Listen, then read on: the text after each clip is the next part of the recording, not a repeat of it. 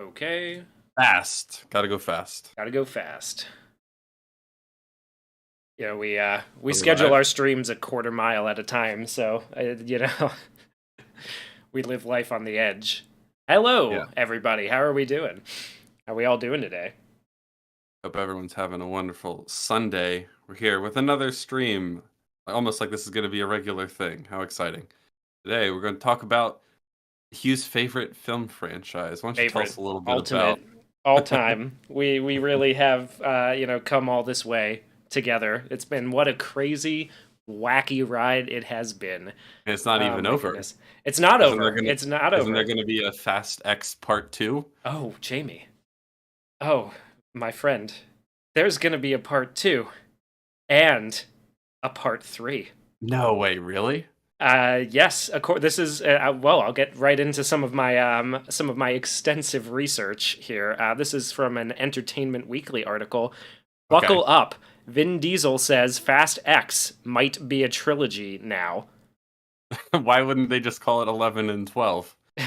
because it's X 1, 2, and 3. Well, and I think the main reason is because this is we'll get into this a little bit, but this is Oh, the well, you know part what of they the could do? the They trilogy. could just call it XI and XII. That would work. Well, yeah, of course, yeah. I mean, that's got to be what they're gonna do, right? Like they're gonna just bust out the Roman numerals for it Well, because they I think already it'd be did. much funnier if it would just be Fast X Part 2 and Fast X Part 3. That would be the funniest.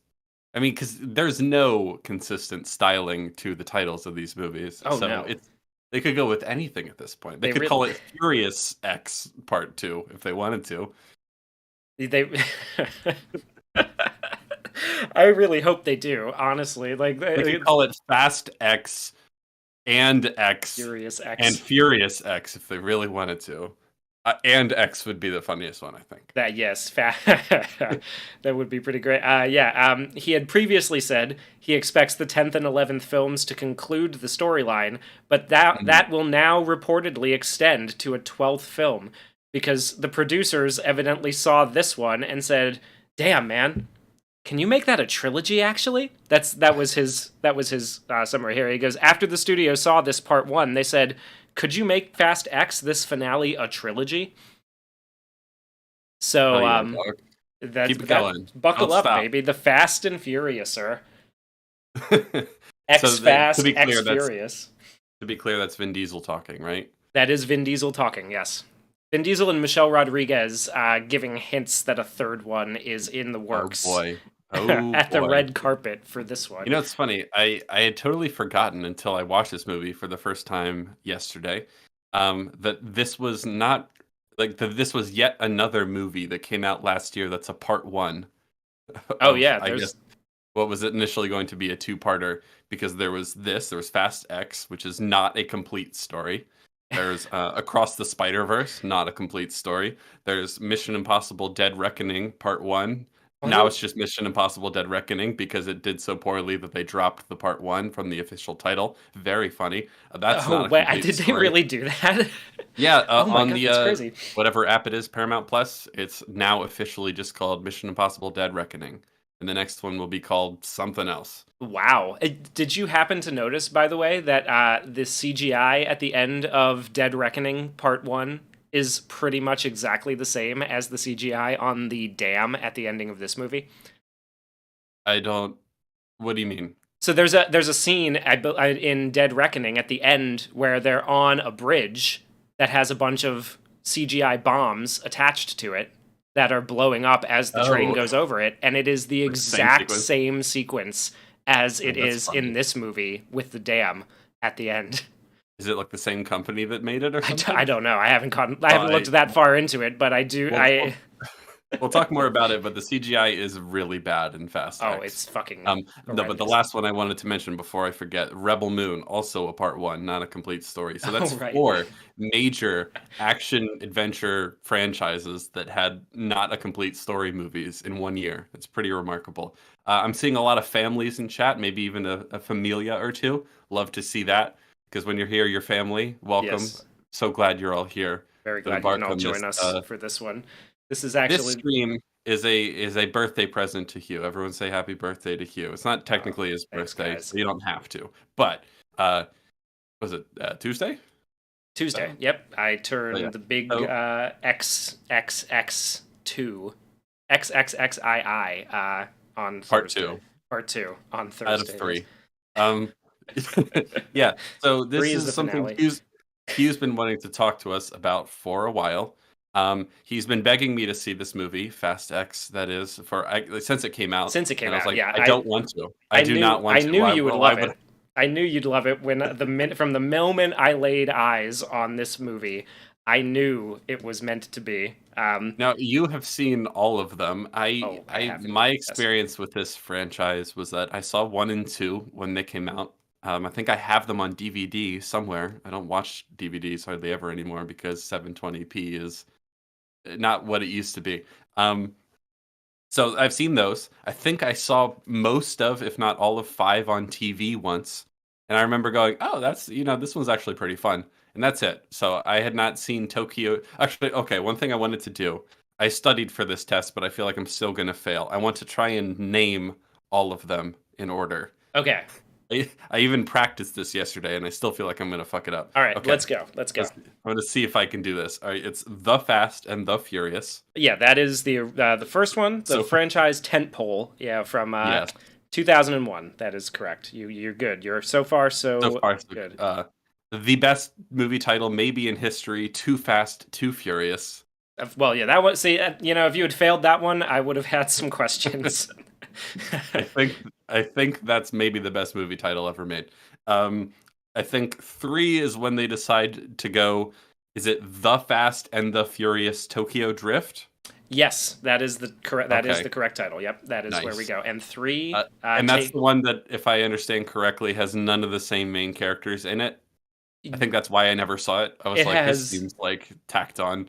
Yeah, well, so I think we will discuss this briefly when we do a quick timeline, run through, just to make sure that everybody is nice and caught up. Yeah, because there are probably quite a few people who also have only seen the first one and haven't bothered with any of the nonsense which followed. So we're gonna go through a quick, bullet points of the highly cerebral timeline that is taking place in this movie franchise. But yes, the Fast and Furious Tokyo. Probably comparable to Saw and how convoluted it is, honestly. So I'm glad you're here to help us make sense of it. Oh, So I've 3, been charting this for quite a Tokyo while. is The Fast and the Furious: Tokyo Drift. Indeed, and it stars Lucas Black and Lil Bow Wow as the main characters. There's always a token rapper in it. They stick with Ludacris for a while, but the first one had Ja Rule, so I felt like they're always They always we need a hip hop artist. Yeah, Find Lil, us Lil Bow Wow and some kid Lucas Black in Tokyo, but Vin Diesel does show up at the end of Tokyo Drift. He shows up in like the very, very last scene in his famous car. The famous car that he is afraid of because it killed his father, even though it definitely totally did not, actually. Okay, and then the fourth one, I believe, is just Fast and Furious. You are correct. Okay, that's a tough one. That is a tough one, and because it was billed as the return of Paul Walker and Vin Diesel to the franchise. Did they expect that to be the last one, or was it just like, and we're back? That was an "and we're back" moment. Okay. That was not a terminal entry. They really did not. That one ends on a cliffhanger, actually. Which if you watch 5, you'll notice that at the beginning, Jordana Brewster, the first big action piece is Jordana Brewster and Paul Walker freeing Vin Diesel from a prison bus, which he got put on at the end of 4. Of course. So they did leave it on a cliffhanger and then immediately with followed room up to with grow that. afterwards. Of course. And then I like this title way more than I probably should, but Fast 5. Yes. I love the economy of it.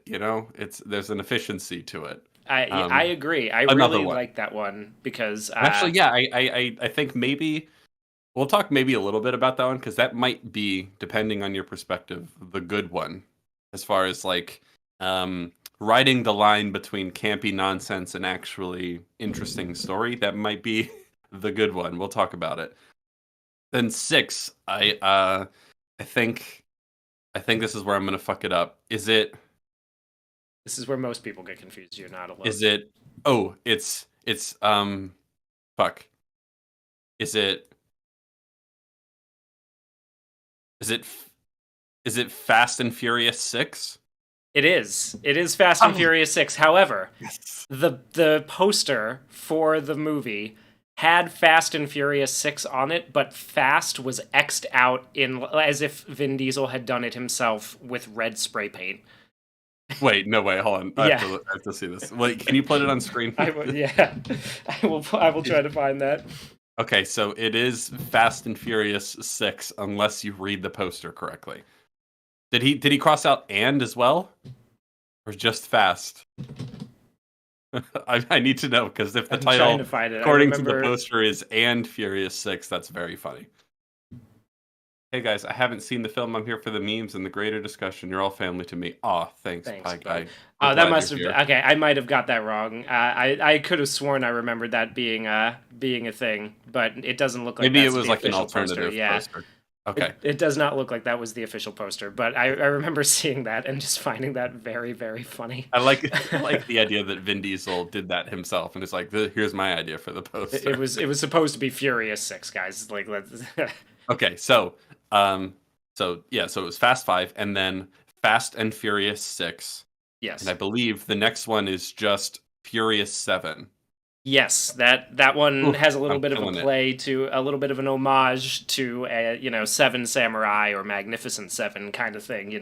That's really the one that was supposed to shine. Yeah, like that's where the iconography comes into it.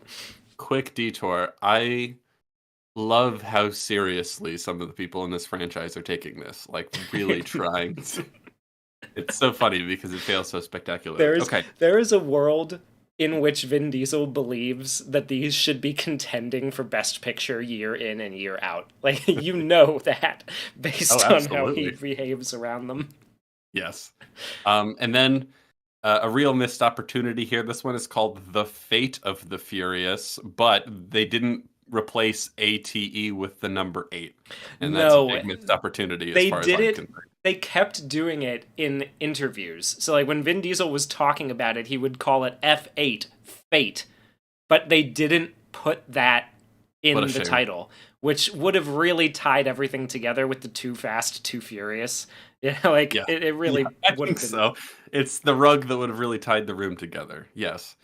And then the ninth one. The ninth one is called... before you go to the ninth one, we should mention there's a spinoff. The spinoff. This does matter.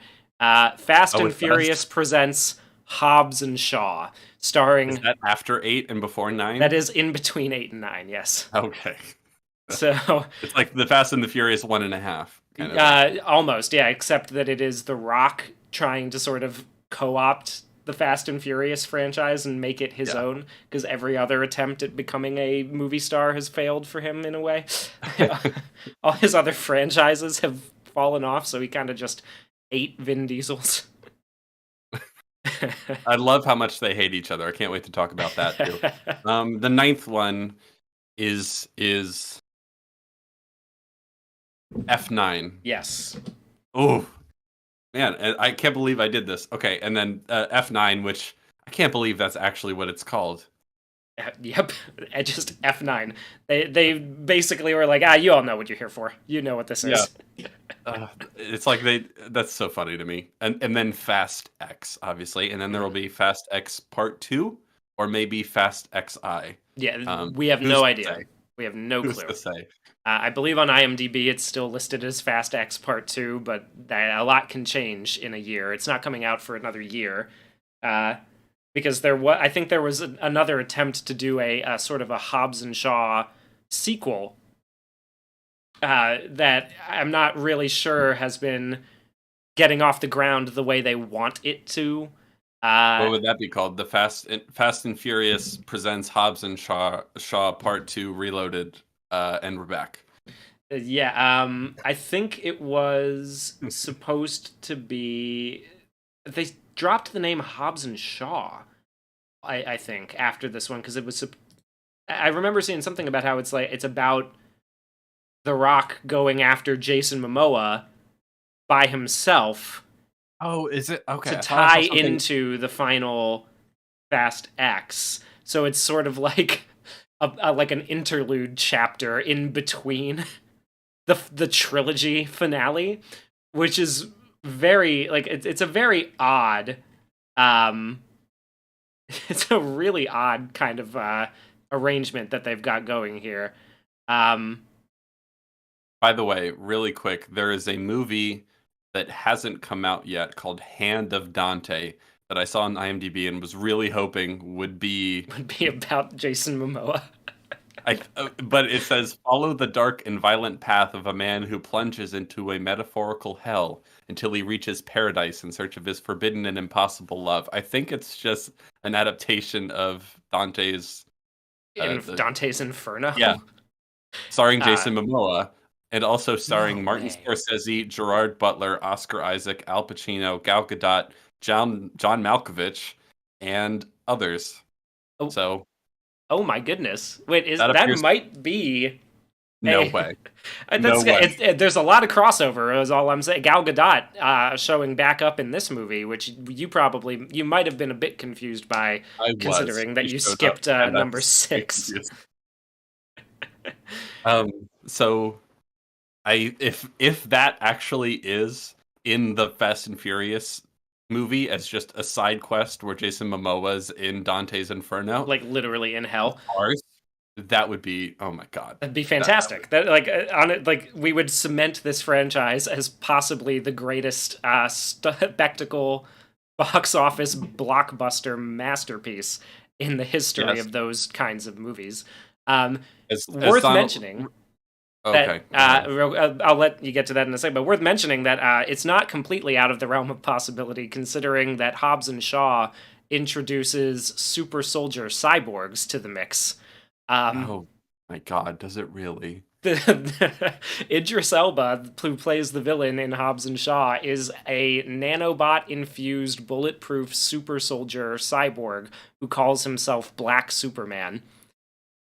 I thought this especially. So in preparation for this stream, um, I just watched one in X, one in Fast Yes. X, and I was really struck by how much this transformed into a superhero movie in every conceivable way. We'll talk more about that, but the tech they have and the stunts and like the scenes that they're ripping off from other movies, it's wild. I wanted to acknowledge Donald's Angry, who said something something devs episode 4. Thank you for reminding me. It is so close. I can taste it. So much of it is just done.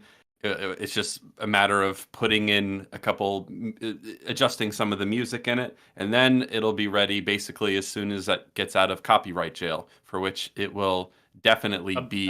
It Uh, will absolutely be thrown in there for a brief stint. Yeah, yes, because I like to just use the whole clips and then fight it on fair we use. really like to show you guys the wall to wall stupidity that exists in Yes, and I think these things. it's worth showing the horrible, horrendous, awful pacing of devs and how much silence is just left between lines. You really can't get it if we chop it up. So that is close. It'll be ready soon. I think you guys are gonna like it. It makes me laugh a lot, so hopefully it'll make you guys laugh too. I also want to acknowledge Donald's Angry, who said this series started out about stealing DVD players and radios. Yes, it Yes, did. it did. Yes, it did. It This, started off in such a like when we were when so we both did this sort of like a first and last episode of the series kind of thing for in preparation for this stream, and it is eye opening how much we have like devolved into levels of parody here for yes. where we have gotten. It's beautiful.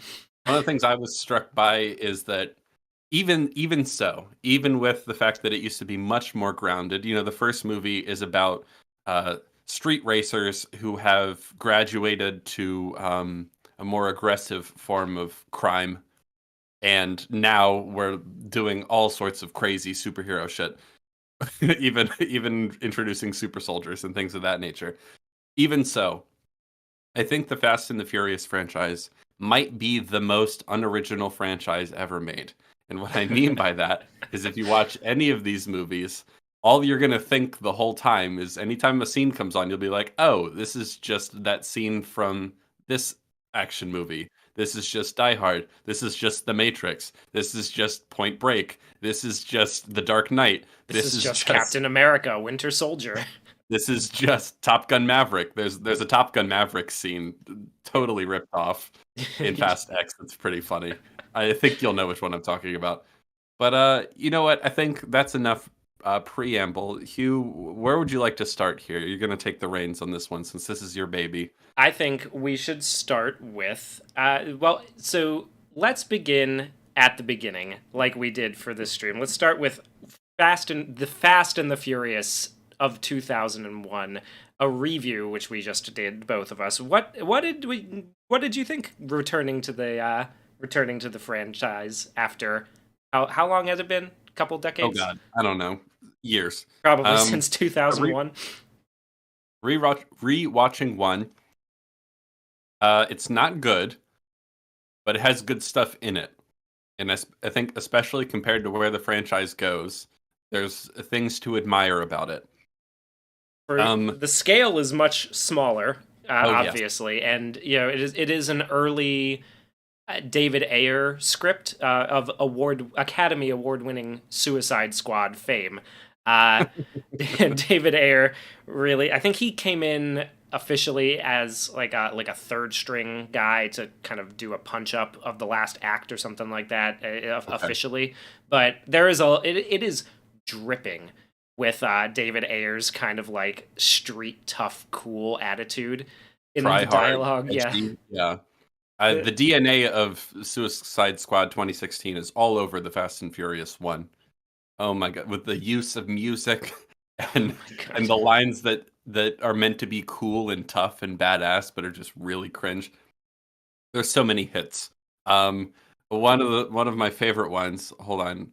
I sent it to you, and I just don't want to get it wrong. I don't want to get it wrong. You mean the Whataburger line? Yeah. Okay, so the gist of the beginning of the Fast and Furious is that Paul Walker is like trying to work his way into the ingratiate himself into Vin Diesel's street gang of street racers because he wants to join them. He's like working as a mechanic and he's really into cars and he wants to join their little street racing gang and prove himself, right? And there's a part where he's hanging out at their shop. It's also a market and they sell shitty food. And there's a girl there that he likes who will eventually become his love interest, and there's another guy who's jealous of him, right? And he sees him coming in every day for the tuna sandwich. And he's like, no one likes the tuna sandwich here. What are you doing here? The implication being that he must be interested in the girl. And he's like, I just like the tuna sandwich. Bullshit, no one likes the tuna. What is he, sandwich crazy? Yeah, what is he, sandwich crazy? That's a great line. The other great line is like, this is a quote, so no one can get mad at me, right? He says, try Fat Burger from now on. You can get yourself a double cheese with fries for $2.95, faggot. Love that line. So great. Magical. Yeah, it was a different time. There's a lot of great lines where people are trying really hard to be tough and cool. It's very funny. I love when Michelle Rodriguez walks up and Vin Diesel's got his arms around like two random models that are hanging out at this street racing event. This illegal street race gathering that they've got going on in the middle of LA in 2001. And she walks up and goes, "I smell skanks." It's like, yes. Okay, and just to give some extra context to this, while I was doing my research for this stream, I stumbled across an interview with Michelle Rodriguez where she claims that she demanded rewrites of the original Fast and Furious script for Letty because she felt that the character was being portrayed as too much of a slut. And I just want to read how she, added layers to her character, how she claims she was adding layers to this character in the 2001 movie. This is a quote. It was a reality check for the writers to realize that the streets don't work like that. You don't just get with a guy because he's hot. There's a hierarchy there. Can that hot guy get beat up by who you're dating? If he can, then you don't date him, because why would you want to lose in the hierarchy? End quote. What? She, What does that even mean? I don't know, but apparently she had to educate the writers that not streets are really the like, streets yeah. are what the streets are really like. You don't just bang dudes because they're hot. You bang dudes because they're hot and they can beat up other hot guys. See, like you might not have understood The pecking that order, very right. subtle, the very subtle aspect of street culture in Los Angeles in 2001. So the basic gist of the Fast and the Furious is that it's just Point Break but with cars. And one of the things, actually, unoriginal as it may be, one thing that I actually think works quite well about that first movie is the reveal, let's say 20 minutes in, maybe 30 minutes in, that Paul Walker is actually an undercover cop. I think that reveal actually works pretty well. And I think it does a good job of laying the foundation for his behavior making sense once you understand that he's undercover. But it's believable enough without that. And then when you finally find out, oh, he's an undercover cop, you think back of what you've seen so far, and you're like, oh, okay, I see what you're doing. It works. It's simple. Yeah, I like it. But effective. I also like when we get how we get introduced to Ted Levine's character at that point, who, in my opinion, an underrated part of the movie, who's like basically fathering Brian when he's like asking for, he's getting stressed, so he asks for a cigarette. He's like, "No, I thought you quit smoking." It's like, no, I don't. I did, but just give me a cigarette. No, nobody give him one. And then when he's trying to calm everybody down, he goes, "Can you make us a couple of iced cappuccinos, please, sir?" To like his lackey goes, "You want that decaf or caffeinated, Sergeant?" I think decaf would probably do us all some good. It's like he's such a he's funny guy, like understated the idea funny. that. It's such a nothing detail. I love that. Like some writer, or maybe even the actor, had this idea to have Paul Walker go like, "Oh, I need a cigarette." And he's like, "I thought you quit smoking." He's like, "Just give me a cigarette." And he's like, "No, don't give him one." Like it's such a funny little detail. It kind of endears you to his character in a way. But the basic gist of the movie, very simple. There have been street racers who are believed to be they know that they're doing this. They're hijacking 18-wheelers carrying DVDs and other electronic goods, I guess, and they're hijacking them on the road, while they're driving, which seems to be a very inefficient and dangerous way of going about this. But it's almost like there's a million different ways it could go wrong. And they're all surprised when it finally goes wrong in the end. In the least consequential way possible, really. Like nobody really gets. None of them really get hurt at that point. So that's when I talk about the first movie. Like it's not good. This is part of what I'm talking about. It's not just the cringe dialogue and some of the acting that's not great. Like the central idea that they're stealing 18-wheelers this way is so stupid.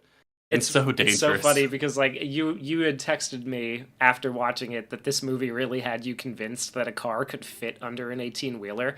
And I had that exact same impression from watching this movie when I was a kid. I thought that was the coolest shit I'd ever seen in my life. Yeah, when the car drives from one side to the other side by going under the 18-wheelers, at the very beginning when they're going through the construction zone, and so one drives because it's a one-lane street. They have to, get underneath the truck and ride under there for a good while before they can get back out. And the practical stunts that they're doing, because that is a practical stunt. They didn't they actually have a raised truck bed that somebody is stunt driving underneath. Yeah, and it looks great. Some of the stunts, that's the best part of the movie. Like the stunt team did an excellent job. A lot of it looks and feels very real. Setting aside how stupid their plan to hijack these 18-wheelers are, it's filmed very well. It's Yeah. very engaging. It's the stunt guys are really going for it, even though a lot of the decisions the characters are making are very stupid. Like jumping, like the way they hijack them is so stupid. They get in front of them, and then they like come out of the sunroof and shoot like a grappling hook into the passenger seat of the cab of the truck, and then jump onto the hood of the car and jump in that way. It's wild. They don't even just do one grappling hook though. They have to use one to rip the windshield out so that they'll have an entry point, and then they have to use a second one to shoot into the passenger seat It in just seems order like to a get. waste, Well, it's honestly. like it's a waste, and like, why would the truck driver not just slam on the brakes the minute that one hits his windshield and rips it out? Like, he's not going to keep going. Why would he? Well, I had that same thought, and the only reason I think he might keep driving is like if he stops, then he's definitely fucked. Because I don't know. That's the thought, right? That could be, but like if the 18-wheeler just like hits the brakes all of a sudden, and they're like right behind it, where they're Yeah, probably gonna get like that thing's not gonna lose in a fight to a bunch of Hondas with underglow. Is all I have to say to yeah. that. He could just like drive into them and drive them off the road, which the guy at the very end finally does. But anyway, they're After hijacking unloading these. several shotgun rounds at his own truck, trying to damage the guy climbing around on it. It's Yeah. incredible. Someone in the chat asks, "Am I crazy or is Kurt Russell in this franchise somewhere?" He is. He You is wouldn't indeed. believe how many people have shown up in this franchise at one point or Helen another. Mirren Helen Mirren. is in it almost as much as Kurt Russell at this point.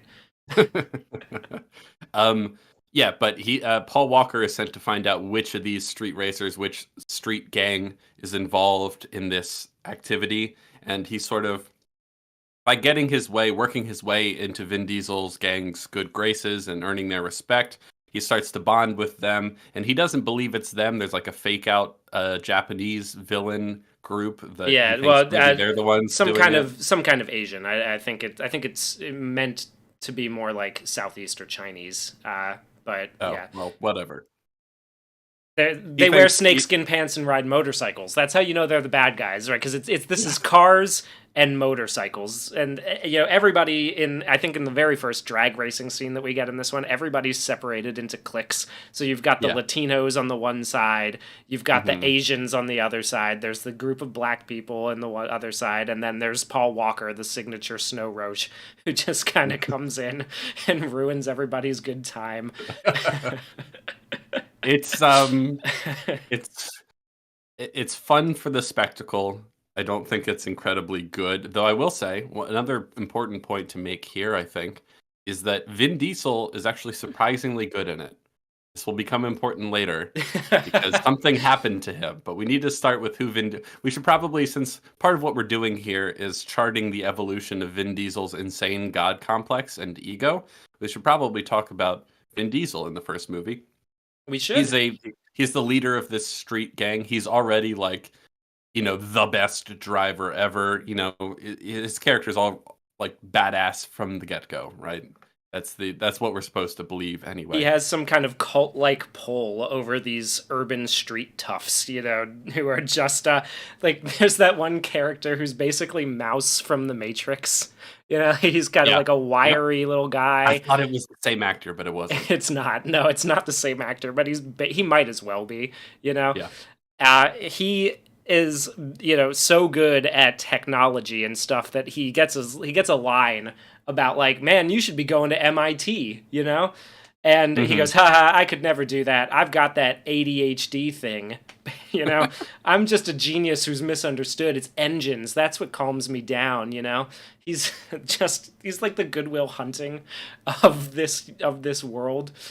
Uh Jen Allen raises an interesting question that will become important in charting the evolution of Vin Diesel. oh my That goodness. his name is Dominic Toretto, which is obviously Italian. But you could be forgiven for thinking that these movies, the franchise as a whole, is trying to make him every other ethnicity possible. Oh, Um, he is. he has a black child. He has like Latino relatives and is always saying things in Spanish. It There's seems like several the times where he goes in the series where he goes to places like, Cuba and pretends to be, a Cuban. Like, Cuba is my home, this is yeah. Havana. And then he'll go to, like, in Fast Five, when they're in Rio, he does that scene where he goes, "This is Brazil," to Dwayne the Like Rock this is also Johnson, his home. Yes. as if he's also perfectly comfortable in, that part of Latin America. Him and Michelle Rodriguez are married off screen in a flashback in Mexico that is completely forgotten and used as like a major plot driver in, I think, number 8 or maybe 9. I don't recall which one it is. There's a lot that goes on here. But Vin Diesel, real name Mark Sinclair, from Mhm. Alameda County, California, has been attempting, I think, to convince the world that he is the ultimate multiracial actor. And If like, nothing honestly, else, his the vibe you get is that he's really desperate for people not to think he's just a boring white guy. Like from Alameda County, that's California. what he's worried about. Like he's, you know what I mean? Like he's doing everything possible to be like a weird ethnic chameleon, I think is how I would describe it. He does He's his production Mr. company's Worldwide. Yes, his that's production perfect. company's name is One Race. Wait, no, Yeah, really? that's the name of the production company that pops up at There's the only one race, the one human one race. race, and it is the O is stylized as a globe. Oh, very Yes. cool.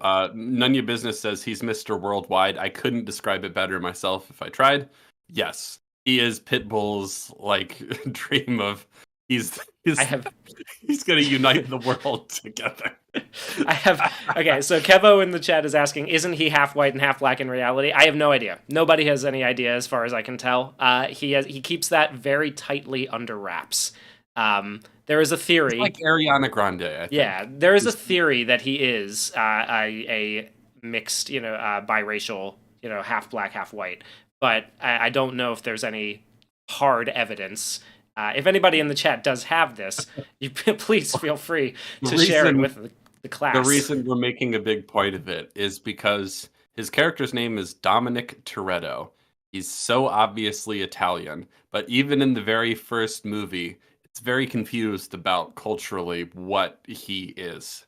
Is he Italian? Like he doesn't, except for having the big cross necklace, there's really nothing to indicate that he's Italian, right? He's kind of like, people have said this about Steven Seagal. I think, oh, it was Tom Segura. Tom Segura has a bit in one of his stand-up specials about how Steven Seagal, whenever he is like when he's with a group of black people, he starts talking really hood. When he's with like when he's with Hispanic people, he starts trying to speak really bad Spanish. You know what I mean? Like that's the vibe. And I think Vin Diesel's character is a lot like that. There's a lot of Yes. things like okay, so the child he has that shows up in Fast X, it might be one of the earlier movies, but who is the mother of that child? Okay, so the mother of that child is Elsa Pataki, or the character played by Elsa Pataki, who is Chris Hemsworth's real life wife. She's the police officer in Fast Five, the Brazilian police officer. She is a petite, blonde, Portuguese Brazilian woman. Okay, so why is his child black if it's not adopted?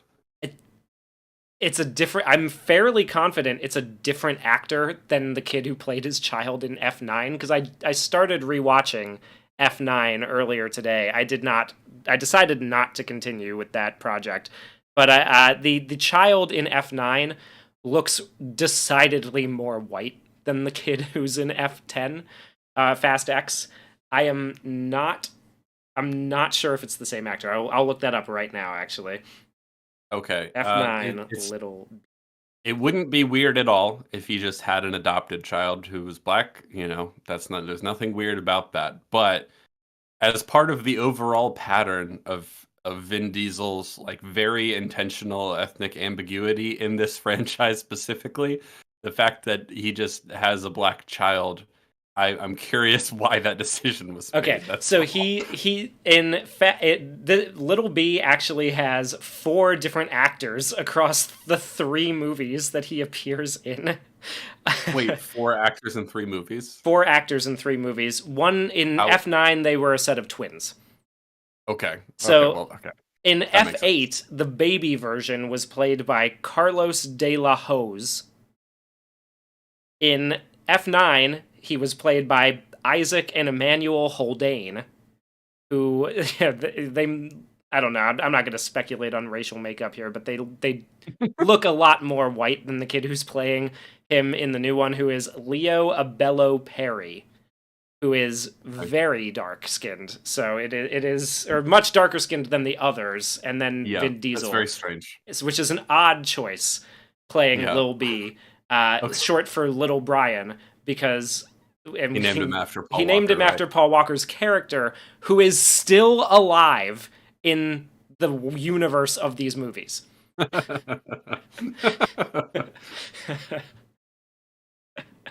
So That's funny. it is yeah. There's a lot to unpack with this franchise.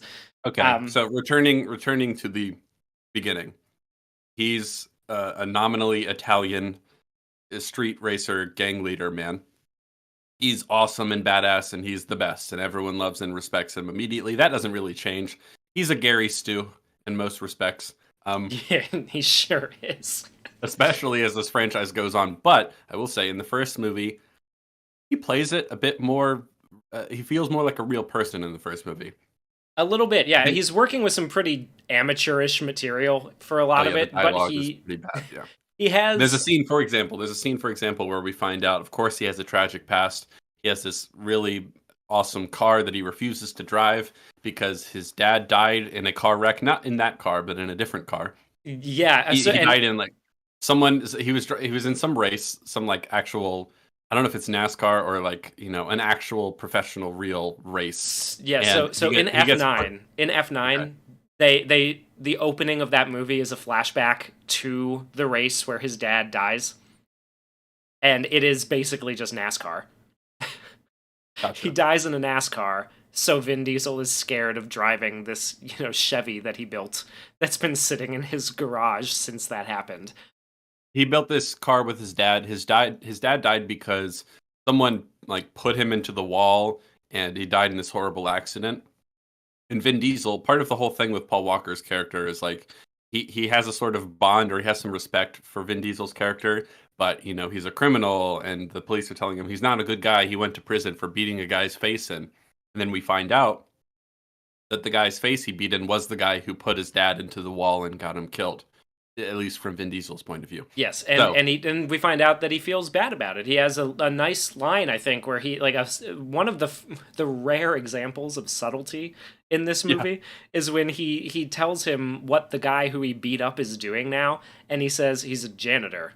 He takes the bus to work every day. Yeah, a guy who used to be a race car driver is now a janitor at a high school who has to take the bus, and you can tell that that character feels bad about having done that to him, but he's not saying it out loud like he's saying everything else that he feels. So it is a nice touch from Vin in this one, and I think that's a good way to point out that back in the early 2000s, Vin really had something going for him. I think he was kind of killing it. He had some decent performances. I mean, maybe not fantastic, but decent. Yeah, well, and he was pretty much a go-to action star for the early 2000s, right? So he had Pitch Black in 2000, right before Fast and Furious, Gotcha. Which I like that movie. I remember liking it a lot when I was a kid. I haven't seen it in years. It's been a long time. I would like to rewatch that at some point, but I do remember enjoying that. Basically, it's just it's quite similar to Alien. Or Aliens, but they have an interesting little twist to it that Vin Diesel's character is the only one who can see in the dark because he was in a very dark prison and he got his eyes, sci-fi, night visioned, so that he has to wear goggles everywhere he goes, which is kind of I don't know. It's it's a fun little, dark sci-fi kind of thing. Interesting one. Then he does Fast and Furious in 2001. Notably, turns down the opportunity to do the sequel, Too Fast, Too Furious, and goes and Mhm. does Triple X instead, which I don't know if you've seen Triple X, done with the same producers as the original Fast and Furious. Basically, the template for where Fast and Furious is going to go in the future, because that movie is about a another Dominic Toretto like guy named Xander Cage, who is a street artist hijacking mastermind, social media mastermind, who gets recruited by a spy agency run by Samuel L. Jackson to steal some neurotoxin that melts people's faces. Uh, because he's just that badass and good at Oh, what he's he the does. best. Yeah. That's the path he takes from every movie from here on. It's just he's the best at everything. Yeah. He's a Gary Stu in every conceivable way. If you're ever looking for an example to prove that the whole Mary Sue phenomenon is not just a gender specific writing problem, he's the perfect example. Uh, Ever like yeah. he's great at everything, and everybody loves him and respects him immediately. Even the villains, they have a respect for him because he's the best. Yeah. He's the Oh, greatest. and Azure in the chat is saying, remember when Riddick could tell a female was pretending to be male by smelling period blood in the air? Yes, I do. I do remember this. But yeah, Yes. in But that first he also turned down the sequel to Triple X, for some reason. And then after this, process of continually making movies and turning down the sequels began to work against him, he went and made Chronicles of Riddick, the sequel to Pitch Black, which is another one that as a kid I remember liking, but I know I have not revisited that since I was a child. And I don't know if I'm jumping at the opportunity to do so. But after Chronicles of Riddick performed quite poorly at the box office, all of a sudden he shows back up at the end of Tokyo Drift, and then we get the launch of the greatest It's cinema history, as franchise they say. of all time. So, yeah, just to show where we start with Dominic Toretto, he's the best. He's a sort of like mafia boss kind. He has that energy, right? People respect him. He's kind of like a thief with a heart of gold. There's a little bit of that going on too. There's a Um, code, he has honor and all that sort of stuff. He's a sort of likable criminal. Obviously, the movie doesn't execute that incredibly well in terms of like the way they rob and hijack people. Like, do they kill those guys? I don't even know. Probably not. no, I think do they? No, I don't remember them It's not killing the made clear, guys. It's but like, yeah, it's not really a yeah, but I just like just that aspect of it, like whether he's supposed to be sympathetic or not. You might not be super sympathetic with him because of this like illegal hijacking thing he's doing. But otherwise, the movie is trying to present it like he's a thief with a heart of gold. So it has that very point break ripoff ending where Paul Walker lets him go instead of capturing him. after they do another pretty fun stunt, driving Oh yeah. past Oh, it's a iconic. train, It's kind of through the stupid, train but it's company. iconic. Yeah. It's pretty great. I really enjoy that. And that's one of the only times I think that we will see moving forward Dominic Toretto in a moment where he actually relies on somebody else to get him out of a jam, because his car gets fucked when he lands. They land and he runs into a truck and does Yeah, a because he isn't flip paying attention. Yeah, and he crashes because essentially. he's staring into Paul Walker's beautiful baby blue eyes. His eyes are so blue in this movie. I don't know if they like color corrected that specifically to make them stand out, but they're like in the scene where the SWAT team breaks into Johnny Tran's house. There is one character with blue eyes so that you can tell who Paul Walker is, in the midst of all the SWAT navy and black, and his eyes are so bright. It's kind of crazy. I don't know if that was how they were in real life or not, but like it's kind of wild. But anyway, Dom dislocates his shoulder after this wreck, and so Paul Walker is the one who gives him the chance to get away. The sirens, like the police are coming, and he gives him his car so he can drive away. And he says, "I owe you a 10-second car," which is a little callback to beginning of the movie. You know, it has the beats. It has the beats you want for this kind of movie. I still wouldn't call it good, but there's stuff to appreciate about it. And importantly for our discussion here, he's not a perfect superhuman character, this Dominic Toretto. There's a couple points where like he needs the help of other people. In the very beginning, that's how Paul Walker earns his respect, by like helping him out when the police are chasing him, right? He says, "Get in the car," and then he drives him away and they escape being arrested. So there's moments where he actually relies on the help of other people. So Yeah. he feels more like a person, and Vin Diesel is actually acting and trying. Yes. There's some moments where he yells at people and it like feels real. You know, there's some good stuff. Yeah, and and notably, his plans are not, flawless and always working, because he's the one who pushes the short team, because Mouse from the Matrix has run away after losing at race. And we haven't talked about this yet, but We haven't. Go for it. the drag race in the desert, which it will later be revealed that Letty and Michelle Rodriguez and Vin Diesel are the founders of, is called Race Wars, which is like, and everybody reads it very straight, like, "Welcome to Race Wars, dude." It Nobody no one ever looked at that and went, "Hey, maybe we should come up with a different name." No, Race Wars. It works on multiple levels. I'm not hearing it. What are you talking about? God. Yeah, the big event is called Race Wars. Pretty funny. I was kind of underwhelmed with the racing itself in the first movie on a rewatch. The strategy is non-existent, right? Like, it's basically just, when did you push your turbo boost from the gas that has like a, oh, you could blow your engine up. Never does.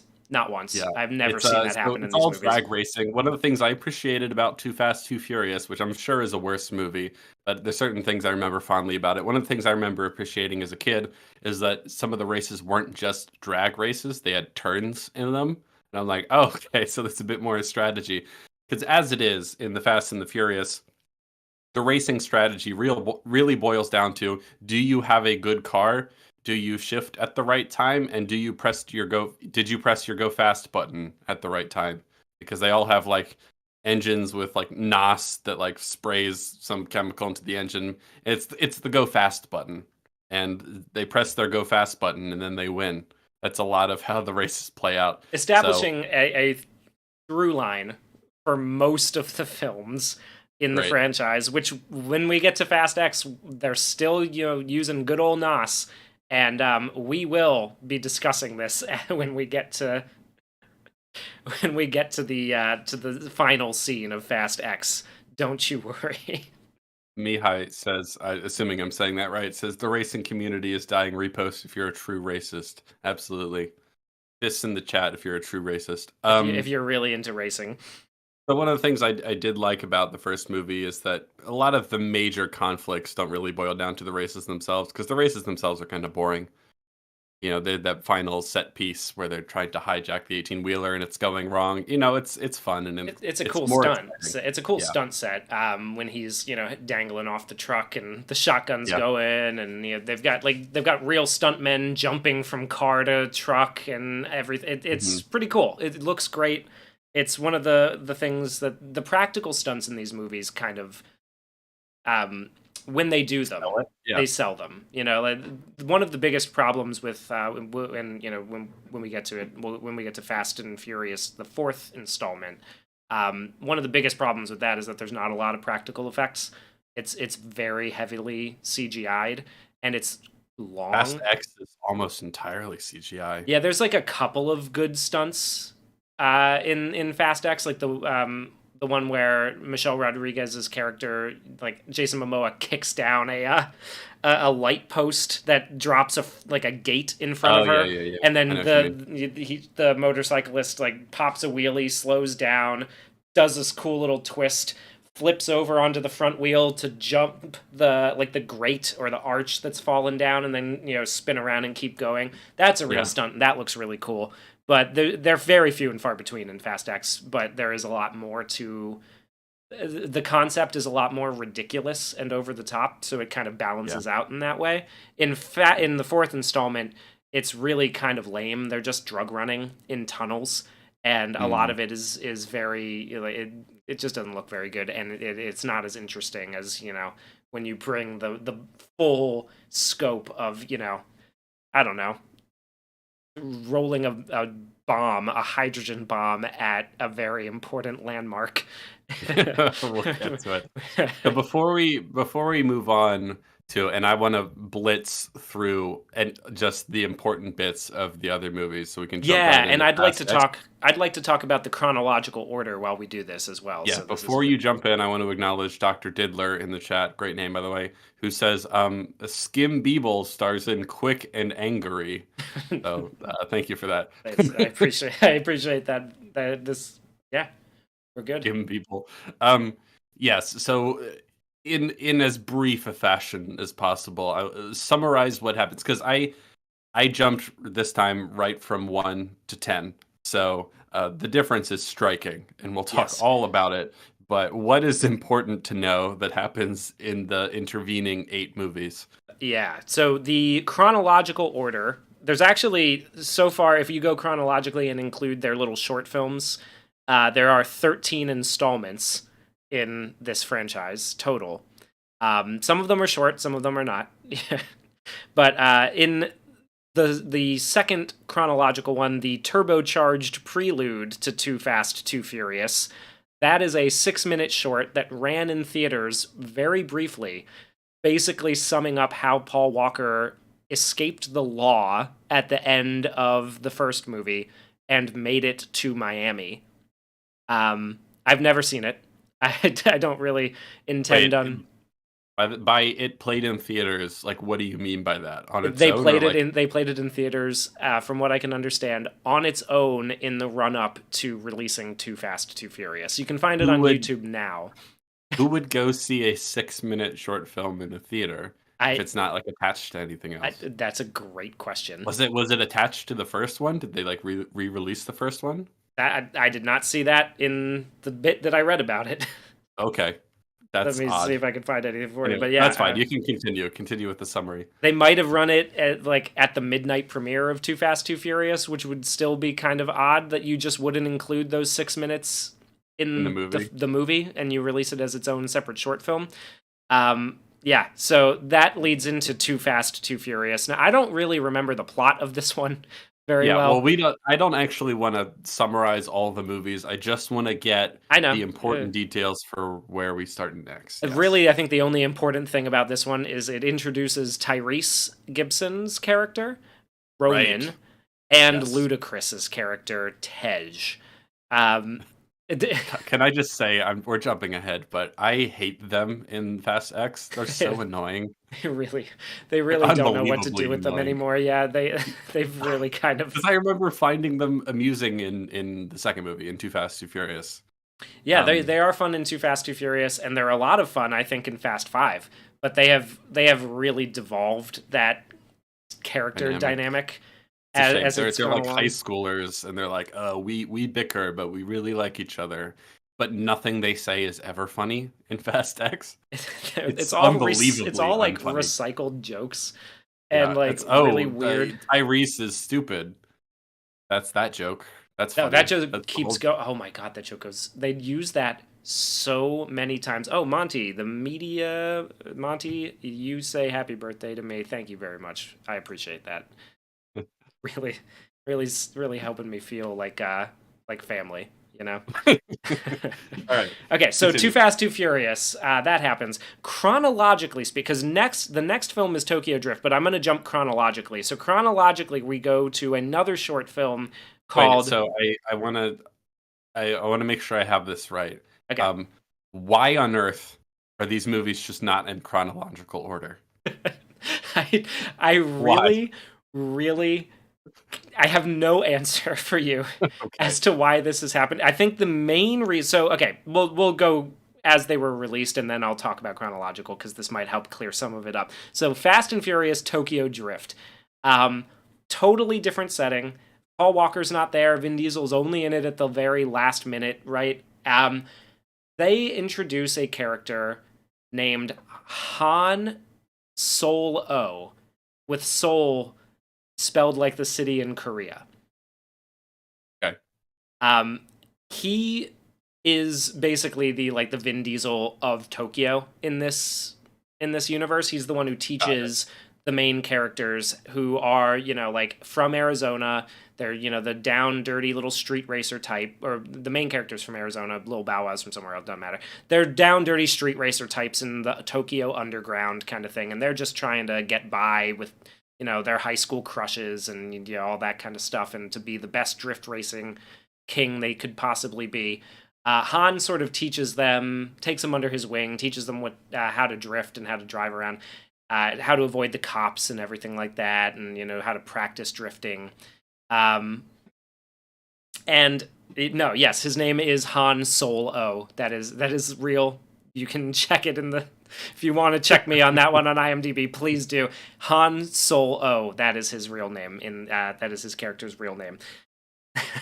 But he sort of teaches the kids how to drift, and at one point, as they're running from the cops, he ends up getting into an accident in an intersection in Tokyo, and the main character watches as his mentor and friend's car explodes with him inside, right? So Han dies in Tokyo Drift.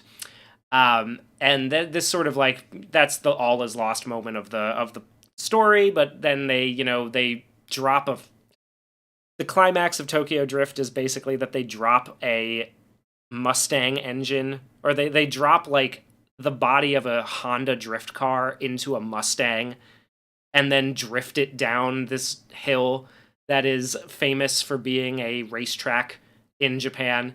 Not how it works. You can't just drop Honda hardware into a fucking Mustang and make that thing a drift car. It's not going to do anything for you. But they do win the drift race. They earn some respect, and in their, post championship high, Dominic Toretto appears in his massive car from the end of the first movie, basically, that he had shipped to Tokyo for him, so that he can challenge the kid to a drag race by claiming that him and Han used to roll together. They used to be buds. They used to be family. And that's where the Tokyo Drift ends. Chronologically, Tokyo Drift takes place between number 6 and number 7. That late? That late. And the characters... How do you know that? Well, I'll tell you. I'll give you the other. The characters from Tokyo Drift will not reappear until, I believe, Fast 9. They will not actually play a significant role in any plot of the movies until the 9th movie. This, by the way, Tokyo Drift, is the one where Christopher Nolan says you can start the franchise if you're new to it. Okay, so I want to talk about that very briefly here. So I think it was Colbert's show that Christopher Nolan did an interview for, and he was talking about Oppenheimer and all that sort of fun stuff. And then he was somehow guilty pleasure movies came up, and he says, well, I don't feel guilty about it at all, but I love the Fast and Furious movies. And Colbert was very surprised to hear that. And he said, yeah, I don't feel any shame about those. I love those movies. They're great. And Colbert's like, well, where do I start? There's so many. And he's like, well, you can start with Tokyo Drift. Yes. Start with the third movie that actually is chronologically the 8th film, the 8th installment that features heavily 2 characters who will not come back until the 9th movie. That is Christopher Nolan's suggestion. How do you know that it takes place chronologically between 6 and 7? So, because the short film that would come after Tokyo Drift, it was released after Tokyo Drift as sort of like a way to hype up Fast and Furious 4, is called Los Bandoleros, which features Vin Diesel, Han Solo, and a few others. I think Han Solo. I think Don Omar shows up in this one, so he's the Portuguese rapper from the Brazilian Portuguese rapper who plays one of the two really fun guys in Fast Five. He shows Okay. up in this movie as well. They're basically running heists somewhere in Mexico. They form a gang called Los Bandoleros. Then we get Fast and Furious 4.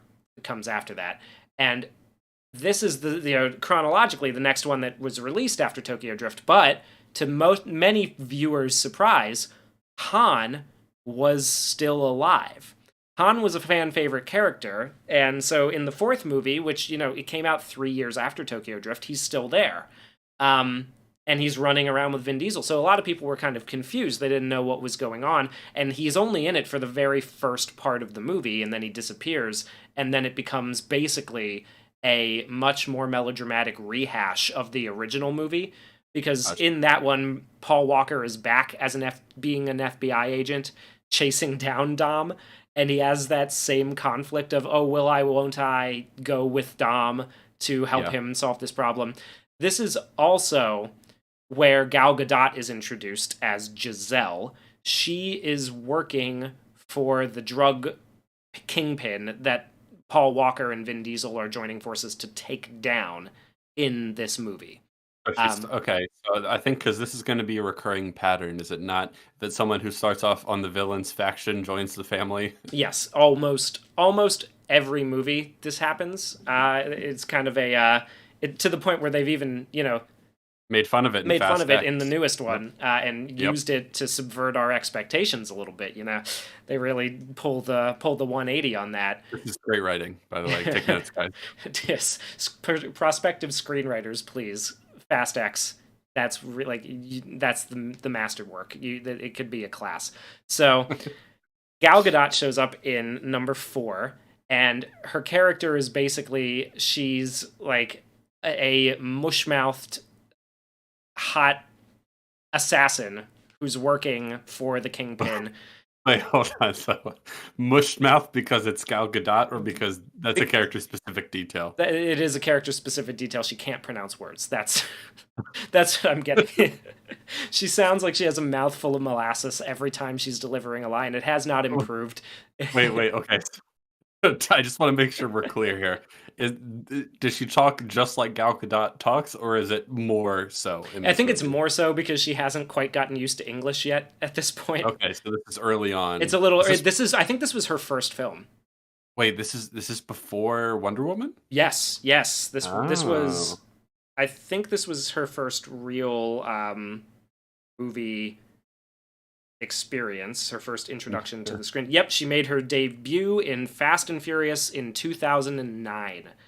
That was her first movie. She doesn't have very many speaking lines, but it's stuck enough that once we get to number 5, she'll be around again. But this one ends with sort of the exact same thing happening as it does in the first one. Vin Diesel gets captured by the law. After it all, he gets sent to a Supermax prison, and as they're busing him to the Supermax prison, some cars speed up alongside the bus. We get a nice little cut to his sister, played by Jordana Brewster, and to Paul Walker, and then Vin Diesel gives a little smirk, and it cuts away, and that's the end of the movie. And the next thing you know, we're in Fast 5, where You've seen Fast 5, the heist movie. Yeah, on Pinnacle. TV years ago, but I did enjoy that it was a heist movie. I thought that was a really smart direction to go with these type of characters, because let's think about what these characters are in this franchise. Well, as it goes on, they're basically just ripping off Mission Impossible, but they start off as a criminal gang, and then they become sort of, I don't know if anti-hero is the right word, but they're a rogue heroic faction is kind of what they are. Yeah. Right. And so it's got a little Ocean's 11 vibe to it. And that's why I like guys. Fast 5. They're stealing from the right people, sort of thing, because it's a modern day Robin Hood. But in later movies, they're basically just it's basically just Mission Impossible, because they're agents, basically on behalf of like the CIA, or we'll get to agency. We'll get to that. Don't you worry. We will get to that. But I just think it's worth mentioning that I think the heist movie aspect is a really great detail, right? It's a great direction to go with these sort of characters because you can do a sort of Italian Job type thing with a very car centric heist movie. And I thought Fast Five probably my favorite one just based solely on that. I would I would say the same. I think this is probably my favorite of the franchise because it has everything you want from it from the Fast and Furious, but it hasn't hit the level of absolute absurdity yet. It's just riding the line of like, okay, this is like we've got like a goofy action movie, but there's Hmm. some good character stuff going on, especially between him and this is where The Rock gets introduced.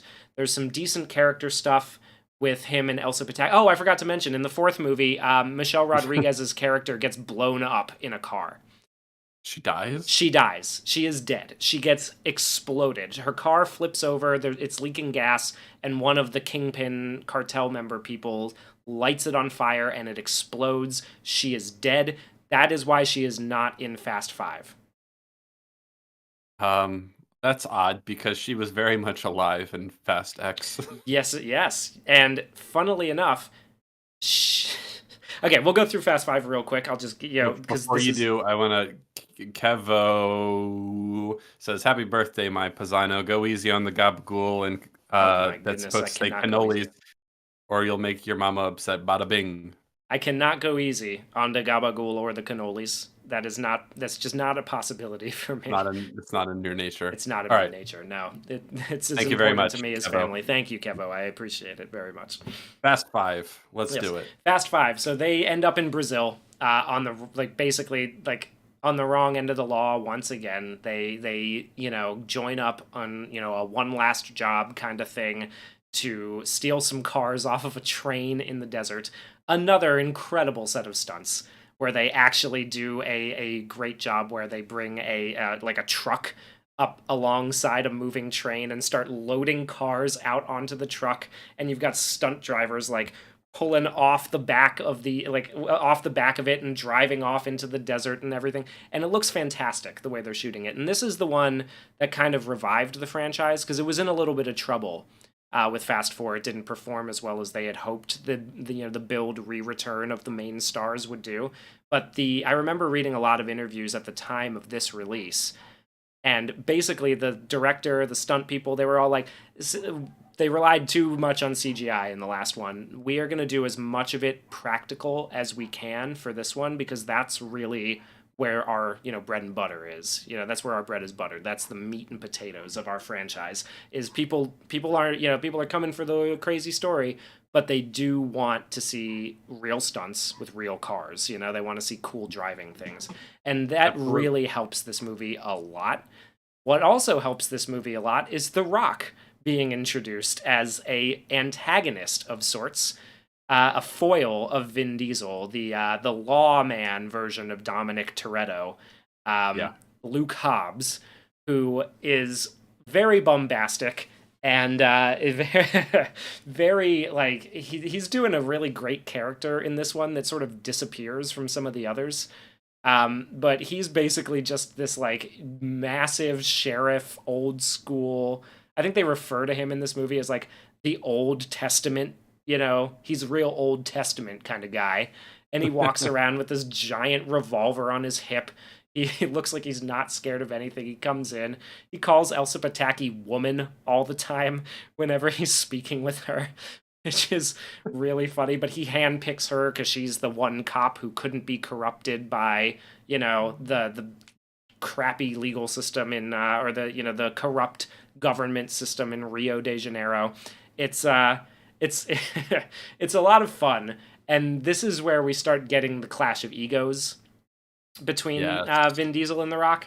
I think it starts more moving towards the later installments, but I do know that in this one, the fight between the two of them that happens at like sort of the all like getting towards the end of the second act of this movie, Yeah. that fight had to be completely rewritten so that it wouldn't be definitive who had won. Yes. Let's talk about that because what I know as a layman who's not an expert like yourself on this franchise is that what has been passed on to me is that they had it in their contracts, both Vin Diesel and The Rock, that they couldn't lose the fight or a fight in the movie at all. Is that correct? Yes, that is correct. It is Vin Diesel, The Rock, and by the time the seventh movie rolls around, Jason Statham. Those three have, and it's not even just like they can't lose a fight. It's they have counting systems dictating how many times they're allowed to be hit. No way, really? Yes, yes. That's in their contracts. Vin Diesel's younger sister, who is a producer with him on these movies, polices the number of punches he's allowed to take per fight scene when determining the choreography. No way, really? Really. That's okay. So how do you know that? This is a report from this is a report from the Hindustan Times on the entertainment desk, but this is yes, I know. A funny sentence. You have to go broad for these ones because these films are a giga hit overseas, right? Like this is the shit that like are making most. I want to talk about how they perform at the box office, but most of it's coming from overseas. I just find that interesting. Yeah. Oh, 90% of Vin Diesel's appeal comes from the overseas market. That's why, like, Triple X, when he rebooted Triple X in 2016 and, like, took the third one and kind of tried to do basically a second version of Fast and Furious.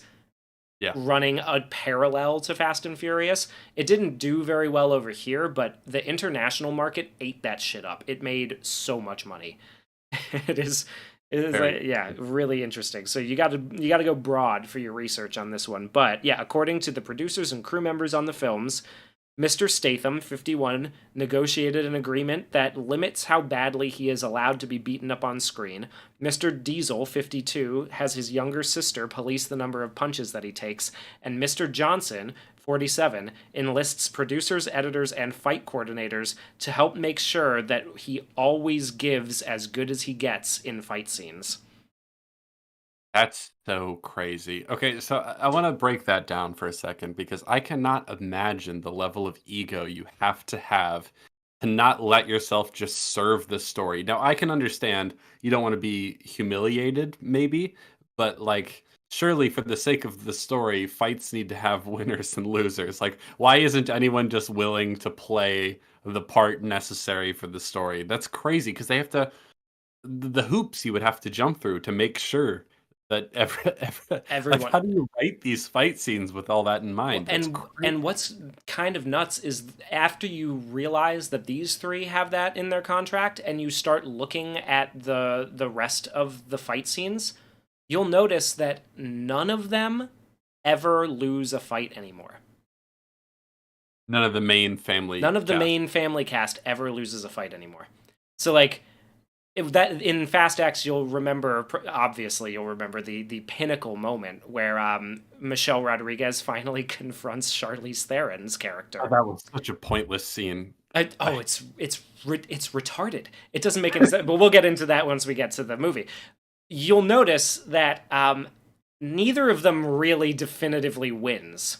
No, it just keeps going and then it ends. And then it ends with them jumping through a window and both of them getting badly hurt. Except Michelle Rodriguez is just more able to get up and leave. It happens to all of them now. And it's gotten to a point, like, if you go and try to watch any of the others, Tyrese never loses anymore.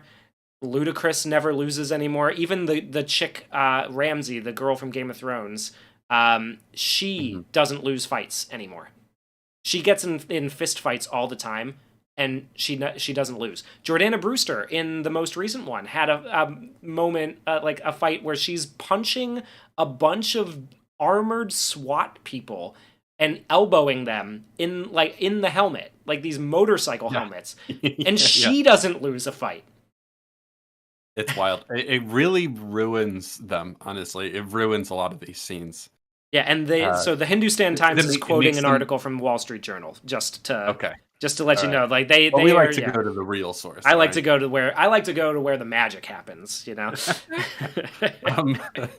No, it really does ruin the fight scenes. Honestly, they're the weakest part of all these movies. When I was watching Fast X, anytime people like actually got into a fight, it was the only time you could be sure anyone that it would be conclusive that anyone would actually win would be if the enemy was wearing helmets where you can't see their faces. They're just goons to be destroyed. Yeah. Another problem that these movies have is there seems to be no recognition of whether the people they're fighting are actually evil and they just get killed, you know? Oh yeah.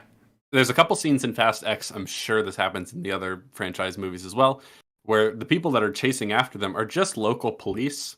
You know, Oh, and they're they not get with the they're not with the enemy faction, and they just get obliterated all the time, but we never see them, so it doesn't matter. This like is they probably are the quintessential franchise for this sort of like if they don't have a name or a face, we can just kill them and it doesn't matter. the collateral Unbelievable. damage caused by these fucking lunatics while they we're still on Fast 5 just to like get back to the Yes. like even in this one, which is like we haven't gone beyond the pale like we're about to in the very next installment of this franchise in Furious 6. But that scene where they are driving the safe through the streets of Rio de Janeiro, Yeah. they kill so many innocent people. Like there are so like the cops, they just like basically write them off like, oh no, they're the only one who is not corrupt is played by Elsa Pataki, and none of the others have faces or stories. Like all the rest of them, they don't matter. They're clearly just all corrupt evil people, right? That's Of course, naturally. naturally, that's just how it works. But so Vin Diesel in 5, because Michelle Rodriguez is very dead, he sort of bonds with Elsa Pataki's character in this one because she lost her husband and that's what drives her motivation. He lost his girlfriend and he doesn't have anywhere to call home. He doesn't have a harbor anymore. So they kind of understand each other. They reach a mutual agreement, and by the end of the movie, they're banging. She has left her city in Rio de Janeiro. Maybe has family, maybe doesn't. Nobody's really sure. Nobody's really sure at this point. They don't mention anything. Nothing like that, which will become important later. But she leaves her family to move to Brazil or like Portugal, who knows, some beautiful beach out in the middle of incredible waterfront property at the end with Vin Diesel, where she's now pregnant by the end of the movie basically, and she's hanging out with Paul Walker and Jordana Brewster, and they're living the big living large with the millions of dollars that they've stolen. And I really like this one because this one has like a good team dynamic comparatively to the others. We got Don Omar, who's playing, with his friend playing the Portuguese duo, who are like the demolition experts, which is just like makes for some incredible scenes it really bums me out that they've never come back to the franchise, because really they kind of do something similar to what Jason Momoa is doing, in that they sort of save the movie a little bit. They elevate it a little. They give it some well-needed relief, some comic relief. Ludacris and Tyrese are doing really well, but the crew that is called to perform this heist in this movie are Paul Walker, Jordana Brewster, Vin Diesel, Gal Gadot, Han Solo, Don Omar and his buddy, and then Tyrese and Ludacris. So there's what, 9 of them? There's a lot of them who are performing this heist. But that's fun. It's like fun. Ocean's 11. It's like Ocean's 11. Most of them, like at this point, they also had a division of labor between them. So like each one plays a role. So like Gal Gadot is sort of like she's basically just there to be an infiltration specialist because she can get close to the wealthy fat cat because she's pretty, and he can just kind of that helps them out at one point. Ludacris is the tech man, so he hacks the safe, that kind of thing. Tyrese is the face, so he goes in and because he's super charming and can talk his way out of anything, he's the one who has to drop off some evidence and try to, get them some eyes inside the vault. They've got the 2 Brazilian guys who are demo experts. They've got Han because he's a really good wheelman, and he'll be the one who can, sort of pull everything off. Now, granted, all of them are wheelmen, Of and course. there's Naturally. literally not like they didn't need to call an extra one in to do any of this, but then they're being chased by Hobbs. Um, his team gets killed by the corrupt government in Portugal in Brazil, and he turns sides basically and helps them go after the big bad guy in Rio. And then he does, the honorable lawman thing where he goes, "I'll give you a 24-hour head start." Uh, and Paul Walker and Vin Diesel go off into the sunset, and they have their sick life out on the beach. And really, it probably could have ended here. This is a natural stopping point, you could say, for the franchise. It doesn't really need to keep going, but it was really successful, and it does everything that it's setting out to do relatively well, right? At this point is where we start to get the hints about Tokyo Drift, because at the very end, Han Solo, and Gal Gadot have hooked up. They are a couple officially now, because there's been some sexual chemistry between them the whole time, right? And there's a scene where they're driving down the Autobahn or something, going insanely fast. She's sitting on his lap and just making out with him as he drives. And she goes, "I thought you wanted to go to Tokyo. Why are we going to, this place?" And he goes, "Tokyo's, we got time. We'll make it there." And so that's sort of like the hint that, like, wait a minute. He's not in Tokyo yet. Does that mean... No, that's too crazy. There's no way. That's like most people's reaction to that. It's like, nah, that's too crazy. There's no way. There's no way they're going to try to pull a switcheroo like that and tell us that number 3 is actually taking place several years after this one. Now that we have like a whole team of people, like that he's a super spy or like a heist man at this point who is working with a team that can do what they just did. There's no way they're going to do that, right? No way. And then we get to Fast 6. We get to number 6. Wait, before you do, can you Okay. tell us a bit about the evolution of Dominic Toretto specifically, Vin Diesel's character? So this is... You mean from 1 to 5? Yeah, well, we got to have these points of we're charting his evolution. What's he Yes. like at this point in 5? So at this point in 5, he is starting to take on the role of, like, he's still got that Godfather sort of thing, like there's a scene where they have a barbecue before they pull the heist off, and he has this speech where he says, like, I don't got friends, I got family, salud a mi familia, and they all have a drink of Corona because, you can have any brew you want as long as it's a Corona. Corona. As long as it's a Corona. Call back to the first movie, yeah. They've been doing this since day one. He drinks his Coronas, and there's going to be a lot of those coming forward. It's like his main character trait. But he's sort of like the only reason that any of them are there is for him. And this is also the movie. The 5th one is also the movie where Vince, the guy who hated Paul Walker from the first one, who has the beautiful fat burger line, Vince is in Brazil, which is why they're in Brazil, because they're hiding out with him.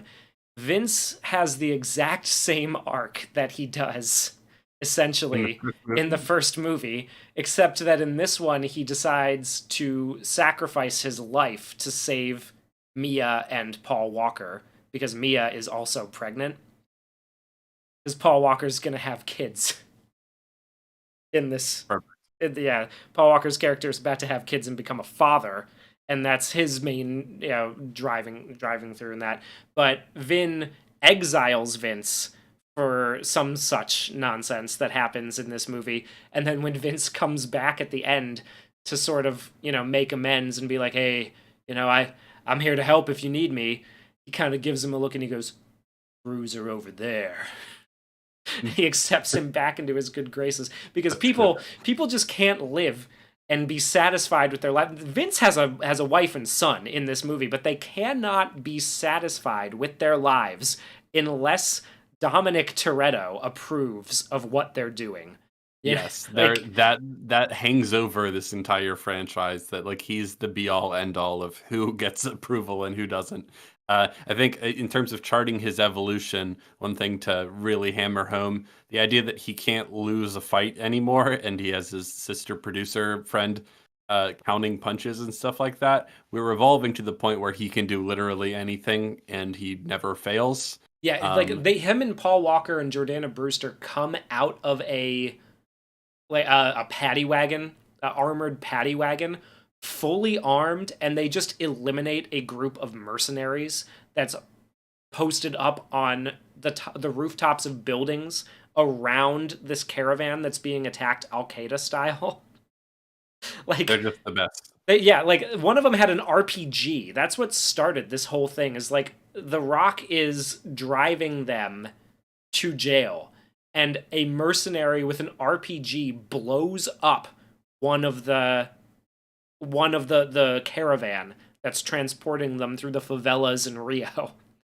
And they come out with shotguns and assault weapons and just like pinpoint precision take out everybody around them and Oh, escape. yeah, I noticed that in Fast X too. Dominic Toretto is incredibly good with a gun. He's like John Wick, you know? Like he's He's like very John like Wick and the Hulk had a baby, dude. he's like militaristically precise with the gun because he's just the best. I want to acknowledge Kylo Ben Shapiro in chat. Thank you so much. Says thanks for finally talking about true cinema instead of the usual roller coaster flicks like Killers of the Flower Moon.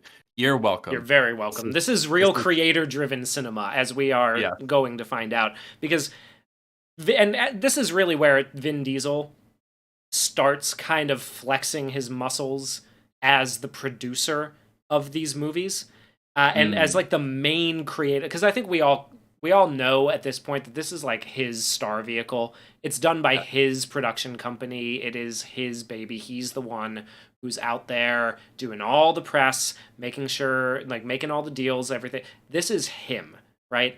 But Yeah. we haven't quite gotten to the point that I really want to focus on for late today, where it becomes quite obvious that despite the names on the screenwriting credits, I think we all know who's writing the later entries of this movie, of this franchise, because of how the character starts to fluctuate and how wild the plots start to get. And Yeah. I've got a little bit of evidence to back that up, which we'll All get right. to when we get to it. 6, 7, 8, and 9. Let's Let's go. All right, so 6 is the one where we get introduced to the agency and to Kurt Russell. So 6 is the one where they become super spies.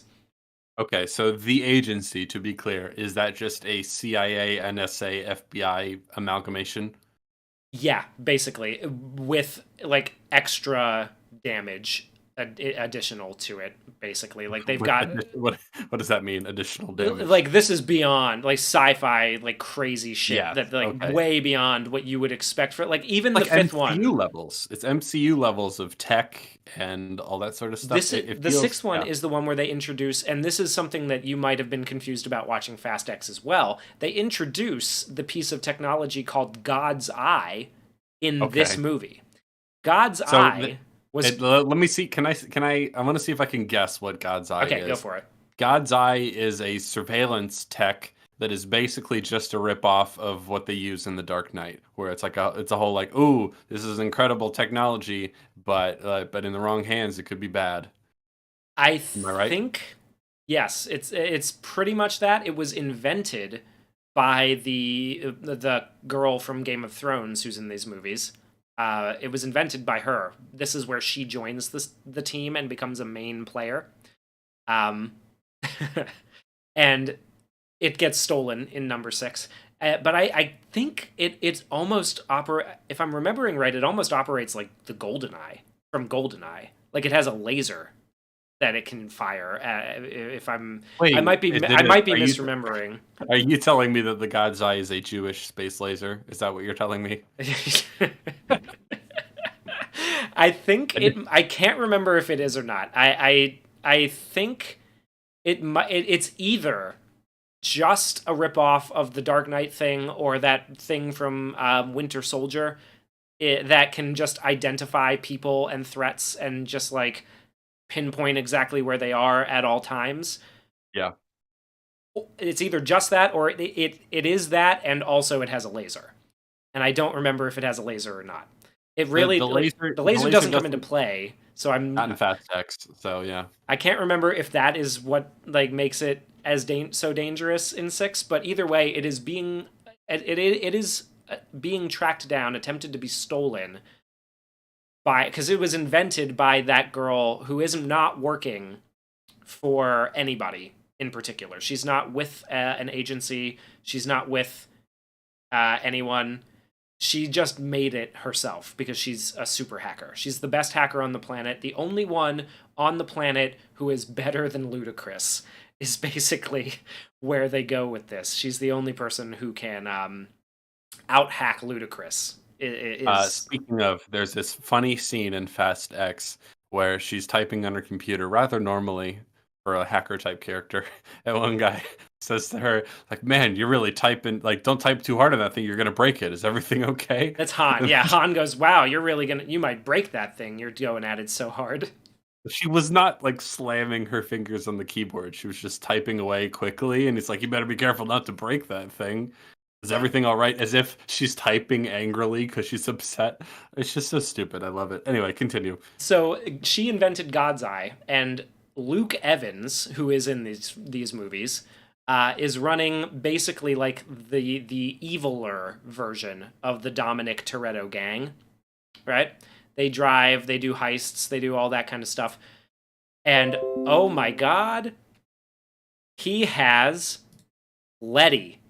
His second in command is Michelle Rodriguez. Oh my gosh, she's back from the dead. Which is teased at the end of Fast 5. There's a post-credit scene in Fast 5, which you probably don't remember, where Eva Mendes, who has not been in the movies since Too Fast, Too Furious, and then the post-credit scene in this one, walks up to somebody and drops a picture of Michelle Rodriguez on The Rock's desk, basically revealing that actually she's alive. Now, this is a surprise to most people who watch these movies. It's an even bigger surprise to Michelle Rodriguez herself, who went to see this Fast 5 in Paris, saw that post-credits scene, and was like, what? Excuse me? They didn't talk to her They about it? did not tell her that she was coming back. She said that in, like, there are interviews. I don't know if I have that one up, but you can find them very easily. She was not informed that she would be returning to the franchise. And you're in it for life, baby. Once you can't get out. You never check out. Yeah. So apparently she called Vin afterward and was like, "What the fuck are you doing? What the fuck is this? I thought I was done." And he's like, "Family. Family's never done." See, it's funny. I would have assumed she was just always in it from the get-go. That's so funny. Well, it's crazy because, like, why remove her from... And I tried to find some information about this, and it's impossible to do, right? Like, I can't figure this out because this one in Fast 6, and this is, we're going to jump ahead here. This is where Gal Gadot's character dies. Falling off of a... Wait, she dies too? She dies too, yeah, she dies. She falls off of a plane and, like, into a fiery explosion after saving Han Solo, her boyfriend, right? And, like, she dies. And the reason that she dies in this one is pretty obvious. She was going to go make Wonder Woman. That she left to go do that. Michelle Rodriguez is, and Gal Gadot does not come back from 6, 7, 8, 9, Hobbs and Shaw, and then 10. Michelle Rodriguez was dead because she was in Wonder Woman. She was doing DC EU projects, right? So that makes sense why she asked to be written out, and then now that Wonder Woman is dead, she's like, "Please, Vin, please make another movie with me." Because she shows up in the 11th hour in Fast X to save Michelle Rodriguez of all people. Of all people, yeah. Who goes, "No way." Which is funny because those characters don't have any connection. They weren't in the same movie together on the same team. Not really, anyway. So, very bizarre to make that choice. But Michelle Rodriguez asked to be written out, I guess, gets written out in the fourth one, leaves for what is arguably the best movie in the whole damn thing, and then comes back one movie later with That's pretty funny. amnesia. She had like they give her amnesia. No, she has amnesia. She has amnesia. She does not remember who she is or who Dom is or the fact even as will be revealed I think in 8, so we're going to jump ahead a little bit more, that they have been married this whole time. Dom and Letty have been married. But she was dead, so he was. She has amnesia the way Bourne has amnesia. Very cool. Yes. That's what I mean about this franchise. They're always just cribbing things from other popular movies. Yeah, it's bananas. It's absolute like so she is running with Luke Evans, who is the evil Dom basically, and he calls his little gang of street racers a family as well, right? So like there's a foil going on here. But once again, The Rock and Vin Diesel are teaming up underneath Kurt Russell's tutelage. Hell yeah. To defeat the baddie, to make sure God's Eye doesn't get into the hands of Luke Evans, who is a rogue super spy, I guess, or something like that. He's like, I don't even remember exactly. He's not working for any agency in particular, right? The choice to make them super spies is so stupid. Like I can't overstate that. Yeah, it really is dumb. Direction to take this franchise. They're super spies now, really. The car guys. The people who like they did a heist with cars. They've been heisting with cars. Is their MO, right? Yeah, and they're dragging a safe through Rio de Janeiro. Like that's not spy craft, guys. No. They have to make national news with that, right? Well, obviously they do because everybody in Fast X who speaks to anybody, right? Whenever Vin Diesel is talking to somebody, it doesn't matter what that character's backstory is. They all seem like they've watched all the other movies, so they know all the crazy, amazing things he's done. Well, that happens. Sorry, that happens between the movies, yes, but it also happens within the movies. There are scenes that happen that make it seem like Jason Momoa knows what happened when he wasn't even there. Like, they show footage, like when Alan Richardson in Fast X is summing up the plot of all of these movies to Brie Larson. By the way, Brie Larson is in this movie because they're taking all the rejected female superheroes from the other franchises. Everybody who's failed their startup in the other one gets to come to Fast and Furious. I was not happy about seeing her in this movie. Oh, she's terrible. I'm not a fan of her. Especially not in this movie. They don't do anything interesting with her. As a quick side note, the only people I do think are good in Fast X are John Cena and Jason Momoa. They kill it. They are. Everyone else is like, why are you like Charlize Theron, which we haven't even mentioned her yet, but she doesn't show up until number 8. Okay, she gets introduced in number 8. But in Fast X, she's there. She's not having any fun. She's playing it super straight. I'm like, that's not what I want out of you. Come on, let's have some fun here. Yeah, like Helen Mirren is even just kind of like trying to give some gravity to what she's doing, and it's just not working at all. Right? When are they going to put Kate Blanchett in one of these movies? That's what I want to know. Because the way she hammed it up in Thor Ragnarok, I feel like she could be fun in this franchise. Let her be Australian for once. That'd be fun. That would be. I would enjoy that. I would enjoy that a lot. I think I heard something about her getting a movie where she is going to be doing something like this, but I don't remember if it's. I don't think it's a Fast and Furious movie, but it is. She's going to be in the new Borderlands movie. That's it. That's the one. She's going to be in Borderlands. She might be, and Borderlands is an Australian game, so she might be able to do an Australian accent for that one. So yeah, I saw some promotional images and it did not give me faith, but who knows? Maybe it'll be good. Back to Fast X. Talk to me about Vin Diesel and his evolution. Well, we're gonna go to number 6 real quick. We're gonna finish up the number 6. I said Fast 6, didn't I? 6. That's what I said. Okay, are you fucking with me? Are you fucking with me? I said, didn't I say Fast 6? Oh, I thought you said X. It sounded like you were saying X to me. Oh, well, my god. Anyway, go ahead. What a complicated. Okay, what a I'm just now realizing why X is a bad choice of like just call it 10. We all know what it is. Jesus Christ. Okay. Anyway, so back to Fast 6. A lot of stuff happens. They basically, obviously Michelle Rodriguez comes back into the fold because Dom's power is just too like his magnetism, his pure animal sexuality is just too much for her to resist. Because like you don't just date the hot guy because he's hot. You date the hot guy because he's hot and he can beat up the other hot guys, in Michelle Rodriguez's own words. So, she comes back into the fold. There is a scene, the big scene at the end of the big scene at the end of 6 is there is a plane that has God's eye on it, and the villain, played by Luke Evans. They drive their cars onto the runway as this giant plane is getting ready to take off, and they shoot grappling hooks through the wings of this plane. And that is basically the only thing that is keeping the plane on the ground. And I'm not shitting you, for about 40 minutes, this action scene unfolds as the plane and the cars are racing down the same runway the whole time. For 40 minutes? For almost 40 minutes.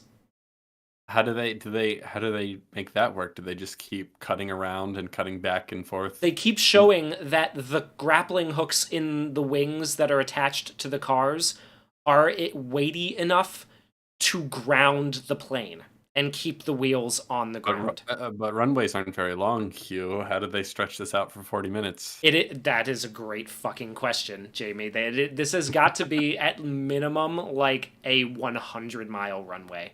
It had probably even more. It is insane. It's crazy. That's pretty funny. Yeah, the runway is the length of the entire continent of Europe, which is where they are, right? And at some point, while they're fighting on the plane and everything, something blows up. And so the plane is now on fire. And in order to make it out, and in order to make sure that Han Solo makes it out, Gal Gadot sacrifices herself and goes down in the plane. And this is where this is really where we're starting to get the God complex start to show up. Because at the end of that scene, the plane has crashed and exploded. It is carnage, right? Everybody in this crash, minus Luke Evans, I'm pretty sure. Luke Evans, the villain, just ends up in a full body cast in the hospital by the end. Gal Gadot is dead. Like, they have killed this character. And they're all sitting around watching this happen, tears in their eyes, because Vin Diesel has not reemerged from the wreckage, right? And then he slow walks out of the fire in his signature tank top like nothing happened. He's not a scar on his face? Not a scratch on his face. Okay. That's hilarious. It is unbelievable. And then they have a scene where Han is wandering, the Asian guy, Han Solo, is wandering through the wreckage looking for his dead girlfriend and weeping because she did not make it out the way that Dom did, right? But then they just kind of like cut away from this and they're all just having a barbecue at their backyard in Compton, which the main driving force behind why they decided to work for Kurt Russell and the agency in this movie is because even though they live on some sparkling beach in wherever they are, right? After making millions of dollars heisting it from the kingpin of Rio de Janeiro, it's just freedom just doesn't taste as sweet unless you live in the same shitty four-square house that you were in the very first movie in South Central Los Angeles. That's pretty funny. That's their home, Hugh. And home is where your family is. At this point, I would like to introduce the Red Letter Media black tank top theory. Are you familiar with this, Hugh? I don't think I am, actually. Okay, so if you're familiar as I am with the best of the worst episodes of Red Letter Media's oeuvre, however you say it, they've come up with this theory that whenever you see the like a main character in a shitty B movie, and they're like also either the writer, the director, the producer, and they're also starring in it. Like the black tank top is a signifier that this is like a vanity project, and they're going to be playing a Gary Stu type character. Neil Breen shows up in a black tank top in his first movie. No. There's another guy. Oh God, I wish I could remember the name of the movie. He's got like a cowboy hat and he sings. There's a few examples of this where if they're wearing a black tank top, it's a sign that this is going to be like a direct writer, director, star vanity project. And the theory, I think, has been given even more evidence by Vin Diesel, perhaps the most successful of all time. I have noticed, I would say, that this does very much feel like like if Neil Breen had a budget, this is the kind of movie he would try to make. Yes. Yeah, because Neil Breen is just the best hacker, the best. Well, he's got like a sort of Jesus vibe where like he needs to save humanity from their sins kind of thing. I don't know if he's a wheelman type, but yes, the ego is there on full display. This is exactly the type of movie Neil Breen would make if he had the money. By the way, when it eventually comes out, I highly recommend Cade: The Tortured Crossing, the belated sequel to Twisted Pair, an excellent film. Please go check it out. Very, yes. Um, I'm gonna check that out for sure once it. okay, so he emerges from the flames without a scratch on him because he's the best. And then they all go back to their shitty house in Compton, even though, well, it's not a shitty house, but it doesn't appear to be in the best neighborhood. But it's home. Home is where the heart is. And instead of staying on the beach, I can't believe they didn't end after 5. Obviously, I know they made a bunch of money, but 5 feels like the perfect ending. Go out on a high note type thing. Yeah, I mean, it has that, like, really, and I mean, one of the other things we have not talked about yet is that these movies were putting out absolute bangers for these songs, like, for a good, like, they had a good push there for a while. Like, that Tokyo Drift song is still a meme, and it's like the beat sounds fantastic, right? The Oh, one that's from a Pharrell song or a yeah, Pharrell beat. Yeah, yeah, and then the Too Fast, Too Furious song from by Ludacris Ludacris. is so much Hell yeah, fun. dog. It's a lot of fun.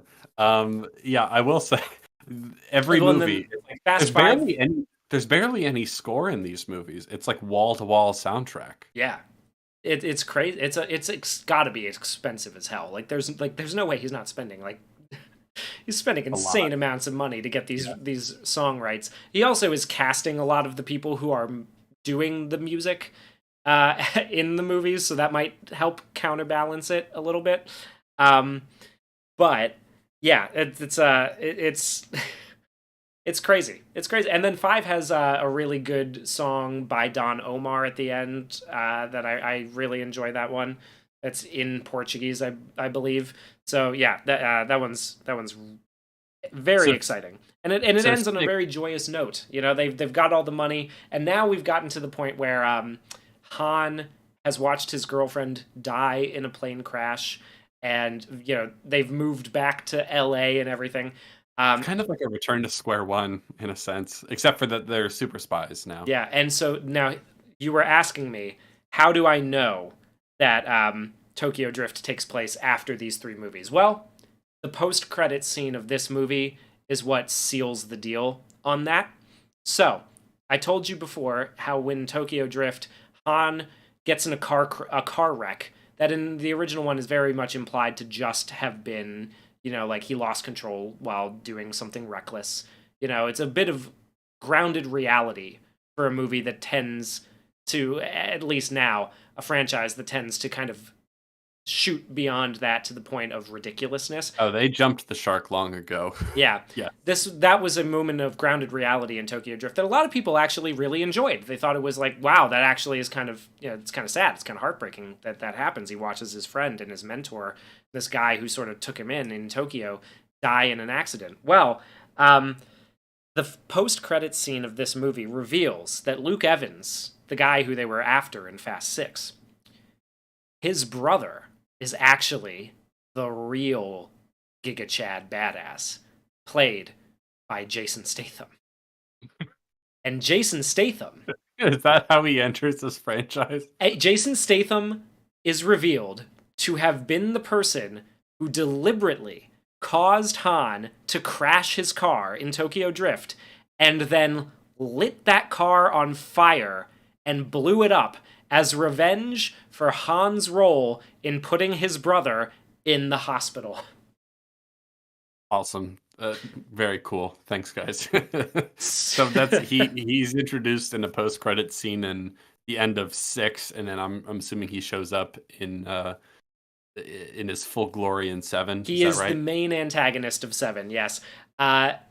Which this and in 7 they finally connect the dots. 7 shows a recontextualization of Vin Diesel's final scene in Tokyo Drift. Almost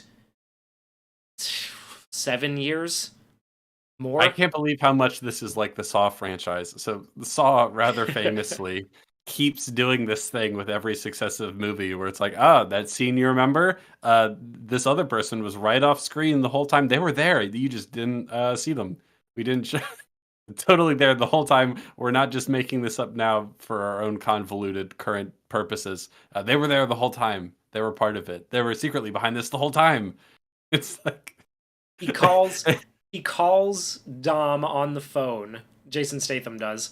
And says, "You took one of my family. Now I'm gonna take one of yours." And hangs up the phone, throws it into the burning car, and just like saunters away. And that's the end of the post-credits scene and the connection. Cool. So that's how we revealed that 4, 5, and 6 have all been a flashback from the end of 3. From the end of 3. Great. Awesome. I want to mention briefly that more and more evidence that they're just becoming superhero movies, the post-credit scenes. Yes. Yes. Revealing many, many more villains. Did you catch the one at the end of Fast X? I did. Good, I did. good, The good. Rock is back, and he says, "Some bitch." "You some bitch." That's his line. He did the thing from number 5. I think it was this so bad. one, 7, I think, is the one. Well, let me check what date this. I can't remember when Fast 7 came or Furious 7 came out. Jay says in the chat, "At least Saw keeps the budget down." Yeah. Can't say the same for the Fast and Furious. No, these movies. Ones are expensive. I am curious about their budgets, but now might be a good time. I was looking into how they ranked in terms of box office success. Are you familiar at all with which ones were the most successful? I am quite confident that Furious 7 is the most successful at like 1.5 billion or something. $1.5 billion for Furious 7. Yeah, this was the one that kind of rode the public wave of, like, I mean, a deserved wave of sympathy, because Paul Walker died during the filming of Furious 7, and so that really lent this one a lot of, that it had that sympathetic sympathy and weight, and yeah. And now I was a big fan of these movies. Like, my friends and I used to go, like, from in high school and college, my friends and I used to, like, when a new one of these came out, we would all go to the theater with basically with, like, a handle of Jack, and we would drink and get very belligerent in the theater every time, a family reference gets mentioned. And like, we were on the meme train quite early on with this one. Before it was cool. Yeah, just saying. Like, I'm an OG here, okay? Like, we've been following these for a while. We would do rewatches where we would catch up before the episode. And so this was a big deal. We all went to this one. There was not a dry eye in our row by the end of Furious 7. It was a real masculine, heart-wrenching kind of thing. Is Furious 7 the one where he drives off? They like part ways? Yes, it is. This is the one where we get yet another banger of a song. The "See You Again," that is written for this movie by Charlie Puth and Wiz Khalifa. Damn, who knew? All the things we did, the dreams we went through. Okay, so oh my god, let's keep it brief. What happens in 7? Well, in 7, Paul Walker is struggling with his budding fatherhood. I think the first time you see him, he drifts a minivan in to drop his kid off at school, which is really funny. Fun. I do that. That sounds funny. Yeah, and basically, Jason Statham is on a rampage trying to kill the people who didn't even kill his brother. His brother is alive, and that will be important later. Um, when I see you again, whoa! Yes, that is Vin Diesel actually has sung that on stage daily in the chat. Vin Diesel has sung that on stage as a tribute to Paul Walker before, which is just my goodness. It is a treat to experience. But Jason Statham is basically on a rampage trying to kill the Toretto gang. Yeah, is this what got me to film school? You know, I'm unashamed to say that this movie was one of the first films where I was like, you know what? I'd like to do that. That would be kind of fun to try. All the practical effects and everything, because they do keep doing some practical effects in these movies from 5 onward. 7 kind of jumps the shark even more, but you know, they mix in some interesting practical driving stunts with all the crazy, terrible CGI. And those can be really, like, I have a great time whenever I go to see these, just watching for the ones that they do for real, and then the ones that they clearly use the CGI for. Like, even in Fast X, there's one where 2 helicopters are shooting grappling hooks into Dom's car, and the car is still driving. And for part of it, it is a real stunt, and it looks great. Like, it is really cool to see that happening. So they still do mix some real car-based stunts and like things in with the CGI, even through, you know, all these really insane ones, like where they're running away from a nuclear submarine, which we'll get to very soon. But basic plot summary of 7 is that Jason Statham's on a rampage and Vin Diesel and The Rock need to stop him. He is their version of Thanos, you could say. He is systematically picking them off one by one. In the middle of all this, they're on jobs with the agency trying to... I don't even remember what the side quest is, because every time they're in the middle of doing it, Jason Statham shows up driving a Ferrari through the Black Forest to, you know, come out of nowhere and crash into them and ruin their plan, that kind of thing. The first scene, one of the scenes that really sticks with me from this one is the first scene where Jason Statham and Vin Diesel meet each other, and they basically play a game of chicken where they face down in a parking garage behind the wheels of cars, and they just drive them straight into each other at full speed. And they smash the cars together. Vin Diesel's car gets the worse for wear. He gets out of the car basically with no problem. Looks at Jason Statham's car as Jason Statham is climbing out, and he says, "You reinforced your chassis." That's like boxing with weighted gloves. Basically implying that Jason Statham cheated at this thing they do, dude. Which is driving cars head first into one another and seeing who survives. Yeah, what a pussy. What a little bitch boy reinforcing his chassis. Reinforcing the chassis when we were driving into each other to... That's against the implicit rules, man. It's against the street racer code, bruh. Okay, so I can't take this franchise. It's so silly. It's unbelievable. I wanted to mention, just as a tie-in to the movie I have seen, which is Fast X. Fast X, it seems to be the case for every movie since 5, if not 5 itself also. It seems to be the case that Vin Diesel's car specifically gets involved in the most insane stunts possible, where it's taking incredible damage, where he drives a car out of a plane and lands on a highway and like wrecks 2 other cars in the process, but he's fine. A bomb goes off and it sends his car flying. He's fine. He outruns the speed of sound in Fast X with the shockwave of the hydrogen bomb that detonated directly beneath the Vatican in the Tiber. Although, as they point out in the movie, because everybody knows this about bombs, obviously, Jamie, the water would deafen the explosion by, I don't know, at least 10 times probably. I just did the math in my head right there. But That's that's exactly how she says it too. It's so funny.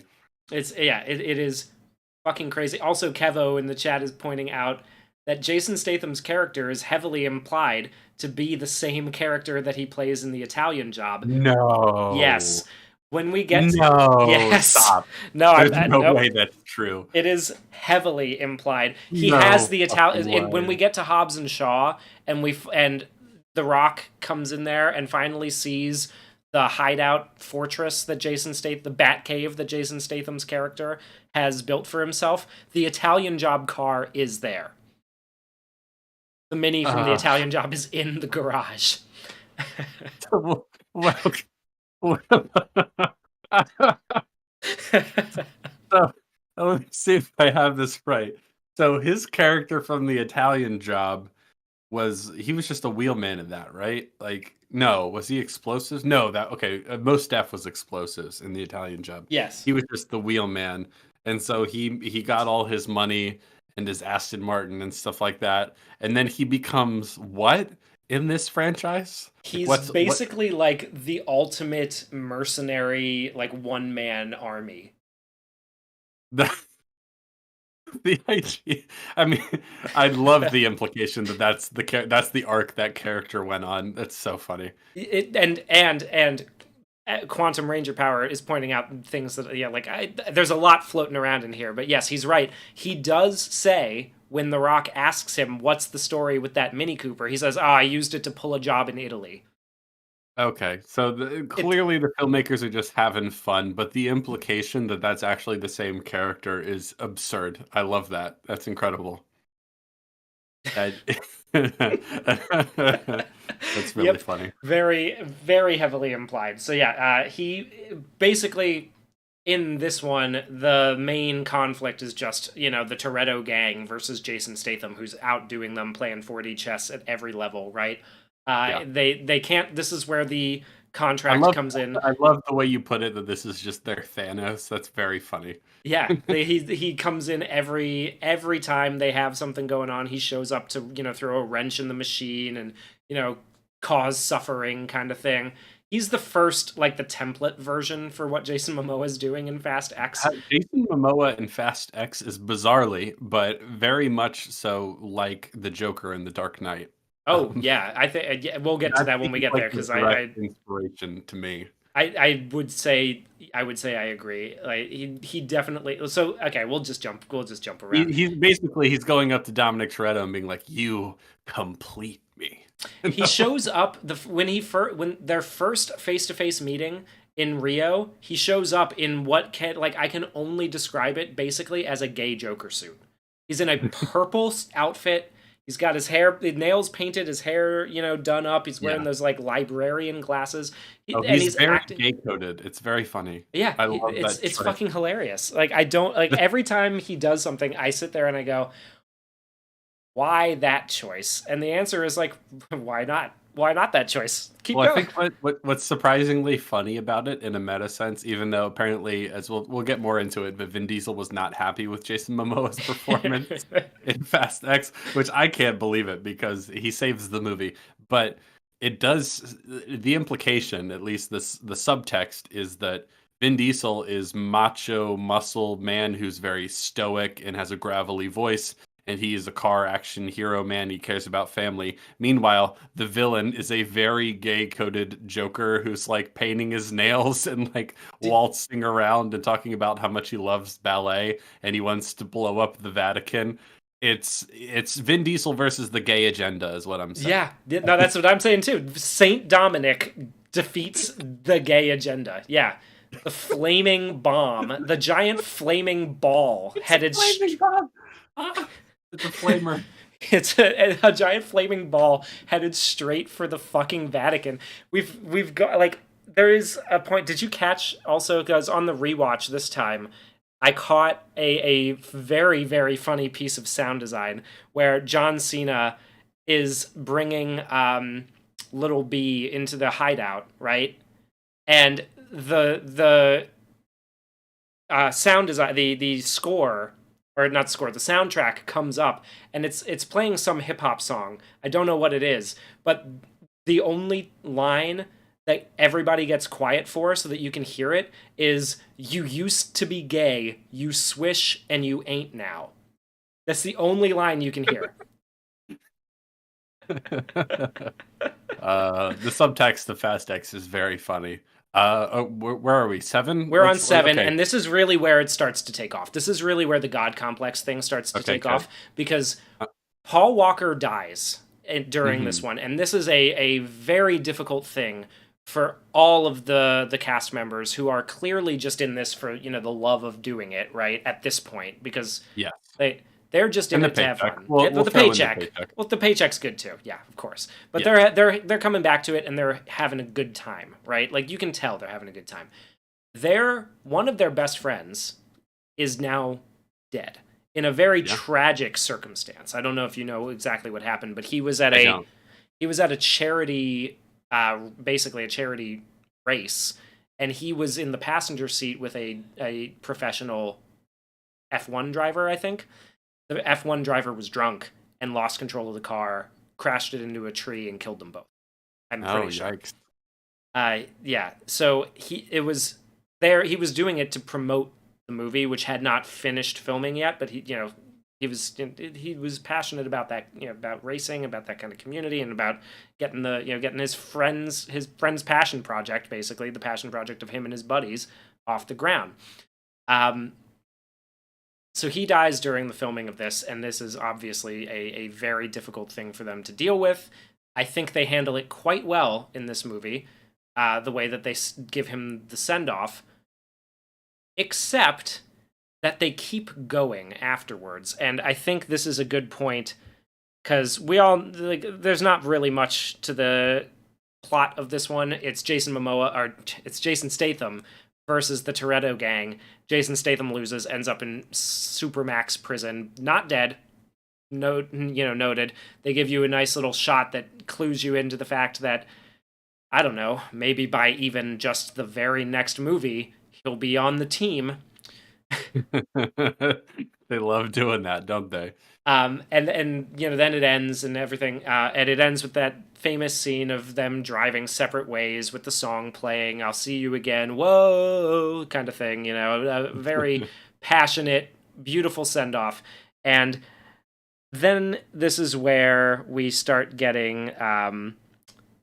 Let me find it real quick because I have it here somewhere.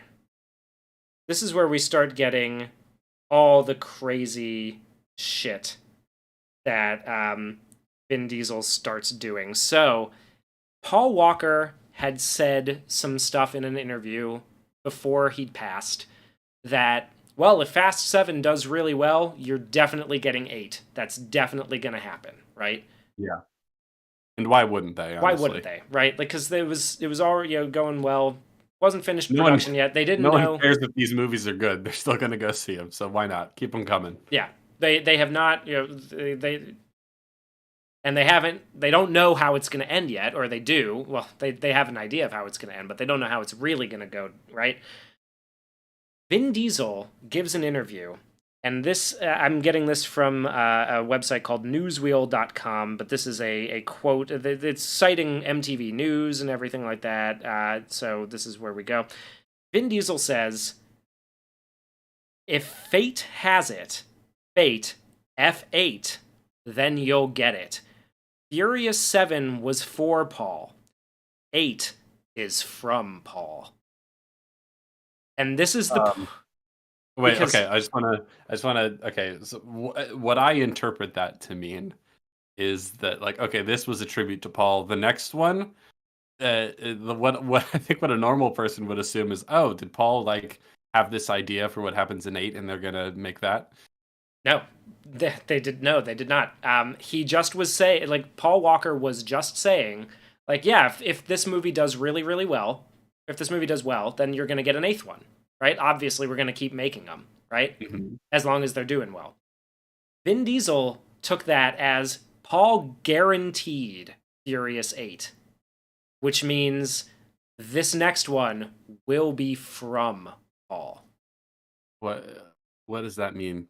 Well, What what that would mean, and from what I understand, he is writing these movies with guidance, and there's some other evidence to support this. He believes he's writing these movies with guidance from the spirit of Paul Walker. okay. And Okay. here's I'm a some of the little, evidence is that when yeah. John Cena comes along to play the brother, Vin Diesel, posted a thing saying, "Thank you, Pablo." Now, he referred to Paul Walker as Pablo. Why? His name is Paul. Why would you Why call would you him call him Pablo? Pablo? I don't know. I don't know. But when John Cena, accepted the role in F9, and after F9 finished rapping, Vin Diesel said, "Thank you, Pablo. I had this feeling. This is that day I posted on Instagram because at that moment my brother Pablo had sent John Cena to play Jacob." Okay. So he actually seems to believe that the spirit of Paul Walker is guiding his hand with these movies. Yes, That's he a seems little that in many respects, these most recent movies, 8, 9, X2, X3, have been guided in some way by the spirit of Paul Walker. that's hilarious. Kevo says, Vin, make it stupider, Vin. Send them to space, Send them Vin. to space, Vin. Do it. You can do it, Vin. Oh, Uh, and this one, that's really seven, funny. and seven and No, eight oh, are the eight, ones yeah. where the feud between Vin Diesel and The Rock really starts to spark. Okay. This is where I think it was after filming um, 8.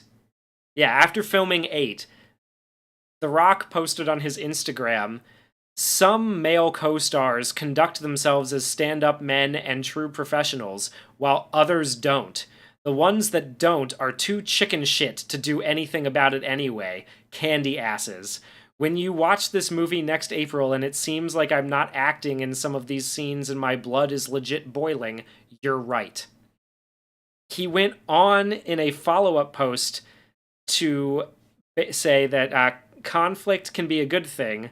Like any family, we get better from it. Family's going to have differences of opinions and fundamental beliefs. But he also mentioned that he wasn't referring to Tyrese or Ludacris or the other male co-stars that he has in Fast 8 or Jason Statham. He was referring specifically to Vin Diesel, calling Oh, him a candy ass, like basically doing that thing that Chris Stuckman does, where he goes, "I'm not going to review Madam Web because I don't like to bash movies." It's like I'm not going to review my co-star's performance, my co-lead's performance, because I don't want to bash anybody for their bad, awful, terrible behavior.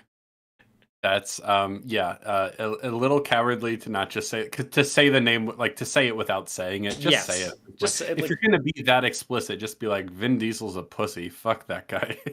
Like, that's what you're saying, dude. You went online to be like, most of my co-stars are great, but some of them are real candy ass. You know.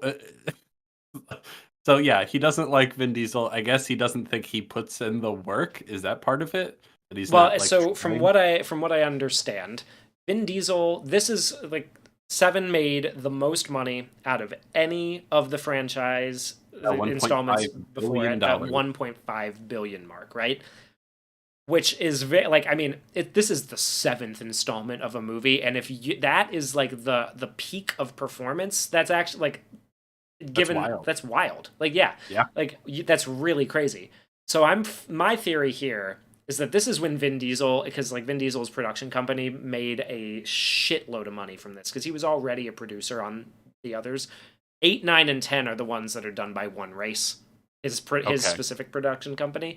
This is where people stopped telling him no, because he got that, do whatever the fuck you want card as a producer slash creative Yes. force behind these movies, and he went to fucking town.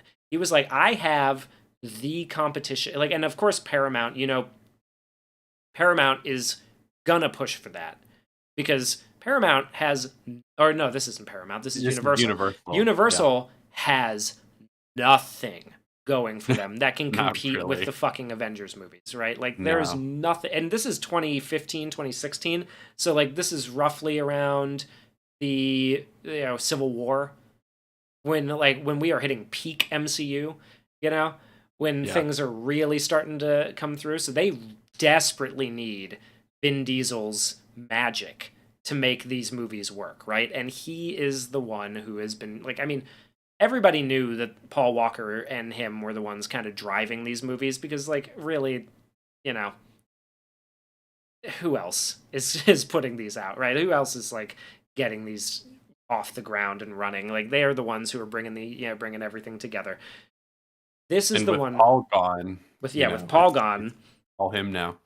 Now it's all Vin, and I'm gonna go just to the quick Wikipedia thing. So the guy who wrote Fate of the Furious #8, Yes. that guy has been involved in the franchise since Tokyo Drift. Okay, so he's the writer on Tokyo Drift, he's the writer on Fast and Furious, writer on Fast 5, 6, 7, and Fate of the Furious, right? So he is Okay.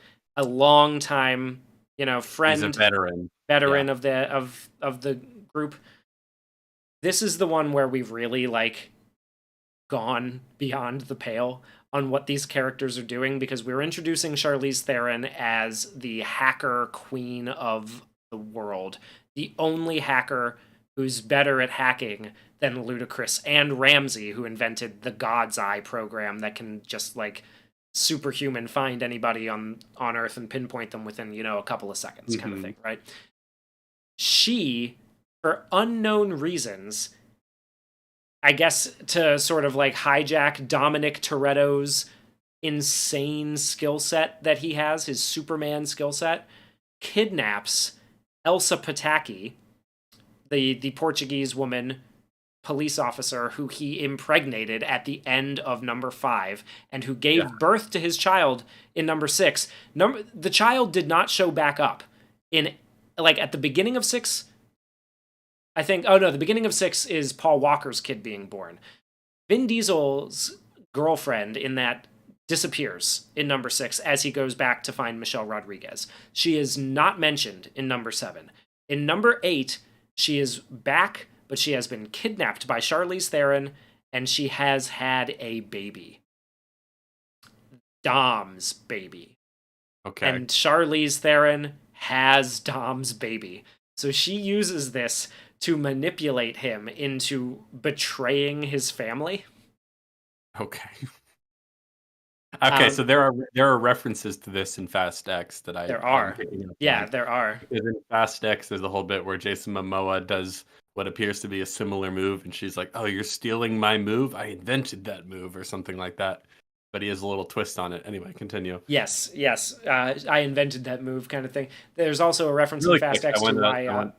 Sorry, I want to acknowledge a fun pun in chat who says, "Just wait until they meet Marty McFly and go fast to the future." That's exactly the kind of dumb joke I really love. Good Beautiful. Shit. Keep it up. Anyway, continue. Yes. So, also worth noting that the guy who wrote this movie, Fate of the Furious, was a producer on Tom Cruise's reboot of The Mummy. Just fun little fact. Attempting to help Universal really get their shared cinematic universe dreams off the ground. But yeah, as Quantum Ranger Power is pointing out there, the baby in this movie is still a toddler. Like a very young baby, can barely... These all happen very, very quickly. Yeah, quick, rapid succession. This is the first one where they have to start trying to acknowledge the fact that, they did not kill Paul Walker's character in the last movie. They did not kill him off. They just retired the character. When this super, elite, beyond the scope of the CIA, terrorist, cyber terrorist, decides to start punishing Dom's family, she, at the very least, respects the code not to go after Brian, Paul Walker, and Mia, because the remaining cast do this thing routinely where they'll be like, "What if we call Brian? He could help us." And they go, "No, Brian's out of the game. We can't get him involved in this. We got to That's so handle it funny ourselves. because that's such a like a lamp shading thing almost. I feel like the better thing to do would just to be not mention him Well, than the to better keep thing to do bringing would him be to up. just like have the character like send the character off in a heroic like death A moment. heroic sacrifice, yeah, probably would have been better. But You've in al- the absence of that, the idea that you keep bringing him up to be like, "What about him? Do we bring him on this?" and go, "No, he's having a good time on vacation. Just let him be." he's having a good time living, driving his kids to school in that minivan that he was super bummed about doing in number 7, just a movie ago. Now he's totally fine with it. Um, yeah. So and this is the one where we get to the point where they're racing against a stolen nuclear submarine, which they mention specifically in Fast X because it is going to come back. That Yeah. submarine that Gal Gadot is revealed to be alive in, that's the nuclear sub they stole in number 8. Okay. Um. She's been Okay. hiding out there. Now, she Yeah. was not involved in stealing the nuclear sub, but somehow She she's been got it. hiding out in that sub Okay. So since she died. I'm getting a little lost. Help me out. All right. So the Fate of the Furious, they missed an opportunity to put 8 in the word fate. It's a shame. But It this one really you is. say was written by someone who'd written all the other ones, but you said there's something different about this one. What's different about this one? We're getting to the point where Dom is very much like riding on the religious thing. The Okay. cross, the code, all of that. This is where it starts to kind of All the talk become, of faith. Yeah. yeah, all the talk of faith and everything. This is really where that starts to come around. This is where he becomes very didactic. So even when the villain is, murdering his baby mama in front of him, he's giving her these like speeches of like, an eye for an eye makes all the world blind. Like these very like Darman kind of speeches, right? And he's talking about how but he's still talking about how he's going to kill her. He's still kind of playing that up, but this is the point where like he's betrayed his family, his clan, the group of people that work for him, but they never lose faith in him, and they come Okay. back So to him what do you roundabout mean again. by he betrays them? Well, he Like, how starts does he working. He betray? starts working against them because he's being blackmailed by Charlize Theron. So Oh, like okay. he'll start driving stunts against them, and even though he like could kill, like I think they have a couple lines where like he could have ridden us right off the road, but he didn't. Why? What about that? That kind of thing. So this Okay. is So where we really start to see him take on the superhero aspect, right? Like he is so good that he can deliberately crash his teammates' cars without killing them, uh, oh despite my and god. that they'll never betray him, even though he has you know betrayed them. Like Yeah. this is the part where we Okay. start to get to I see that. what you're saying. I see what so, basically, if I understand correctly, he he's being blackmailed into working against his own team, but he's just so goddamn good that he can work against them without actually hurting them, and they never lose faith in him, even though he's obviously working against them. They just assume he has, like, a heart of gold the whole time? Yes, basically. Okay, So gotcha. this one is basically only important because it establishes number one that Vin Diesel, Dom has a kid. Number Yes. two, this is I think the one where they reveal that he married Michelle Rodriguez before and Okay. just never told her after they like because she's been struggling with her amnesia and not remembering things and maybe So it's not like a 50 feeling. First Dates kind of thing. Yeah, she's not like she's kind of confused like and he goes, "Don't worry. You'll figure it out. I believe I believe in you. I think you will." He's like that kind like he's giving like that kind of like fatherly paternal energy to everybody. Like Yeah. even with the villain, he's like the dad who's not angry, he's just disappointed, and that's meant to sting even more kind of thing. Like So he's become their, like, guru or their, yeah, their leader. he's become the one that they all go to for advice spiritually, emotionally, all that kind of stuff. Um in the end, Alright. in the end, Mhm. Charlize Theron escapes from a plane. Now, Charlize Theron is wearing like this really weird wig in this one where she's got like cornrows, like really long blonde Wait, cornrows. really? Yes, yeah. I can pull it up. Hold on. I'll pull up all of her haircuts because, my God, do they get like we've seen the one from Fast X, and that one's not as awful, but let me there's a good one. No, that's a good one. He's street racing Jesus. Yes, there's very much a sort of weird where he's very religious and he has his little cross and he talks about faith and stuff like that. But there's not a weird sort of like I'm going to put my faith in Jesus. It's like everyone else is going to put their faith in me kind of thing. Almost like he sees himself as Jesus. We'll get even more evidence of that. Just you wait. Oh yes, yeah. This is really like the beginning though, is Okay, this is where it really starts to kind of like go off the rails, because I think this is where my theory is this is where he starts implementing a lot more direct creative control for this franchise, because I don't think anybody else was really all that on board with making these movies going forward. You know what I mean? Like the rest of them were kind of sitting there like, yeah, man, but Paul, I don't know, Paul's dead. Yeah, like, yeah, I guess we'll do another, but but Vin's like, no, guys, he's not dead. He's talking to me. He's dictating these. Okay, he's guiding my hand. All right, Paul Walker is giving us these new films. Like, you don't want to. Paul's last wish was to make Fate of the Furious, and Fate is letting us make this movie. Why wouldn't you want to do it? And I think he kind of is pushing that a little bit, And this is really where the feud between him and The Rock takes off fully. So, like, at the final scene of this movie, him and The Rock are talking to each other. They're having conversations. They are not in the same room or on the same set. They have been green screened in next to each other for most of what they're doing. That's pretty funny. I have heard stories that they like refuse to talk to each other, even like when they're offset. Like, they just would not be in the same place at the same time, which is pretty funny. Yeah. they have at this point, this is when they stop being on the set at the same time. All right, here's Charlize's hair from Fate of the Furious. Then we'll do 9 because I know you haven't seen 9. I just want to. I'm ready. Like, this is all good. We're building the groundwork, but I just can't wait to get to X because I actually saw that one. So. Yes. So there's her hair in Fate, which you can see on the screen now.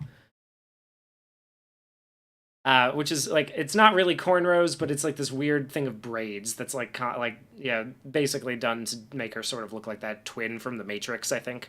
Oh yeah, the albino twins. Yeah. Oh, that's really ugly.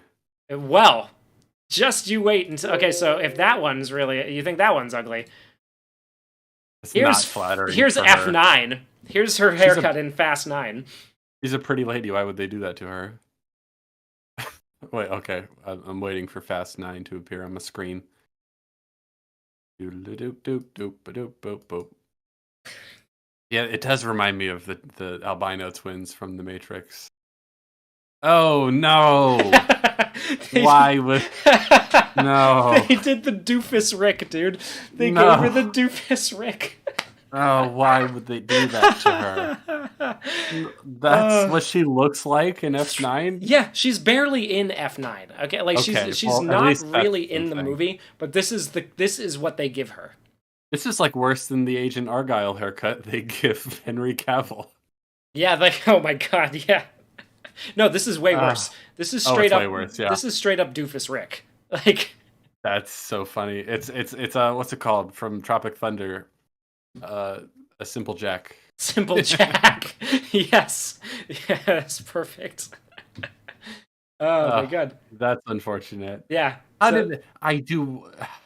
Obviously, the paycheck would be pretty good, but like, she doesn't even seem like is she having fun in 8 and 9? Because she's not having fun in 10. She's trying to lend 8 so much gravity that why bother? Why bother? I think she's playing against Vin, like, because Vin Diesel does not, Vin Diesel does not, hide the fact that he thinks he's doing some like serious work here. Actually, I have a quote from him from when he got body shamed for his dad bod. He was giving an interview about he gave an interview about how that made him feel, and I think his exact words were, uh, let's see, here it is. I'm an old school Hollywood guy like Harrison Ford or Marlon Brando. Oh, Jesus Christ. He thinks he's like Marlon Brando in The Godfather. Uh, Yeah, oh, no. yes, Oh, no. I mean, that's a shame because it's not since the first movie that I've ever felt like he was trying at all. You know what I mean? yeah. In the No, first he does movie, not feel. he had some like when he would blow up at people, he'd yell at people, and it's like if you felt it, it was like, ooh, he's got some real anger there. And all this later stuff, he's stoic action Jesus man. It's not interesting. It doesn't feel like a real person. He's got Neil Breen energy, has been mentioned a few times. That's what Yeah. he feels like. If it feels like Neil Breen. He doesn't have any real charisma on screen. He makes that same face, like that angry, like, righteous face that he does whenever something Yeah, happens, where he kind of like puckers his lips big and purses his lips and looks at the camera, like kind of, a yeah. little off from the camera. There's one like the scene in like in Fast X where he starts chasing after Jason Momoa's helicopter. Like he starts running after it after he's on the bridge in Brazil. Like he's giving the same exact face that he gave earlier when one of the other guys got blown up. It's crazy. Anyway, Yes. um they steal the sub, they get, everything goes back to normal Okay. basically at the end Why of 8. why why have they stolen a nuclear submarine? Because Charlize Theron wanted the nuclear submarine, so they decided to take it from her instead because nobody messes with the Toretto clan, is basically the reason that's What, given. what was her goal? What was she gonna do with it? I think she was gonna cause World War III or something like that. It's very like Okay, it's James very Bond villain plots where Mission like Impossible. yeah, Yeah. it's difficult to remember what they are and what her motivations are. I can't remember if it's implied here that she was working for somebody else. I don't know. I don't remember because it has not played a role moving forward, and Yeah, if you probably try not. to draw the connections between them, you're going to give yourself an aneurysm, right? Like it doesn't make any sense. No. Okay. So, So are we on to Fast 9? we're on to Fast Nine. I'm blazing through We're 8 so because close. it's really not Sorry, worth. not 8 is not worth watching as much as, and like there are only a few that are worth checking out really if you're into these kinds of things. Like if unless you want to like do the deep dive like me, I would say you could skip 8 really and not like all you're missing is a couple of plot things like, oh yeah, they stole a submarine, Charlize Theron's the villain. Oh, Jason Statham's the good guy now because him and his brother, who they put in a full body cast back in 6, they break onto the plane, which is an actual scene where they have to fly like the plane is in the air and they have to fly to it and break into it and steal Dom's baby back from Charlize, of course. which is why the little Brian in number X does not like planes.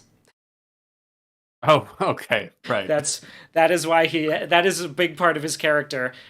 Clearly, they feel the weight of the past events on their psyche. This is evidence that it is like a real deep thought out kind of thing. They Mhm. they really feel that those consequences. Okay, so moving on to Fast Nine, that opens with a flashback to Dominic Toretto's father's death on the racetrack, Why? because we need to recontextualize something here. Okay. Dominic They're fond of Toretto doing that. They did the same thing in Fast X where they had a brother. recontextualized. Oh, we had a brother. He Oh, had a is that who brother, John Cena is? and that is who John Cena is. Uncle Oh Jacob boy. is a legitimate Toretto family member. He was Dominic's younger brother. Let that sink in for a little bit. John Cena is Toretto the younger, Okay. Mr. Italian. And he was never the favorite of the dad, and after Vin Diesel went to jail for almost beating a guy to death, he went off and he became essentially like the James Bond of this universe. Um. Gadget man superhero James Bond Jacob Toretto. Okay. I'm gonna stop you right there. So they took John Cena and invented him as a brother for Dominic, even though who cares so much about family has never mentioned before, and they decided what he should be is a James Bond character. Yeah, a James Bond character who the very first like the impetus for driving these characters back into the game that Vin got out of. Oh, I almost forgot. Have they done any street racing in years? No, at the end of 8, they are back in LA. Everything's cool. Vin lifts his son up like he's showing Simba to the crowd at the barbecue, and he Okay. says, "This is baby Brian. This kid has been born for at least a year or two, right? Like he's older. Yeah. He's not just a Yeah. newborn." He renames the child. Like he didn't even ask. Well, he couldn't because she was basically she got shot in front of him by Charlize. But he didn't even check if this kid had a name. He just So renames him Brian after the Paul Walker's character, who I must reiterate is still alive. This is not his dead friend. He is alive and ostensibly lives down the street. And he's like he does this big ceremony where he names him. The last shot of the movie is this is Brian. Like just name Brian him Paul. lives on in him, even though he still lives.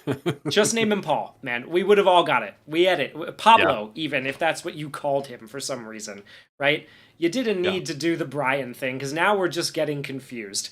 Now there's little Brian who's alive very much, and there's Brian who's alive kind of, but not really because he never shows up on screen. There's another line in Fast 9 at the very beginning where he mentions like even though terrorists are after them again, right? He mentions, Brian's out. They're out. They're doing their own thing. We don't have to worry about them. They're safe. And that's the only lip service that they're going to get in that whole movie. Nice. But all right. John Cena's character is introduced hijacking Kurt Russell's plane. This is why Kurt Russell has disappeared by Mr. Nobody, Kurt Russell, has disappeared by Fast X. So he's gone. He doesn't show back up. They go off on a mission to, stop John Cena. They end up solving their, differences, and they go their separate ways, but, like, they're not quite resolved, but they're not enemies anymore, and, you get the feeling that now John Cena has come into the fold. I think he helps save him at the end. He has a change of heart about whatever's going on, like they always do. I can't remember if his strings are being pulled by Charlize or not. Charlize is once again defeated, and like Team Rocket, blasts off again in an escape attempt. Okay, so because John Cena is kind of a little bit of a goofball in Fast X, how would you describe him in Fast 9? That is nowhere from what I remember in Fast 9. He has none of that goofball energy. He is really, really trying to match Vin Diesel's stoic superhero man energy and give the sort of like, you were the favorite son. I was always the reject. Dad never loved me. Always he loved playing you. second fiddle. Yeah, always playing second fiddle to you, Dom. That kind of, he's giving off that energy much more from what I remember. Lame. Yeah, they really are not making great use of his talents in that one. This is also the one where the characters from Tokyo Drift, the third film in the franchise, make their first real reappearance. Oh, okay. That's so bizarre. Because they have a brief cameo, basically, a brief speaking line in number 7, talking about how much they loved Han. He Han was really cool. He must have got that from you, Dom. Sorry, Han. What was Han's last name? Solo. Han Solo. Oh, okay, yeah, cool. Sorry, Han Solo. Yeah, who would know which Han I'm talking about here? And of course, they return. They make their triumphant return in this one. by strapping a jet rocket or like a space shuttle to a Pontiac Fiero and launching Ludacris and Tyrese into orbit, where they then drive to the International Space Station. Okay. I'm gonna need you to slow down for a minute. Why are they why are they going to the International Space Station? Well, I think there's an Hold on, evil hold on, satellite. hold on. Excuse me, sir. I have a few questions, Okay, and I'd like okay, to get sorry, them sorry, all yeah, out yeah. first. Why are they going to the International Space Station? Why do they need to drive there? Um, I guess those are really the two big ones. Those are Why the did they? two. Why is driving their first thought? Yeah, that's a great question. Why is driving to the space station the first option? It's the only option. They're not astronauts, man. They like what? I don't know what you want from them. They're drivers. That's what they do. If they go into space without a car, they'll be kind of like fish out of water, like a shopping cart without a broken wheel. They won't I'm know what to do. I'm struggling so hard to even picture this. I need you to be more specific. How does this work?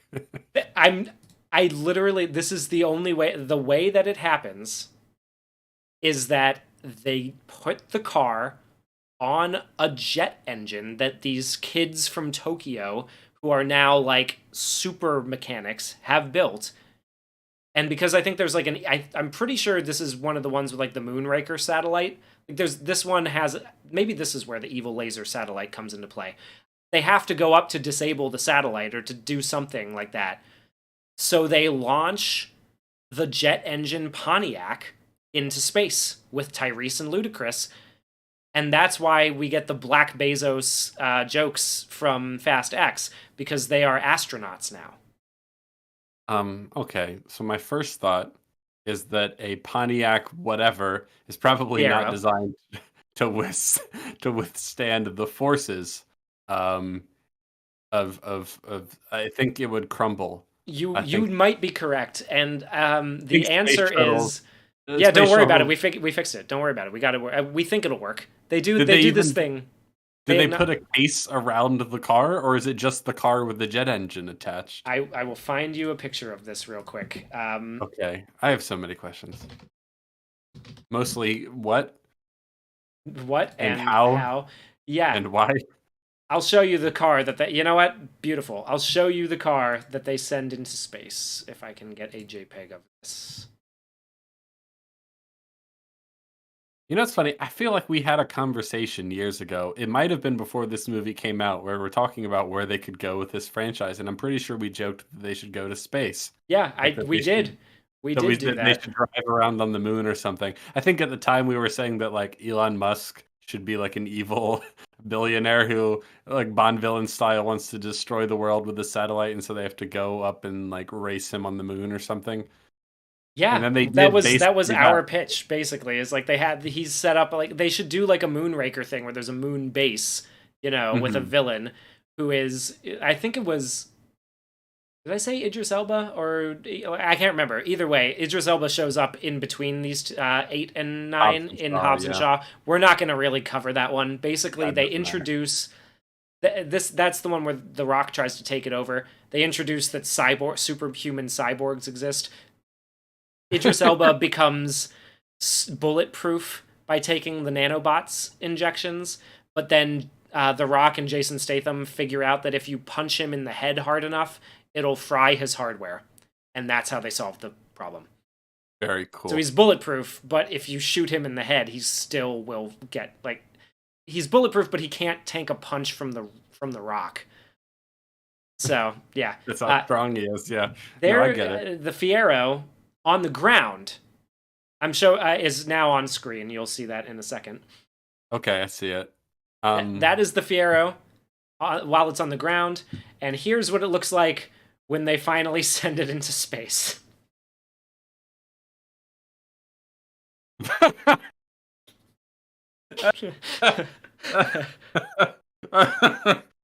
Oh my goodness. That's so funny. They just took the wheels off. They take the wheels off and they Oh, fling it into the two kids who were fucking high schoolers in Tokyo Drift. All right, like all they were doing was drift car racing. They built an engine and a car that could go into space and be piloted so that Tyrese and Ludacris can destroy the evil satellite, and then when they need to get home, they drive the car to the International Space Station, and I'm pretty sure they honk the horn outside the window.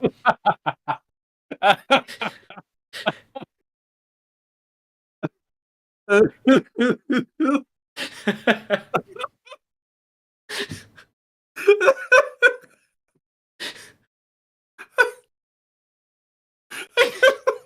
why that's so funny. The honking the horn detail. Oh my goodness. Because they look out and they see them just like, being like, yo, help us, let us in, kind of thing. And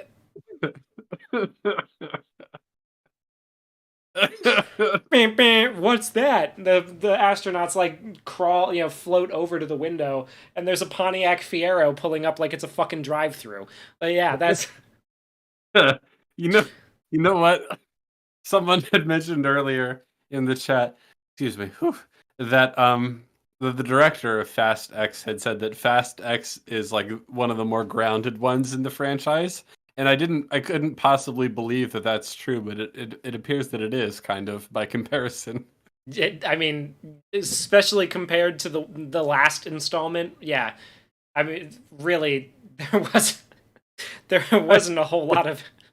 You didn't really have to do much to be more grounded. The idea that they heard the horn is also funny. So much of that is funny. I can't even. Oh my goodness! It's so funny. I think that's in what the reason that they go to the ISS is because they were gonna run out of air. So that's how the reason is because that's the only way they figure how to get home. Like they're in space in a car, and they can't make it back. They have to go to the ISS and be like, "Hey, call somebody to take us back." That's yeah. That's what happens there.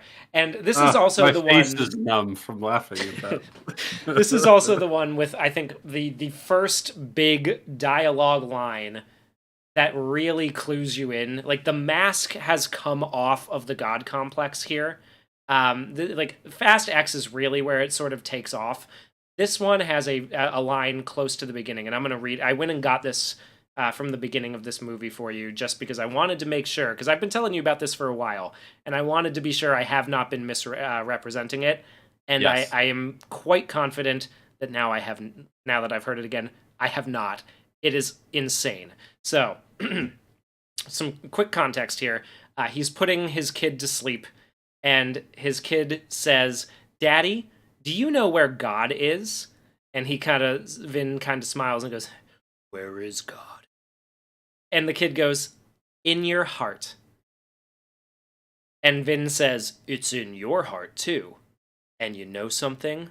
I'll always be in your." He says it in that exact cadence. Okay. So to break it down here, the yes. kid has unprompted, in this solemn scene with Vin Diesel alone, said, "Daddy, you know where God is?" And so Vin then answers his own question. Vin goes, right? "Where?" Yeah, like a kid being like, "Hey, you want to know? Hey, Dad, guess what? What? Yeah. What, champ?" It's like, "Nah, where is God? Where is? Do you know where God is, Dad? Where, son? In your heart." That's right. And I want to point out, I went and listened to this a couple times. He responds by saying, "It's in your heart, too." Right? Like, God's in your heart, right, Dad? And he goes, "And it is in your heart, son. And you know something? I will always be in your heart." And he says it in that tone. It's not like, "And you know something? I'll always be in your heart, I'll always be there too." It is, "I'll always be in your heart." The emphasis is on that always thing. Yes. Importantly, he doesn't say also or to or as well. He does not. The implication for those following at home is that the kid says, "God's in your heart," and he goes, "Yep, and I'll always be there." Yep. Yeah. Um, God is in your heart, and he's in your heart, and I will always be there. I love that line. It is I'm so glad you incredible. told me about it because it makes sense of a lot of what happens in Fast X, but the implication that he is God in your heart, this is bolstered by what happens in Fast X. There's a big climactic scene that we'll get to where the kid says, "I have faith." They're in this tense situation. Oh my God, what are they gonna do? And the kid says, "Don't worry, Dad, I have faith." And it's not like they're going to cross their fingers and hope fate or Jesus provides a miracle for them. The implication is like, I have faith in you, Dad. Like, Yes. I have faith in you. So much talk about faith in Fast X, and none of it is faith in God or fate or anything like that. All of it is faith in Vin Diesel. It It's is so all funny. faith in Dominic Toretto. And so this is, I want to just do, so the screenwriter listed on this one, on F9, Yeah. right, is a guy whose name is Daniel Casey. Daniel Casey is not a very well-known screenwriter. He Okay. is uncredited as the writer of 10 Cloverfield Lane. Okay. He is credited on the 2018 movie Kin, and he is credited on F9, and that is it. So, So for I those think this following is at home, pretty for those clear. following along at home, they've had one writer at least since the third movie. 3, 4, 5, 6, 7, 8, and then not 9. They bring into some other schmuck. Some amateur guy who has done almost nothing throughout his whole career from Mhm. 2016 on, in 2021 gets to do F9 Yes. and then With doesn't come back for the rest. the implication seems to be that he's brought on to just write whatever Vin Diesel tells him to write. Right? That Because would be my thought. the same thing is true for the writer, one of the main writers for Fast X. He has 2 writing credits total. Yes, They Dan are Mizzou. Wrath of the Titans in 2012, and then 11 years later, Fast X. In 2023. And important to note also that he is being listed as an executive producer and the writer on a new movie this year called Damsel that only happened like he did not do anything from 2012 to 2023. All of a sudden, now he has a little bit of a jump start. He's doing a feature-length movie called Damsel. Yeah, and the other credited writer for Fast X Is just the director, his Justin Lin. yes, it's exactly. And he also has a credit for the screenplay and the story for Fast 9, and that's it. And then a number of other movies I've never heard of. So they cleaned house and brought in a new team of writers to just do whatever Vin Diesel wanted. I mean, I don't know how else to interpret it, honestly. There's no other way. Like, Yeah. what the Wrath of the Titans guy for a movie franchise that has made $1 billion in one go before? Really? Yeah. It's obviously this is Vin Diesel. This is Yeah. like there is no yeah. So clearly, Oh, wait. I'm looking at IMDb. For Fast X, the director, 2 people are listed as directors. Justin Lin, and then in parentheses, at least according to IMDb, it says began filming, was replaced, uncredited. And then Louis Leterrier, letterer, um, yeah, letterer, something French. He was the guy who replaced him. Let's see what his credits are. Uh, uh, he directed The Transporter 2, The Incredible Hulk, Clash of the Titans, Now You See Me, The Brothers Grimsby, um, and Fast X. Those are the big ones. Oh, and Clash of the Titans. I said that, didn't I? No, did you? I can't remember. I think I did. Maybe you It did. doesn't matter.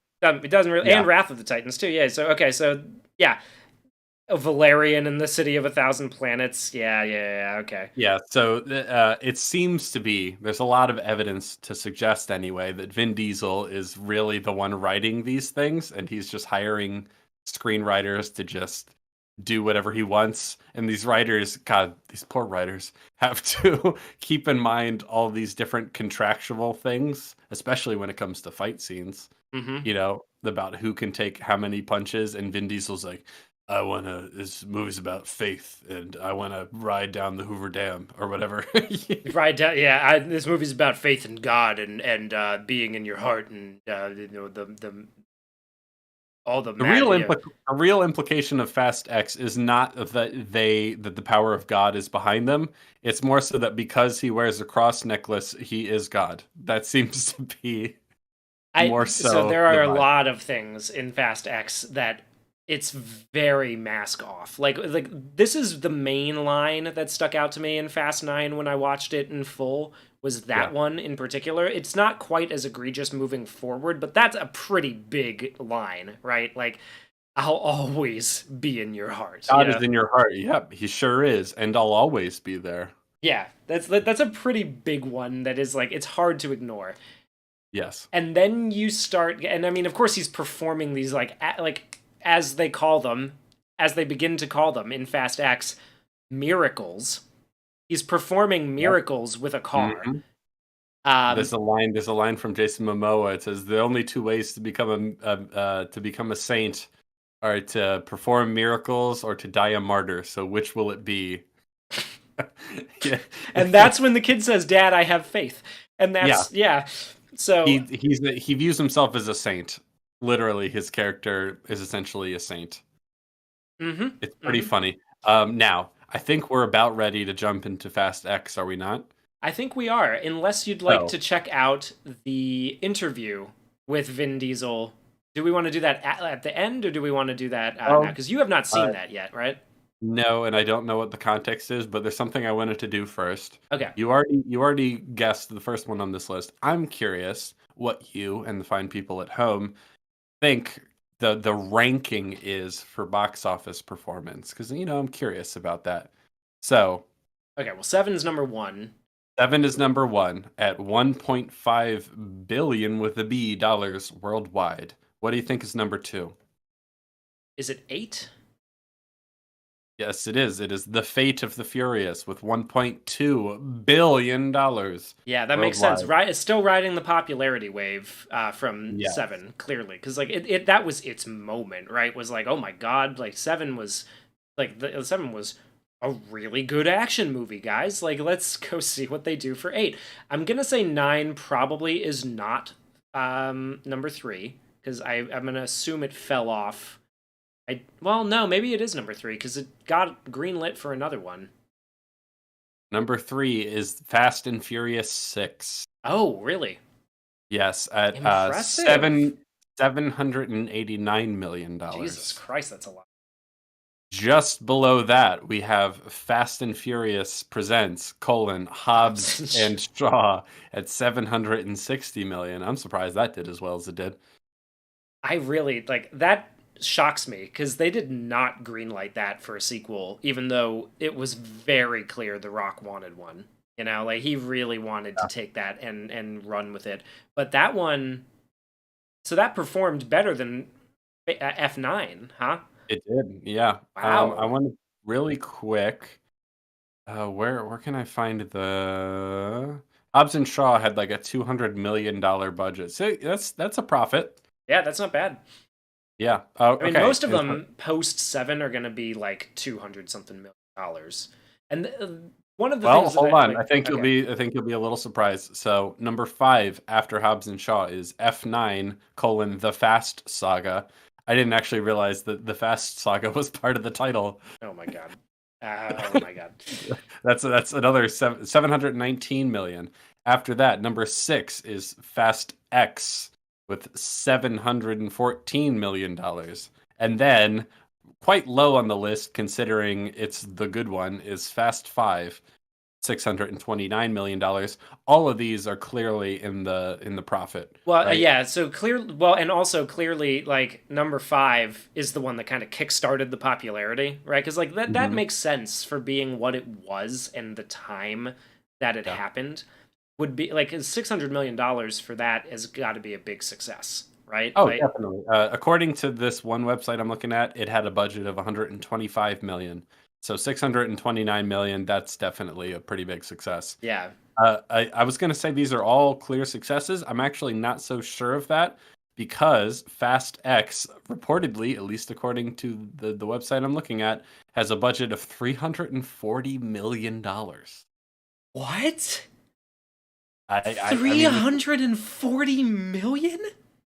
I'm going to double check that really quick just to make sure this website's not, shit in the bed. Oh my But god. For that? Fast X production budget. Let's see. Yeah, $340 million. That barely broke even. Yeah, so that barely broke even. Yeah, that's crazy. It's easily the most expensive. That's pretty wild. Holy Anyway, shit. after Fast 5, we have Fast and Furious, which, as you will recall, is 4. Number 4. $359 million on an $85 million budget. That's a profit. That's Too not bad. Fast, Too Furious, $236 million on a $76 million budget. Another hit. The Fast and the Furious, $206 million on a budget of 38. That's another hit. Tokyo Drift, $157 million on an $85 million budget. That is not a hit. So the only two that like barely broke even, we'll say, are Tokyo Drift and Fast X.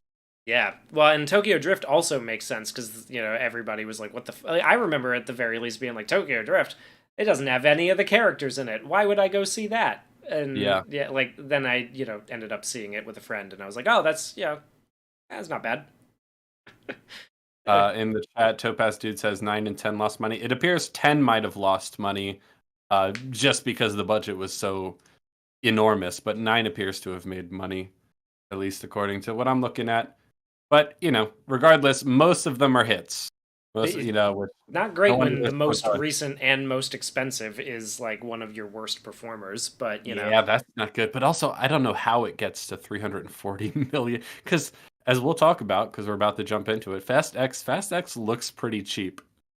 Not in terms of the cast. Obviously, they have some A-listers, and no doubt they are like bleeding the production company with their salaries. But the CGI looks cheap. It's a lot of green screen. I mean, they go sort of a globe trotting, but a lot of it, like, you don't really very need to go clearly broad. sets, yeah. Yeah, exactly. Yeah. Well, so before we jump into Fast X, let's take a quick intermission from discussing this saga to go and check out this watch together. It is loaded. Vin Diesel can't stop praising reporter. Is that it? That is it. Vin Diesel cannot stop praising reporter. I don't think I've seen this. So what is the context So here? the context is, as you can see in the back, Triple X is being revived, and Vin Diesel When is is in. this? This is When in is this? 2016. Okay. So, very soon after, and in the middle of his feud with The Rock. Important to note, I think, as we move forward, this is only a minute long. It might be shorter, depending on how much we can stand.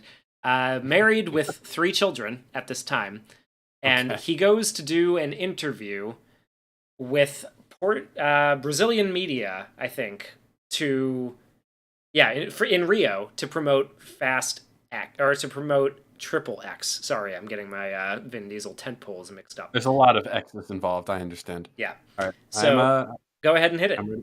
All right, here we go. First one, and God, he's so beautiful. God, she's so beautiful, man. Am I right or wrong? Look at her. How am I supposed to do this interview? Look at this woman. Tell me your story. She's so beautiful. Conyo, man. Talk to me, baby. She looks so uncomfortable. Oh, poor thing. I know. Tell me your story. Tell me yours. Let's get out of here. Let's go. Let's go have lunch. My God, I love her. Look how beautiful she is. Thank you. God, wow, man. So, Tom Hanks? Wow, man. Oh my goodness. He just gets This is compiled. This went on over like a 30-something minute interview, and she could not get anything out of him. This is all he did the whole time.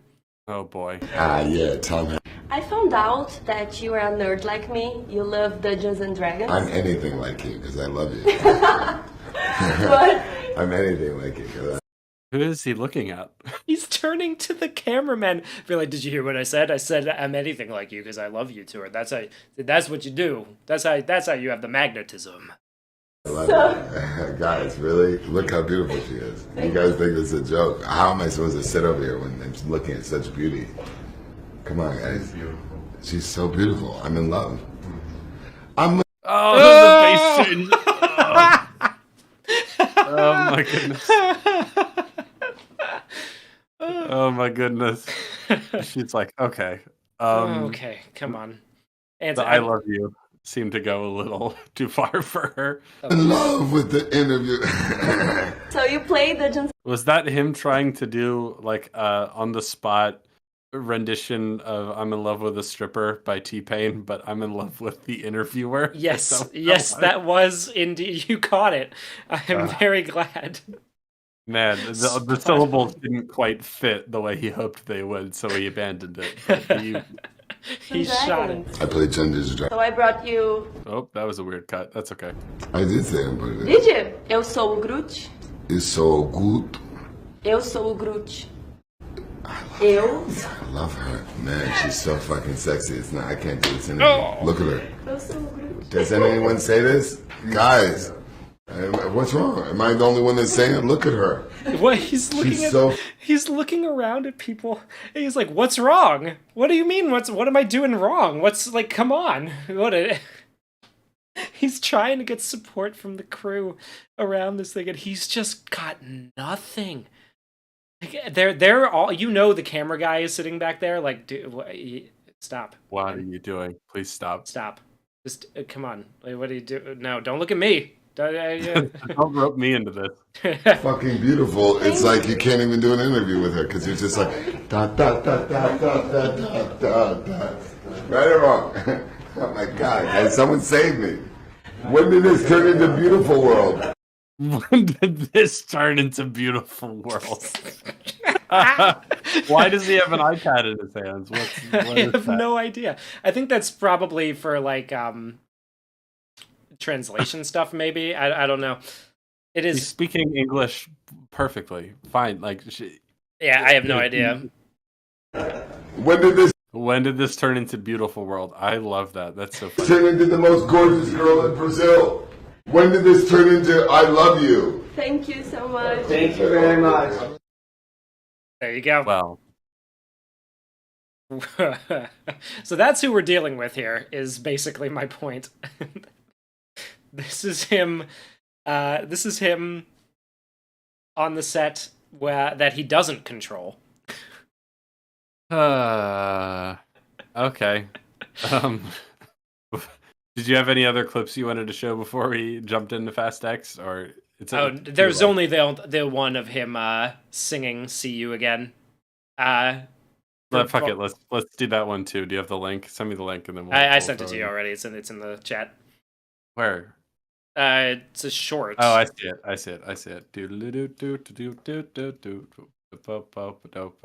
Vin Diesel.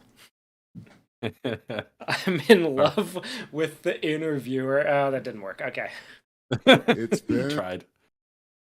All right. long. This is Vin Diesel Canta See You Again Tributo per Paul Walker MTV Movie Awards. Yeah. So he came out to do like a basically like one of those like, and the MTV Movie Award goes to, right? It's like that's what he's holding in his hand, and this is what he decided to do. All right. Here we go. for Let's it. do it. It's been a long day without you, my friend, and I'll tell you all about it when I see you again. Cool. Thanks, Finn. Thanks for that. Okay. He's been singing on his Instagram for his followers, and he decided that just kind of went to his head. He was like, you know what? I'm gonna launch my MTV thing. It's MTV music. Let's go. Yeah, he just has the energy at this point that like people will love anything he does. That seems to be the vibe. Yeah, well, I mean, what would you feel like if like the last two giant, multiple $100 million movies that you made were basically just catering to everything you've ever wanted, right? Like that's he's gone mad with power. That's where this Yeah. comes from. Yeah, as someone has pointed out in chat, that could have been worse. It could have He's been. not He's he's not not a terrible. terrible No, no, no, no. player. I just thought it was funny. Yeah. Okay. All right. So now we've arrived. Finally, here we are. Fast X, a movie I've actually seen. Let's talk about it. Yes. The movie starts with another flashback recontextualization of a previous movie. This time it's Fast Five, where we've recontextualized the heist to be that the person they were stealing from had a son the whole time. We just never saw him, but he was there. Trust us. And it was Jason Momoa, who looks nothing like his dad, which is pretty funny. He was there and he watched it happen. He was actually Yes. so, and this is funny because when I showed this to my family, did a little thing with this. When it came out, I was like, "You've got to see this fucking movie, right? Like you cannot believe how insane Vin Diesel has gone, and how unhinged and fun Jason Momoa is in this movie. Like you are gonna love this, right?" But we did this on the 4th of July where we rented this. And then every time the word family was mentioned, you would have to take a sip of your drink. Uh-huh. Most of us went through about 4 beers. Yeah, there's At a the lot end of of this. family talk in this one. They're really doubling down on the memes. Um, I guess general impressions before we go through the play-by-play here. This movie's terrible, but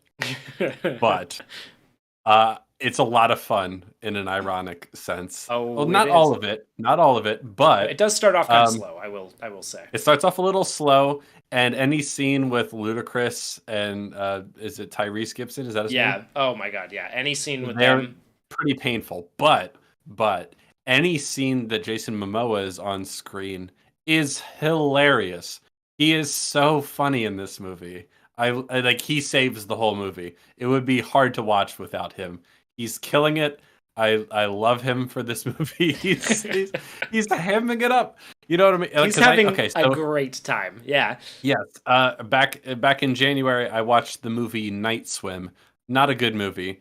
One of the main problems with January Blumhouse horror movie Night Swim is that even though the premise is as stupid and simple as what if a pool was haunted? Oh my god. Everyone's playing it very seriously, except for Wyatt Russell, son of Kurt Russell, who is hamming it up and trying to be as funny as he can.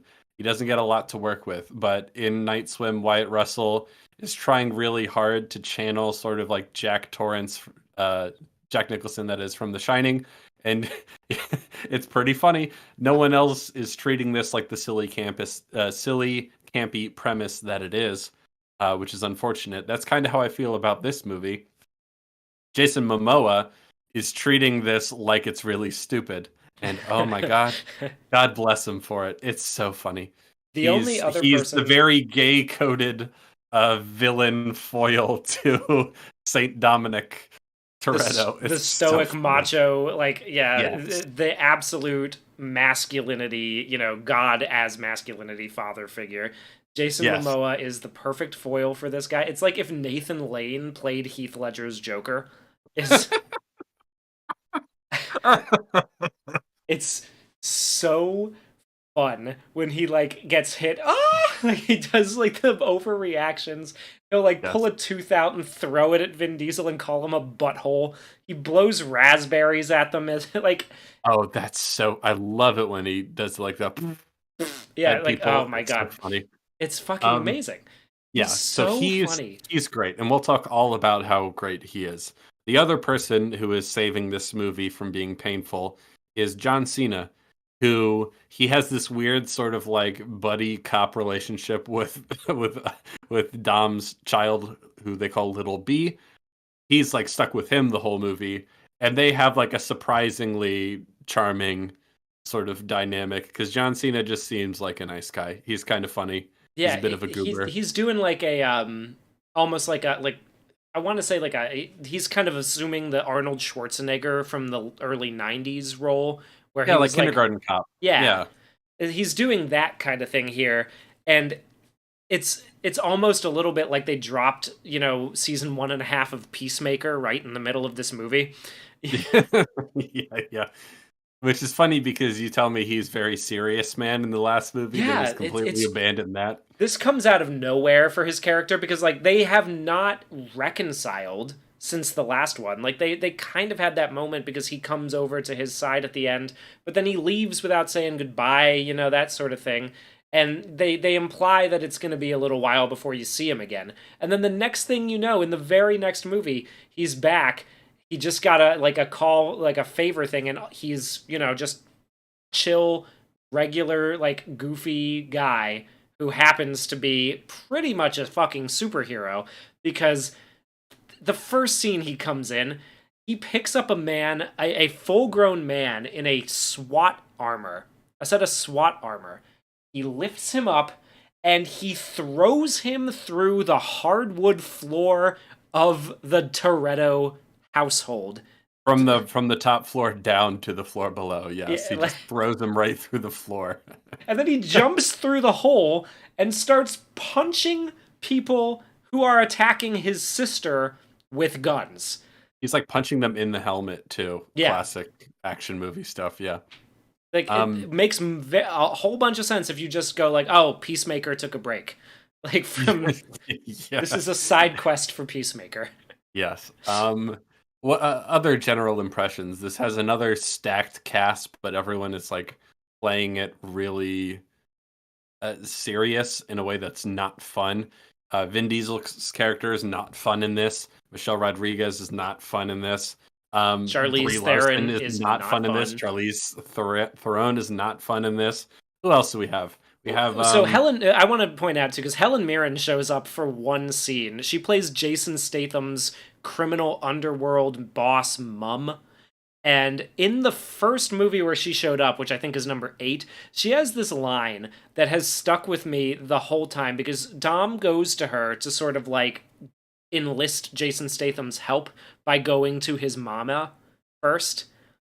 And her introductory line is to stir a little cup of tea, and she says to Dom, "You got exactly until I finish me cuppa and I'm fucking thirsty." And then she starts like chugging the tea as he's trying to convince her to give him help.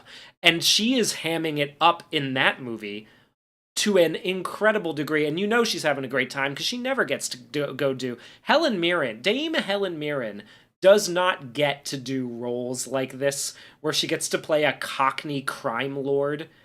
Yeah. Like this is not her bread and butter. No. I'll give you till I finish me cuppa. Yeah, that's basically what she says.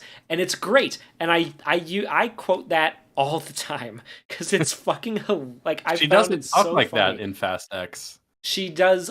She has toned it down a bit. That's unfortunate. Yeah, she's toned it down a bit, and she like the only hint that you get is they're looking at the smoldering ruins of the street outside the Vatican, and she goes, "It ain't no Roman holiday." Yeah, and then Vin Diesel looks at her like he knows what Roman holiday is, and I'm like, bullshit. Well, he thinks he's Marlon Brando. Basically, he's following in Brando's footsteps. That's Gregory Peck, but yes, right. Well, I mean, it's cinema history, isn't it? Like, she does say, "You're no Gregory Peck." Yeah, you're no Gregory Peck. I what bothered me about that scene is Vin Diesel gives like a knowing look, and I'm like, you don't. You're right. It isn't a Roman holiday. Vin Diesel, don't talk to me like you like Roman holiday. That's a great movie. All right, how dare you stand where he stood? By the way, Roman Holiday, excellent movie. Go check it out if you haven't seen it. Agreed. Classic. Very, yes. very good. Let's see, other general impressions. The action is insane and very stupid sometimes. I love the whole sequence where there's a bomb rolling. Yeah, you heard that right. There's a bomb rolling towards the Vatican. Well, that's pretty hysterical. I mean, that's basically the first major action set piece of this film, so we can let's just jump into it. So first we recontextualize Fast 5 to make it so that the the crime lord that they're stealing from had a son who looked nothing like him, and he's played by Jason Momoa, Who and doesn't he's speak like, with a Brazilian accent at all, no. right? Like he's just talking like a normal Why dude. bother? Why bother? Jason Momoa is like, I will get revenge on you, but he's like, I'm not just gonna kill you. That'd be too easy. I need to inflict suffering. He Never wants. accept death when suffering is owed. That's his mantra for this movie, basically. And so he's the Joker to Vin Diesel's Batman, and he's just like a thorn in his side, like testing people and trying to inflict suffering on them because he's obsessed with him, kind of thing. You complete me, all that sort of stuff. That's his vibe. And so the first major set piece of the movie. Though before we even get to the first mission, I could not believe how saccharine and schmaltzy the first like 20 minutes of this movie are.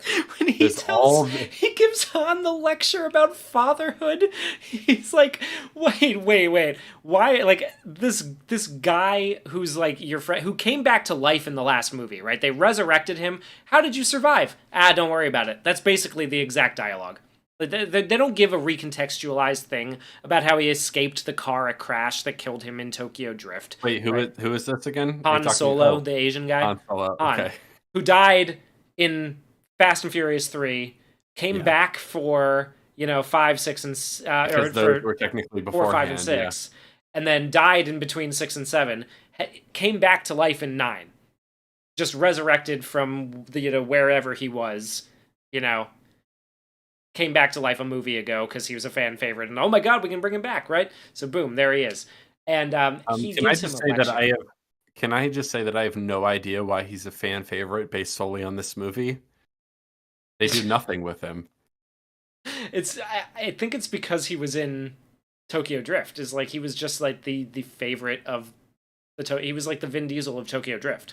Okay, yeah, I can understand that. Like, I wouldn't be shocked to learn that he was actually much more interesting in these previous movies. But I'll say, based on this one, I have no idea why he's a fan favorite. They even have a sequence where, like, haha, isn't it funny that he ate a weed muffin, like a drug infused cupcake of some kind, and they do nothing with that. Yeah, it goes fucking nowhere. Just wears off. It's wild. Anyway, they don't do anything with him, so I wasn't even quite sure why he was in the movie, to be perfectly frank. Yeah, I think it's probably gonna come into play maybe in Fast X2 and X3. Who knows? We'll just have to wait and find out what Vin has in store for us. What has he got up his sleeveless tank top? Opening schmaltz takes up at least like 15 minutes, where there's a whole bunch of like family is important. Family. He's like teaching his son how to be into cars. And Rita Moreno's here. Who's Rita Moreno? Rita Moreno she's a famous Latina actress. Oh, who plays his abuelita, Dom's grandmother. Oh, she's in West Side Story. Yeah. That's it. Yeah, What is she doing in this? She's playing Dom's abuelita, so we have confirmed he's not Italian now.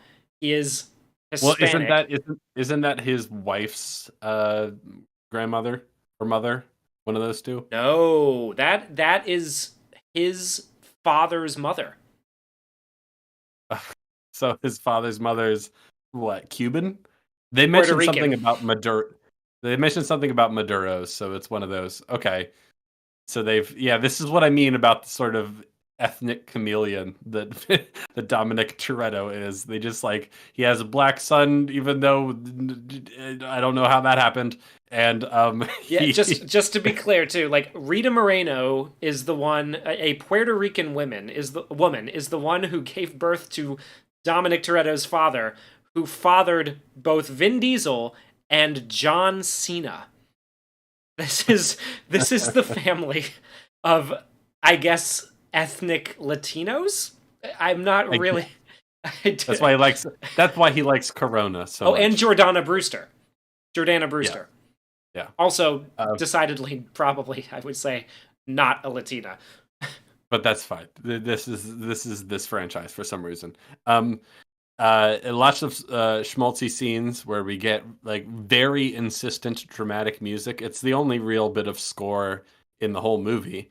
The movie is like almost wall to wall soundtrack, but there's a couple scenes where there's actual score, and it's just to be the most on the nose, insistent. This is supposed to be wholesome music you've ever heard. It's a slow version of "See You Again." It's the piano do do. Oh, is that what that was? Do do do do do do do do do. Yeah.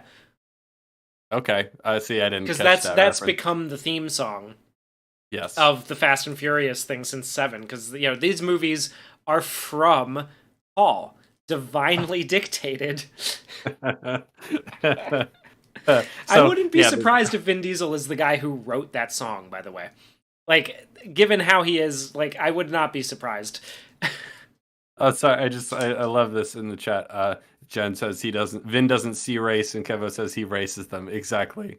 He doesn't see race. He races race. Yeah, exactly. Yeah, I want to see Dominic Toretto's 23andMe. This is the most fascinating thing. The biggest reveal for Fast X3 will be that.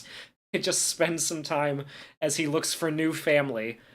You know what? Honestly, I would love to see when it finally happens. I really want the finale of this franchise to just be called Race Wars. That would be the dream come true. Okay, so there's lots of schmaltzy, like, oh, we're such a loving family and we love and care about each other so much. And there's talk about faith and honor and stuff like that, and family and how important family is. He's like doing donuts with his son, and he's like, "Oh, you lost control there." And he's like, "It's okay to be scared." And he's like, "I wasn't scared." It's like, "Dad, you're never scared." And he kind of like laughs it off. And later he has a scene with Michelle Rodriguez where he's like, earlier I was driving with Lil B, and Lil B said, "You're never scared," but that's not true. I am scared. I'm scared of losing a son and a wife.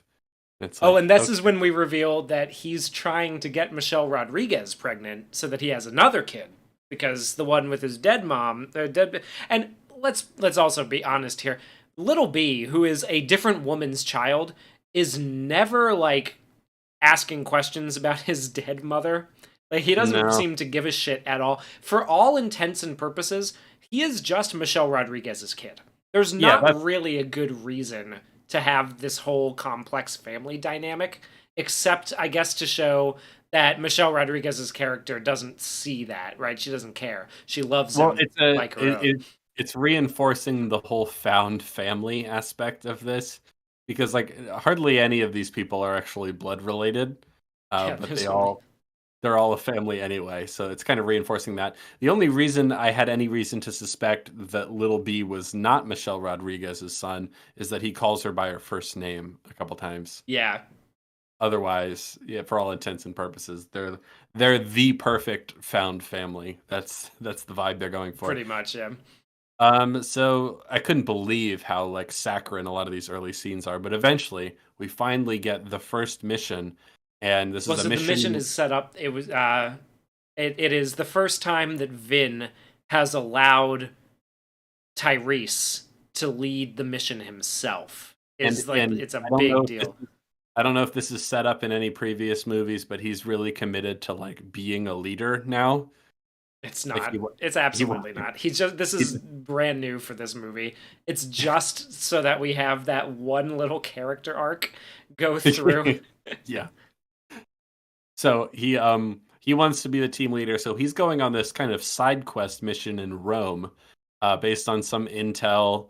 I don't even remember what the mission is. Eventually, there's a computer. Hold on, wait, because I need to reiterate exactly how fucking stupid this is. Right, the mission that is so Tyrese has found this mission, and then Ludacris, who is, and I need. This is like the number 3, maybe tied number 2 hacker computer guy in the world now. We've moved beyond just like he puts cool tech in cars from Too Fast, Too Furious, or even beyond just like, oh, he knows how to break into safes really well. No, he is just the guy who knows everything about every little bit of technology in the world. He checks out Tyrese's intel that a computer chip is being stolen in Rome and goes, yeah, that's legit. We should go do that. I think we're good. That So will be important later. he's there to make sure a computer chip isn't stolen. That's the whole mission. That's the whole mission. Because they're like super secret agents now, so They do need these to missions. steal it from the people who are trying to steal it. Oh, okay, cool. So, but importantly, this is like a side quest for the main family because Tyrese, Ludacris, and British Ramsey. woman Her name's Ramsey. Ramsey are like going on this mission, and Tyrese is gonna lead the mission. Dom doesn't go on this mission.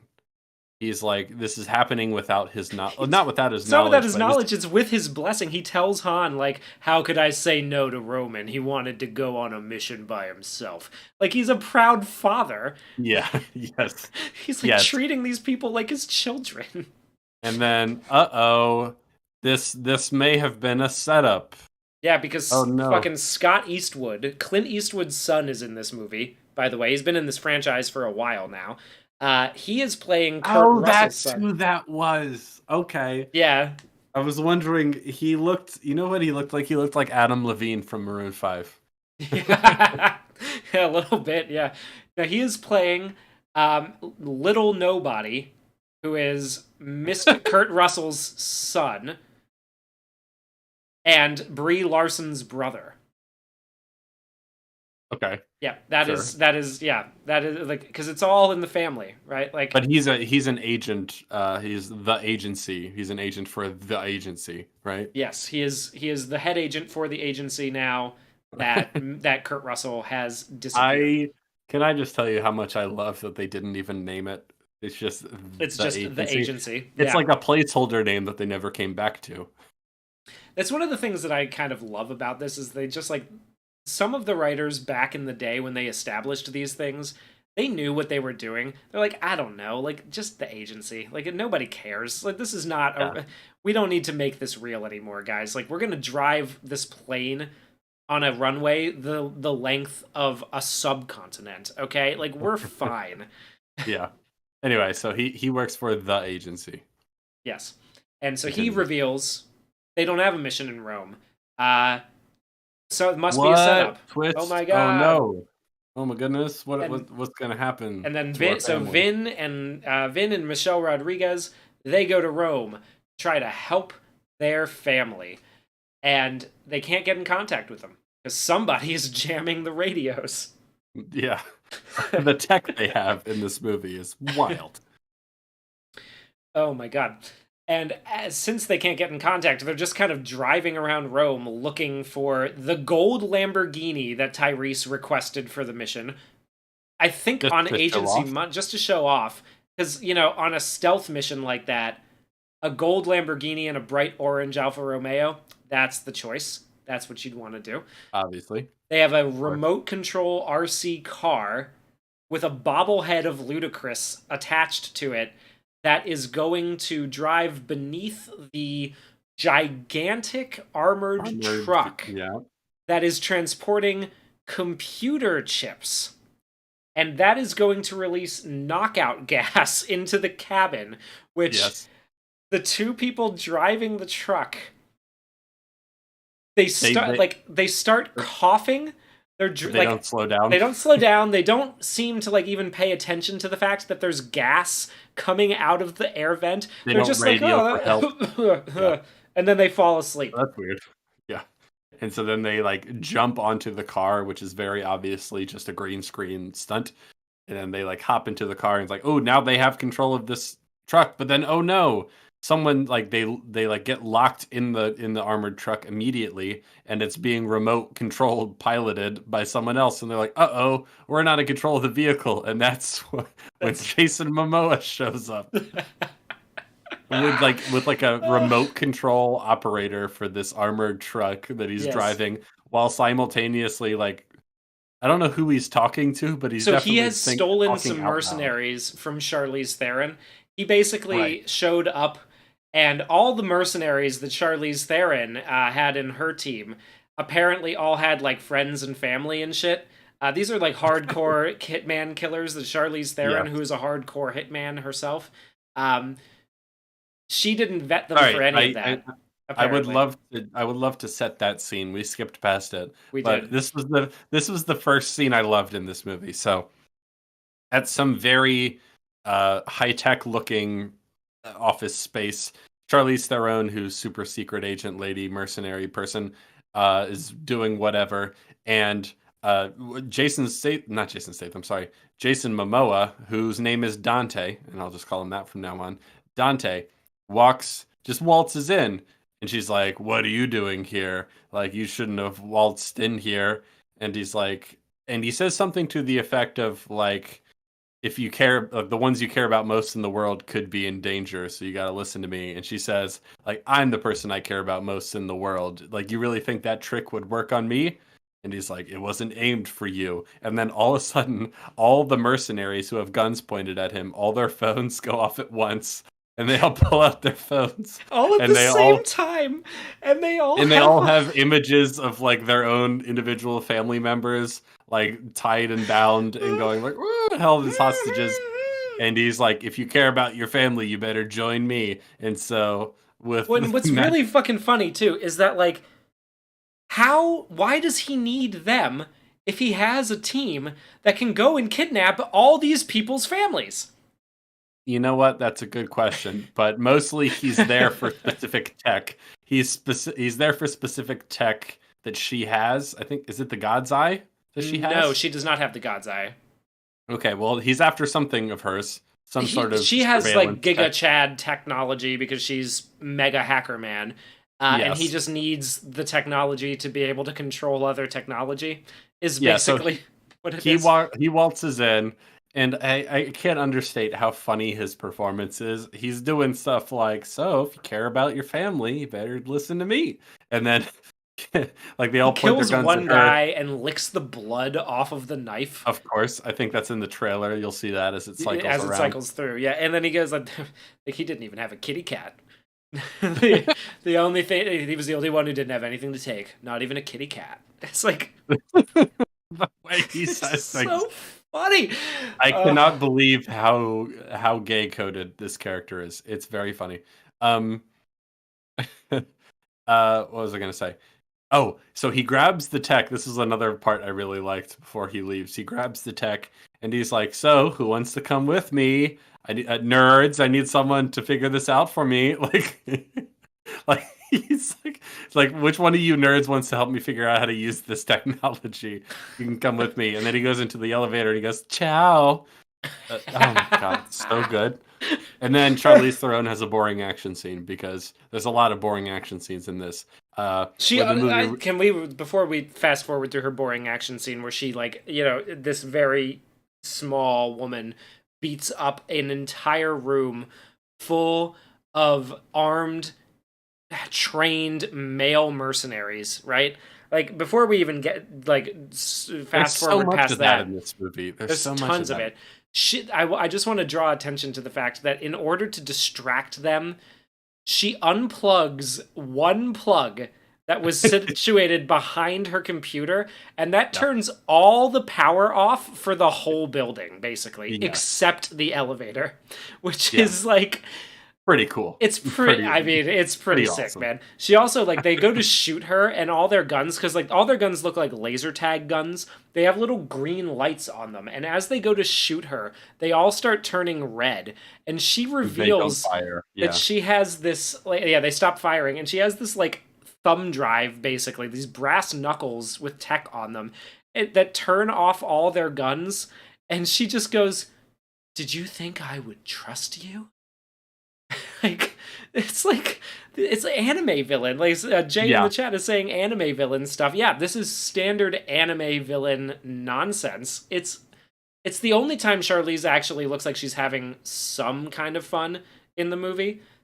Mm-hmm. Is when she's hamming this up. For the rest of it, like, she is absolutely just there for the paycheck. She does not want to be there. There's a lot of fun stuff where the movie is fun. I think there's a lot of moments. Charlize has one moment here Jason Momoa has plenty of them as the movie goes on, where it's like, haha, this was all part of my plan the whole time. Yeah, Moments. yeah. I love those moments, especially some of the later ones with Jason Momoa, where everything goes horribly wrong, and then he's like, haha, just kidding, this is how I hoped it would go the entire time. You fool, you fell into my trap. I Well- knew you were going to tie those helicopters together and crash them into each other. And speaking of that, let's get back to Rome. So, as Ludacris and Ramsey, Missandei from Game of Thrones, are driving around, Ludacris goes to check on the payload that they have just stolen. And this is one of my favorite lines in the movie because it's just like, it's so obvious that Vin Diesel wrote this. And it's just like, Ludacris goes in and goes, Tyrese, you told us this was computer chips. This is a bomb. And he goes, what do you mean it's a bomb? It's like, it's a bomb. Like basically, like, what's the problem with that? It's like, oh, if it goes off, or like, what happens if it goes off? Oh, the 7 hills of Rome will be down to 2.5. I It's feel so corny, dude. I It's love so it. funny. I love it. Well, here's That the somebody here's the wrote thing. this. There's some corniness that I really love.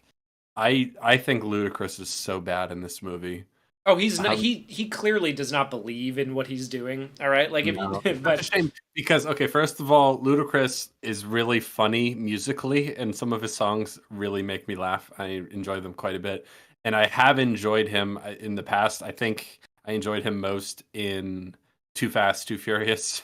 Like when you give him the right material and he believes in it, he can be funny.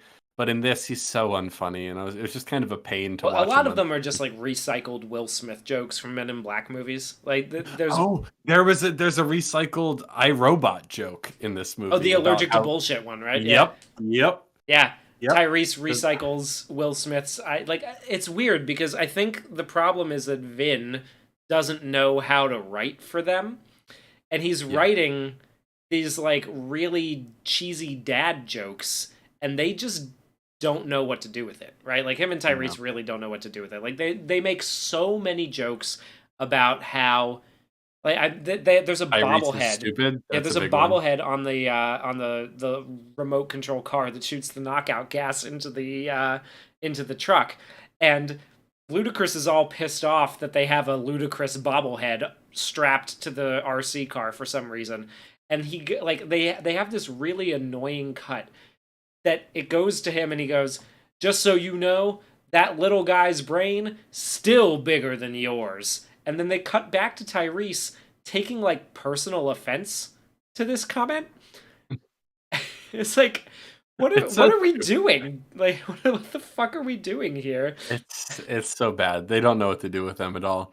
But Jason Momoa is like on a watchtower somewhere watching this all play out, controlling everything, and his grand plan is to crash this armored vehicle so that the spherical, I should say, bomb in the back rolls out and then rolls on the perfect miles. trajectory for miles directly Vatican. towards the Vatican.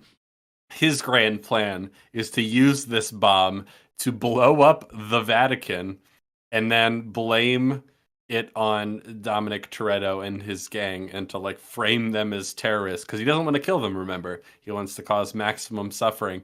And there's a really funny moment where I know this had to be his plan overall, but the implication is that it's improvised, which makes me laugh a lot, where he's like, oh, what should we go for? And he's like, oh, the Vatican? Oh, I forget exactly how he says it, but it's very funny. You know what part I'm talking about? Yeah, no, he says, is like, what should we blow up? The Vatican? All right, I'll do it. But you guys are going to hell. That's what it is. Yep, that's the line. Thank you. And God, it's the way he says everything. It's so funny.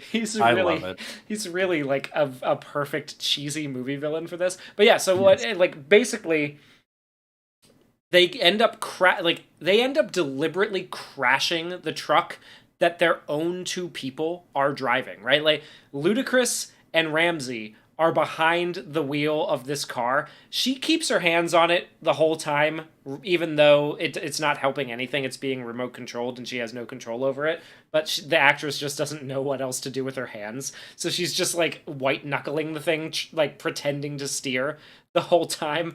But we like the whole thing is that it's not happening.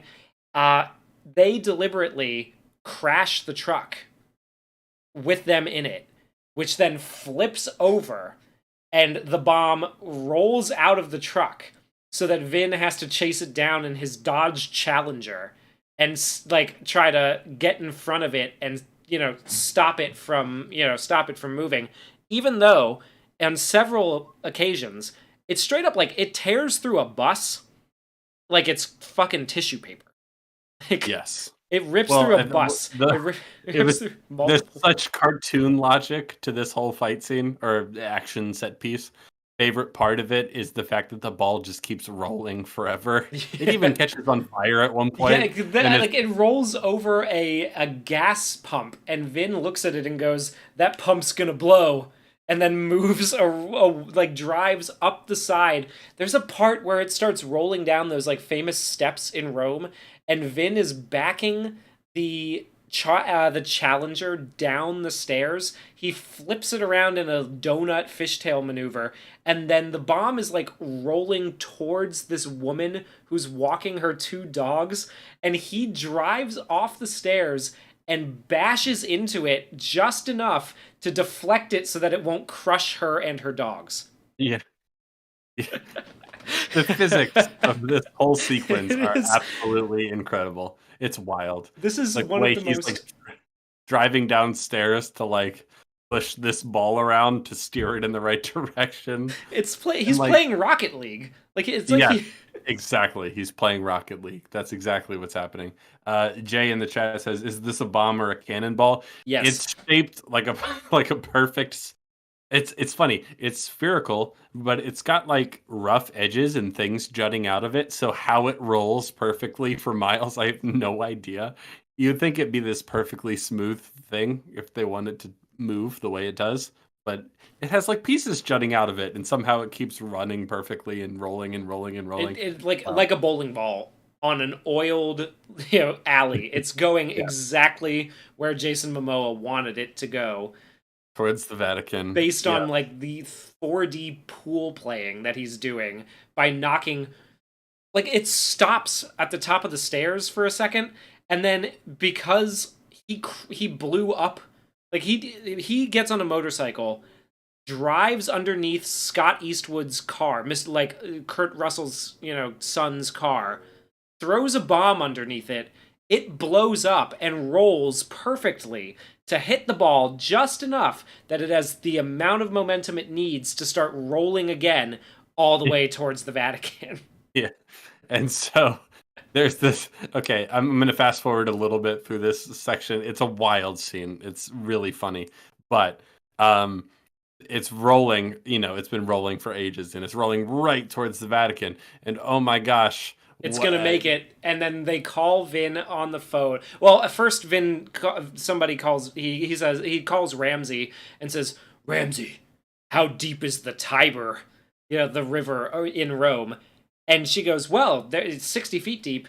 That'll probably reduce the bomb's explosion by, I don't know, 10 times maybe? Probably at least 10 times. I guess. Whatever you say, lady. Whatever. Dude, like, sure, yeah, that's how... It's a hydrogen bomb. So it's like, it's an H-bomb. They say that multiple times. So, yeah, sure, funny. That's how that works. Fine, whatever. So it's rolling, finally. But we have the stakes now, the stakes are... get it into the river so that it doesn't blow anything up. Yeah, it's rolling perfectly towards the Vatican, and Jason Momoa has armed the bomb and set it to detonate at a certain time, and then somehow he's talking to Vin Diesel, and he's like, "You have 30 seconds, dumb." Like, there's a countdown, and then Vin Diesel somehow drives... I want to just... Tyrese says, "Dom, Vatican is in the blast radius." There's 10 seconds left on the bomb at this point, by the way. The Vatican's in the blast radius. Get out of there. You done everything you could. And he looks up and sees a construction crane on the side of the bridge. with a perfect ramp right towards it. And he goes, "Not everything." Shifts gears, flies off the flies off the ramp into the construction crane on the bridge, bonks into it, which spins the construction crane around and golf balls it into the river. He flies after hitting the crane with the front of it at full speed with the front of his car, bounces off of it, flies to the road just underneath the Vatican, smashes the passenger side door into the wall, and lands on all four wheels while the bomb drops into the river and then explodes. And he has to outrun the shockwave backwards for a little while. Okay, so he'll be totally fine after this. He's not even injured. This is a time I would like to bring up an action franchise that I actually really like. And that is the first three Bourne movies. Like Jason Bourne will like fall like a couple flights of stairs and then be limping for the next few scenes. Meanwhile, Vin Diesel's character, like a nuclear bomb goes off behind him, and after he smashes his car headfirst into a crane to push it around, and then lands. Like all this stuff, he's fine after it, and He just shakes it off. The car is perfectly drivable after slamming in a. First off, it rolled down. Like we haven't even gotten to the point where we haven't even discussed the problem of it going backwards down those rickety wood down those stairs in Rome, right? Those stone stairs, bouncing the axles all over the place, all that shit. Cars are basically indestructible. They are indestructible. He crashes does all that, crashes multiple times into the bomb trying to stop it. It doesn't work. So he flies off and deliberately crashes it into a construction crane and then into a stone wall, and he outruns the speed of sound in this car. It's really bad. To save the Vatican. Yeah, so he has saved Dante's the Vatican flaming ball from exploding, and then we'll hear it. The gay man has sent his gay agenda to destroy the Vatican, and Saint Toretto has saved everyone. We'll hear a news coverage montage. No lives were lost. No lives were lost. Incredible. He saved the day, saint. But Jason Momoa has somehow kind of with one line explained away the fact that somehow he has blamed this all on them, and now they're wanted fugitives because he framed them for trying to blow up the Vatican, I guess. So now they got to go on the run. Yes, and Jack Reacher is after them because he is also in this movie. Alan Ritchson, who plays Jack Reacher in the new show, which also, if you haven't seen that, that's a pretty fun action series. If you like it, like that kind of thing, I would recommend it. It's pretty good. But he has been co-opted into the Fast and Furious series as well. Because he's a beefcake. I mean, yeah, that's all it takes. Really, I mean, that's two Aquamans in one series or in one movie. So then what happens? I'm looking for broad strokes here. What happens next? Well, what happens next is they summarize all the movies, kind of the way that I did earlier. There's a funny scene where Brie Larson shows up and Jack Reacher Man is there. He's an agent, and she's like, it's the argument basically. It's the Mission Impossible argument, like, well, whether they're dangerous because they go rogue all the time, or whether they're actually the good guys. You know what I mean? Yeah. Jack Reacher character is Agent Man, who thinks it's time that they face the music. They've been letting them go rogue for too long. It's it is finally time to bring them in, right? Yes. Can't let them go terrorize. He has a really great meta line where he's just like, the real question is, how did we let this go on for so long? And it's like, you know what? I agree. How did we let this go on? That was a very meta line. It was funny. I liked that. Somewhere in here is when Helen Mirren gives a pep talk to Vin Diesel and says, some Roman holiday, and you're no Gregory no Roman Peck. Holiday, and you're no Gregory Peck. We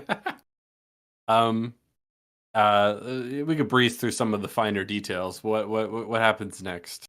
Well, Brie Larson then steals the God's Eye, and Tyrese, Ludacris, and Ramsey end up on a shipping container to London.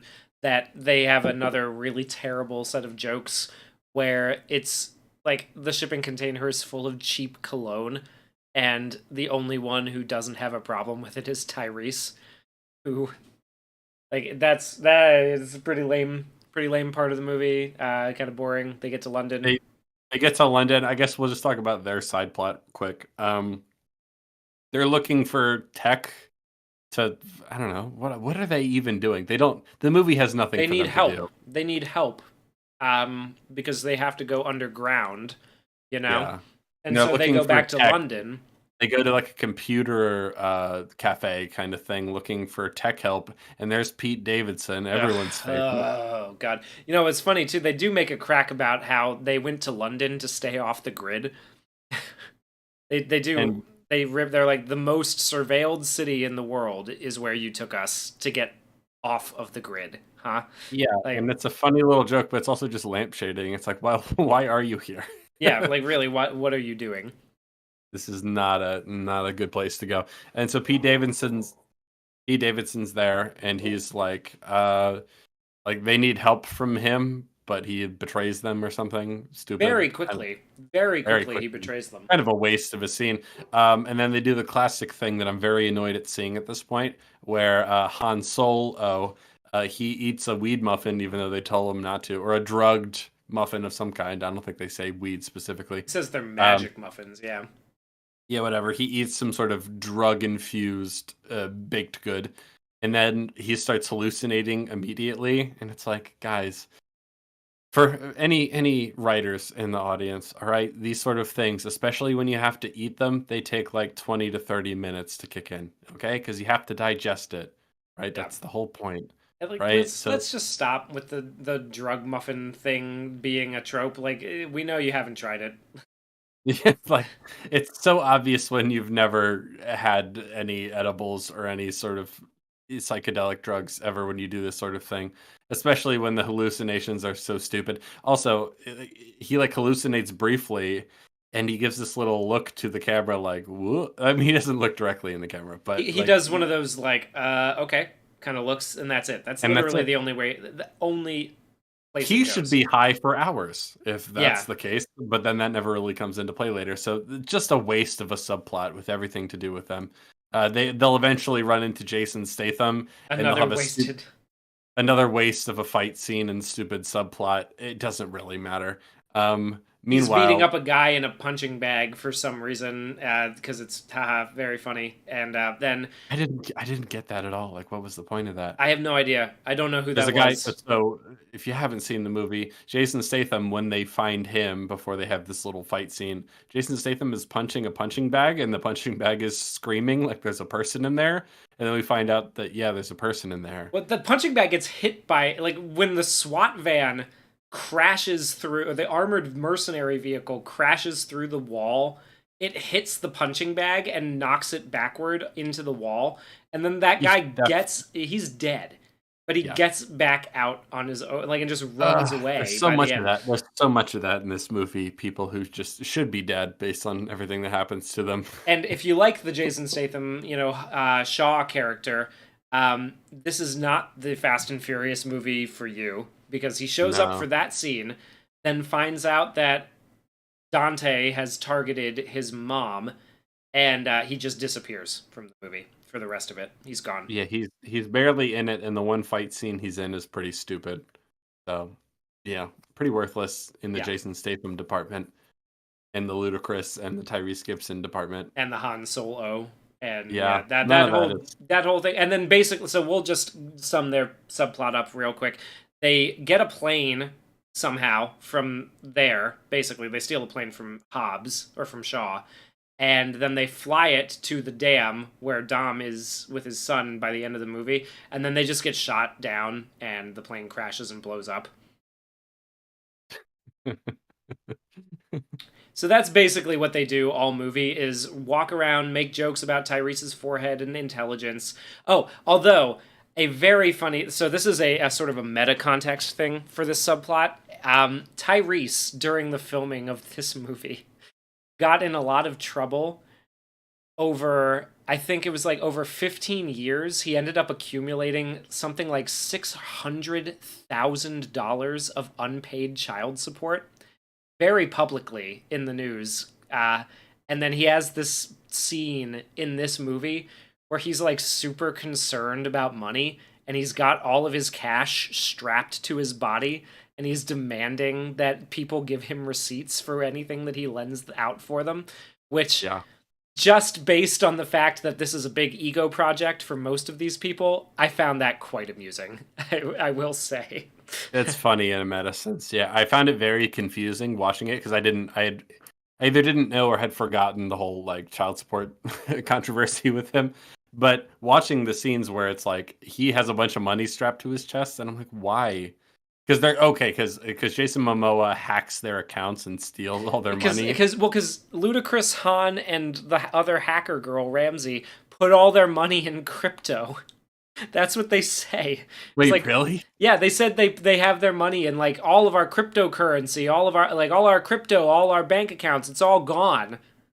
That's pretty funny. So like the whole thing is that yeah, they Jason put their money in Statham crypto. like robs them because he hacks their accounts or whatever, and so they're all broke and they've like gone into hiding, and so they can't communicate with each other. The gang's all split up more or less. Yeah, but so that's but there's Tyrese Gibson has a bunch of money strapped to his body. He's had it the whole time, and in a meta sense, the fact that he owes so much money in child support. It's kind of funny. Someone says IMDb trivia says the word family is said 56 times in this film. Yeah, That sounds wouldn't about right. surprise me. That's a lot, but yeah, that feels right.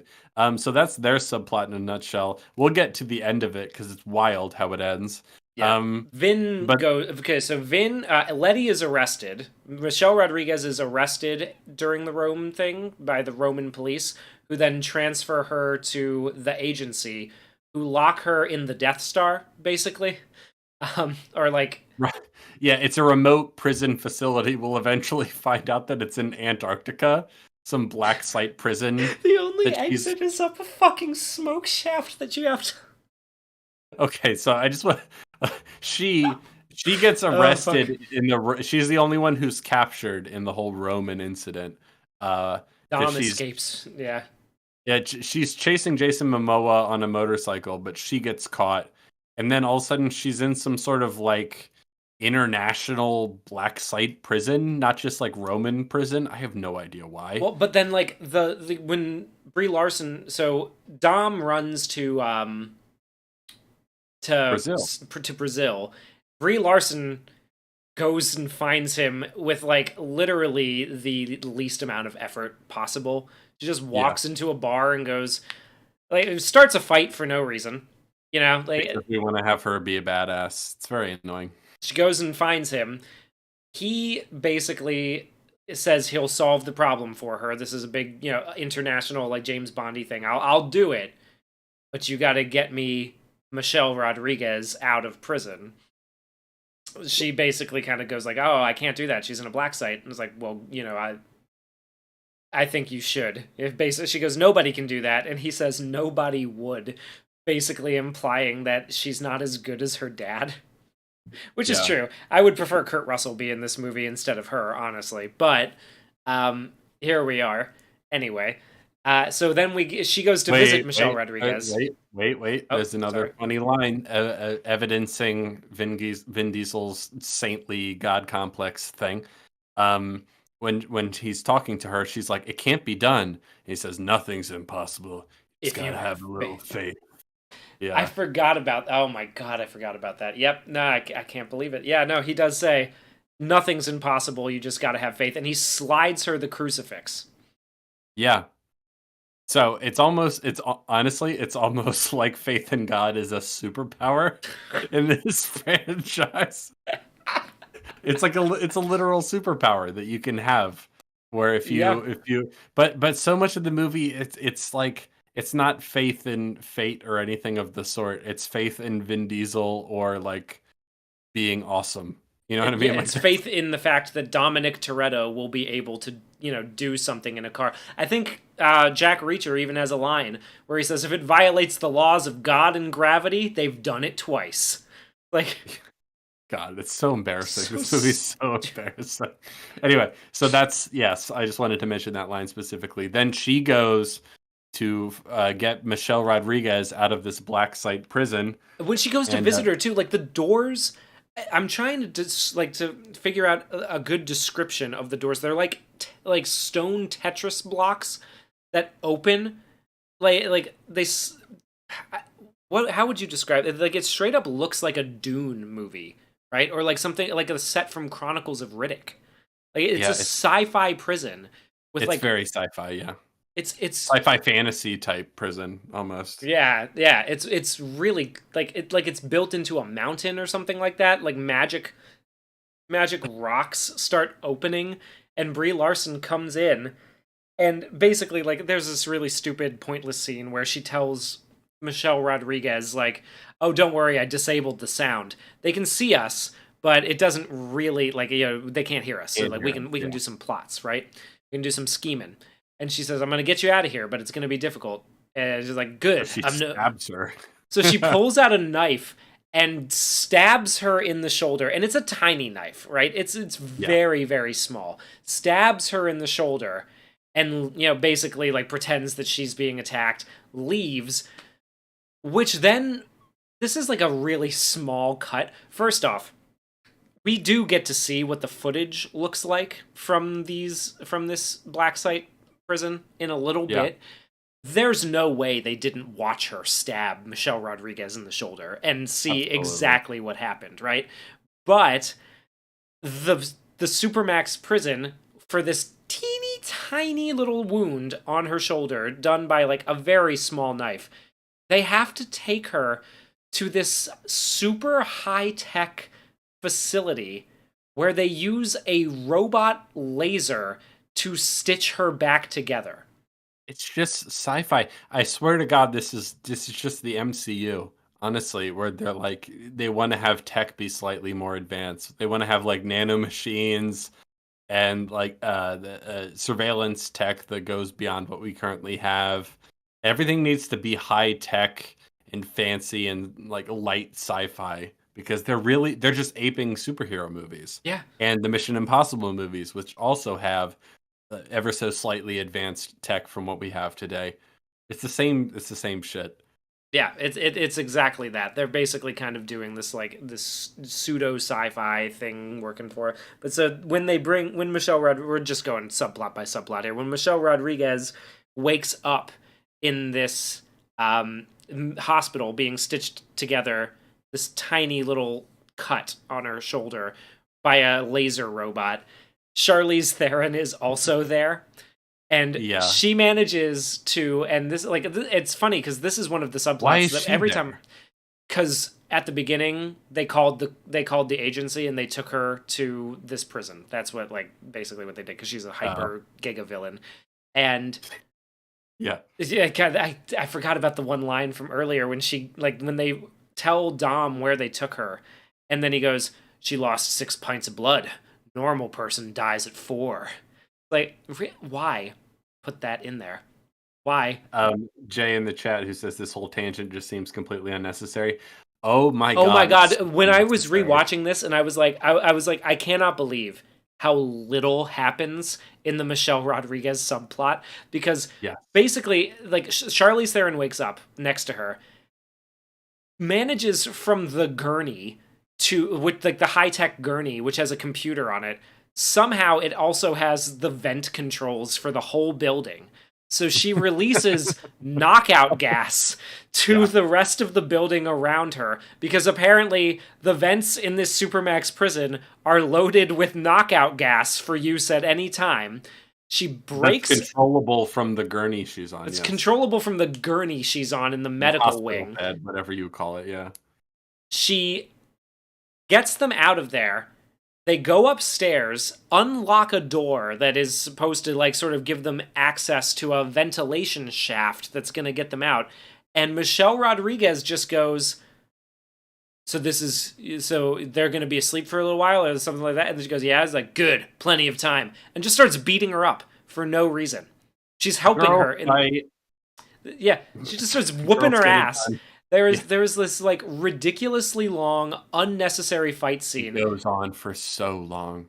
So long. So to the person in chat who says, is there anything necessary about this series? No. No. But with that in mind, this particular subplot of this movie is beyond worthless. All Yeah. right, so let's think about what happens. So she gets captured, everyone else goes free. She's in the Supermax prison and she's trying to get out. Brie Larson helps her get into the medical wing and she can use that as a way of sort of escaping, right? She gets paired up with Charlize Theron, who's also in the Supermax prison, and they somehow control knockout gas to knock out all the guards in the building. And then, because they don't like each other or something, because they hold grudges or whatever, they have this fight scene. It's unreal how long the fight scene goes on for. I fast forwarded through it when I was watching it. I couldn't believe how long it went on for. And it's another one of those fight scenes where neither is allowed to lose, so they just fight, and it goes on and on and on, and you're supposed to watch it and think, oh, cool, girl boss fight, but it's so boring. It's so unbelievably boring. And so they fight and they fight and they fight, and then neither wins or loses, and we cut back to whatever other subplot. Eventually, Michelle Rodriguez will find her way out of this building, will open up a sort of vent shaft and realize she's in Antarctica and go, oh, God damn it. And then that's it. She just goes back inside because she's in Antarctica and can't go anywhere. And then eventually, I swear, like, all that happens with her subplot is that at the very, very end of the movie, Gal Gadot shows up in a nuclear submarine that just emerges out of the ice in Antarctica. And Charlize Theron or Brie Larson or whoever, I don't even remember, was like, see, I told you I had a plan. And that's it. That's the whole subplot. We keep cutting back to that, even though nothing happens at all. It's so worthless. It's hard to overstate. Did you already get to the point where she beats Charlize Theron up and knocks her out, climbs all the way up the ventilation shaft, which seems to be the only entrance and exit to this building, opens it up, finds out it's in Antarctica, climbs all the way back down. And like one of the things that Charlize Theron said before Michelle Rodriguez attacked her was, "We don't have much time. They won't be asleep forever." Yeah. And then what else even happens in this subplot except for Gal Gadot showing up at the end and Nothing. being like, That's it. That's all that happens throughout the whole movie with them. Okay. So is any of this necessary? No, but this part is especially unnecessary even to this unnecessary story. Like everything with Vin Diesel is like, part of the story and important to this story. But the Michelle Rodriguez, Charlize Theron stuff is just a waste of time. And not even fun. So is the Ludacris and really, we've summed up exactly what happens with her, and what happens with the Ludacris and Tyrese stuff is like they fuck around doing nothing for a while, and then they show up at the end. So with Ludacris and Tyrese, they show up at the end and immediately are killed, air quotes. And then Michelle Rodriguez and Charlize Theron. But yeah, Michelle Rodriguez and Charlize Theron fuck around, and they get to the nuclear submarine where Gal Gadot's just been hiding for the past several years, not for some reason, since she passed away. Yeah, since she died in a fiery plane explosion in the 6th movie, 10 years ago. Yeah, so neither of these two subplots that we've gotten out of the way amount to anything, at least in this movie, which, as you will recall, is part 1 of maybe 3 of the overall story. So maybe there's going to be 3 of these. Yeah, so Michelle Rodriguez and Charlize Theron are just kind of on ice. But the fight scene between those two, Hugh, you might have missed this part. I fast forwarded through it. I couldn't take it. It was so long. It goes. There is one part where I was like, "Wow, that was kind of cool." Was when I think it's when Charlize Theron swings Michelle Rodriguez around and then bashes her head against the side of the elevator and knocks her off of her. And I was like, "Oh, that's kind of a neat stunt," but it doesn't affect anything that happens in the actual fight scene. And then the end of the fight scene is that Michelle Rodriguez grabs Charlize Theron. They jump through a window and they both crash land on tables that don't break and fall onto onto a floor covered in broken glass, and they're just fine the next time we see them. And then it cuts away. Yeah. There's so many scenes in this particular subplot where the scenes don't even end, and we just cut away, and you go like, what the fuck was the point of that? It's unreal. So I feel like We've gotten two of the big subplots out of the way. I think the only other one to really deal with. Oh no, we got John Cena too. Yeah, let's talk about John Cena and the kid, and then we'll get to Vin Diesel's subplot. Okay, that works for me. So John Cena arrives basically a little earlier in the movie to save the kid and Jordana Brewster from the SWAT teams that are coming after him, the agency SWAT teams that are coming after him. This is where we get Peacemaker, in the middle of Fast and Furious. He does some superhero shit. They get out of there. And I think my favorite part of John Cena's character in this one is that he is the only guy willing to be an absolute goofball. And just like, he's the only one that doesn't feel like there's ego attached to the... Except for Jason Momoa, yeah. Except for Jason Momoa, yeah.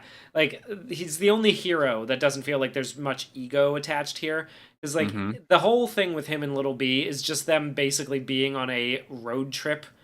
And him trying to cheer up a kid who his dad may be dead, right? Like, that's kind of like what they're implying. Yeah, like his and dad... at one point they're trying to go to like a safe location, hideout sort of thing, and he's like, my dad's going to be there, right? And he's like, yeah, he'll be there, man. He's trying to reassure him that his dad's going to be okay. Have you met your dad? He's pretty awesome. He casts a pretty big shadow. Yeah, there's so much. They're sucking off Vin Diesel so much in this movie. And it makes it even worse, like, when you're just like, yeah, he wrote this. Like, he wrote these lines for these people to say. Yeah. But, like, absolutely. There's a scene, in, like, they basically are going to Portugal. They're going to a rendezvous point that they set up in Portugal at some point in between 9 and 10 when they made this plan, I guess, Sure, why not? But so they have to drive from LA to somewhere else to get on a plane to fly there. And he's got this whole plan of being super inconspicuous. Like they come out of the house in South Central LA, and the kid sees this giant truck and goes, "Oh my God." Like, it's the coolest thing he's ever seen. And then John Cena's like, "Hey, it's not that one. It's this one." And he goes to this, like, older Mustang from a time when the Mustang was not at its peak, you could say. What that was? That was a Mustang? Yeah, he says that it's like it or not, it's still a Stang. So respect, okay. Like like when they're driving. 80s, 90s type thing, yeah. Yeah. It is with like a kayak, with what you assume is a kayak on top, but it's not. It's not a kayak at all. They get to they have this like great Arnold Schwarzenegger it's almost like a pacifier or a kindergarten cop, or even maybe a little bit of like a T2 kind of relationship here, where they're like cross. Which I want to say that it's not like good in the way those others are good, but it's definitely one of the better things in this movie, because some of the jokes here still fall pretty flat for me. But yeah, no, it stands. It is, the kid is not doing a great job. I know children actors are tough, but like, he's not doing great. John Cena is honestly, he's doing the best he can. Yeah, he's doing what he can with the material that he's got, and I really enjoy his performance. This is one of the only parts of the movie. Like, the Vin Diesel part is fascinating to watch from a psychological perspective. Because that's the part Jason Momoa is most involved in. Yes. That's why it's so good, yeah. Yeah, the Jason Momoa is there too. And I like watching Vin Diesel, like, these lines that Vin Diesel wrote for Jason Momoa play out on the... knowing that he was unhappy with Jason Momoa's performance during these scenes too. Like, you ruined my material. You had gold. So funny. We'll come back to that. I want to know if you have any, like, do you have any quotes of him talking about, or like source of No, that was like a rumor that got spread around, and the more I researched it, there was like, oh, he quashed the rumors. He didn't really think he was overdoing it too much, like basically damage control from the fallout, because they still have to bring him back for the next one. Well, I totally believe that rumor, because it's clear It's so clear that Vin Diesel is taking this very seriously and Jason Momoa is not, so I am not at all surprised. Also, there are things that clearly, I mean, 100% clearly improvised from Oh, Jason yeah. Momoa, that he's just goofing off and the editor was like, no, this is good. We're using this.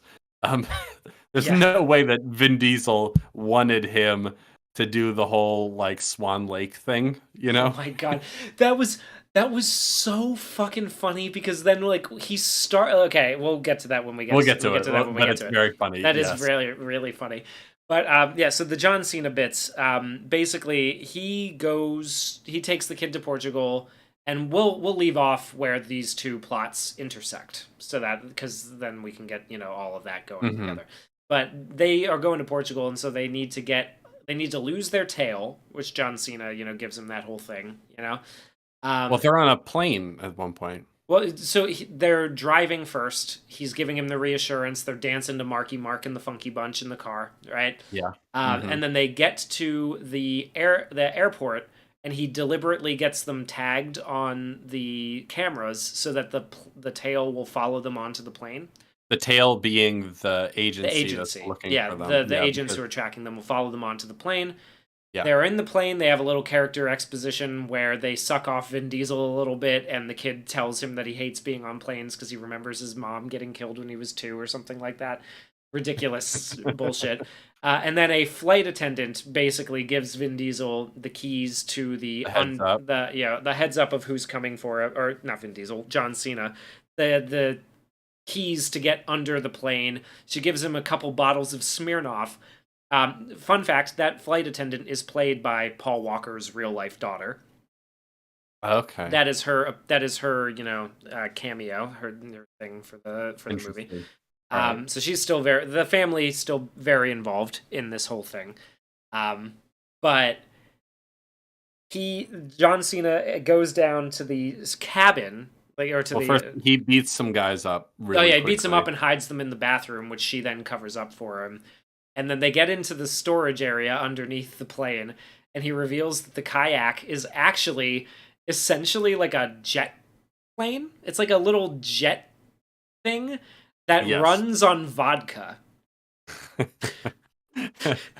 So he has some line. I don't even remember how he phrases it. It's like, but we need fuel for this combustion engine, and he has like tiny Little plane one-shotters. size, like mini fridge one-shotters of Smirnoff vodka, Smirnoff. and he's pouring them into the gas tank for this plane, this like kayak-sized plane. It's like a and bat plane. Like it flops out Yes. bat wings on the side and like flies around, and then Yeah. Wait, hold on. So he's pouring Smirnoff vodka into it for fuel. They couldn't just use plain fuel or just have gasoline in it. No, they have to use vodka for some reason. He's pouring vodka in it, and he's like, "We need alcohol, fuel." And the kid goes like in the storage area behind, under the plane. He grabs a bottle and he's like, "Look, I got fuel." And he's like, that's actually rosé. That's not going to work for reasons that are too complicated to mention now. But I appreciate I appreciate the enthusiasm. Yeah. Yes. It's like, what are we doing exactly? What the fuck? Like, why isn't this already just fueled? I don't understand. just fuel it. Like, oh, that's rosé. It's not going to work for reasons that we can't go into. Smirnoff doesn't work either, dude. You pour Smirnoff into your fucking gas tank, you're gonna have a bad time.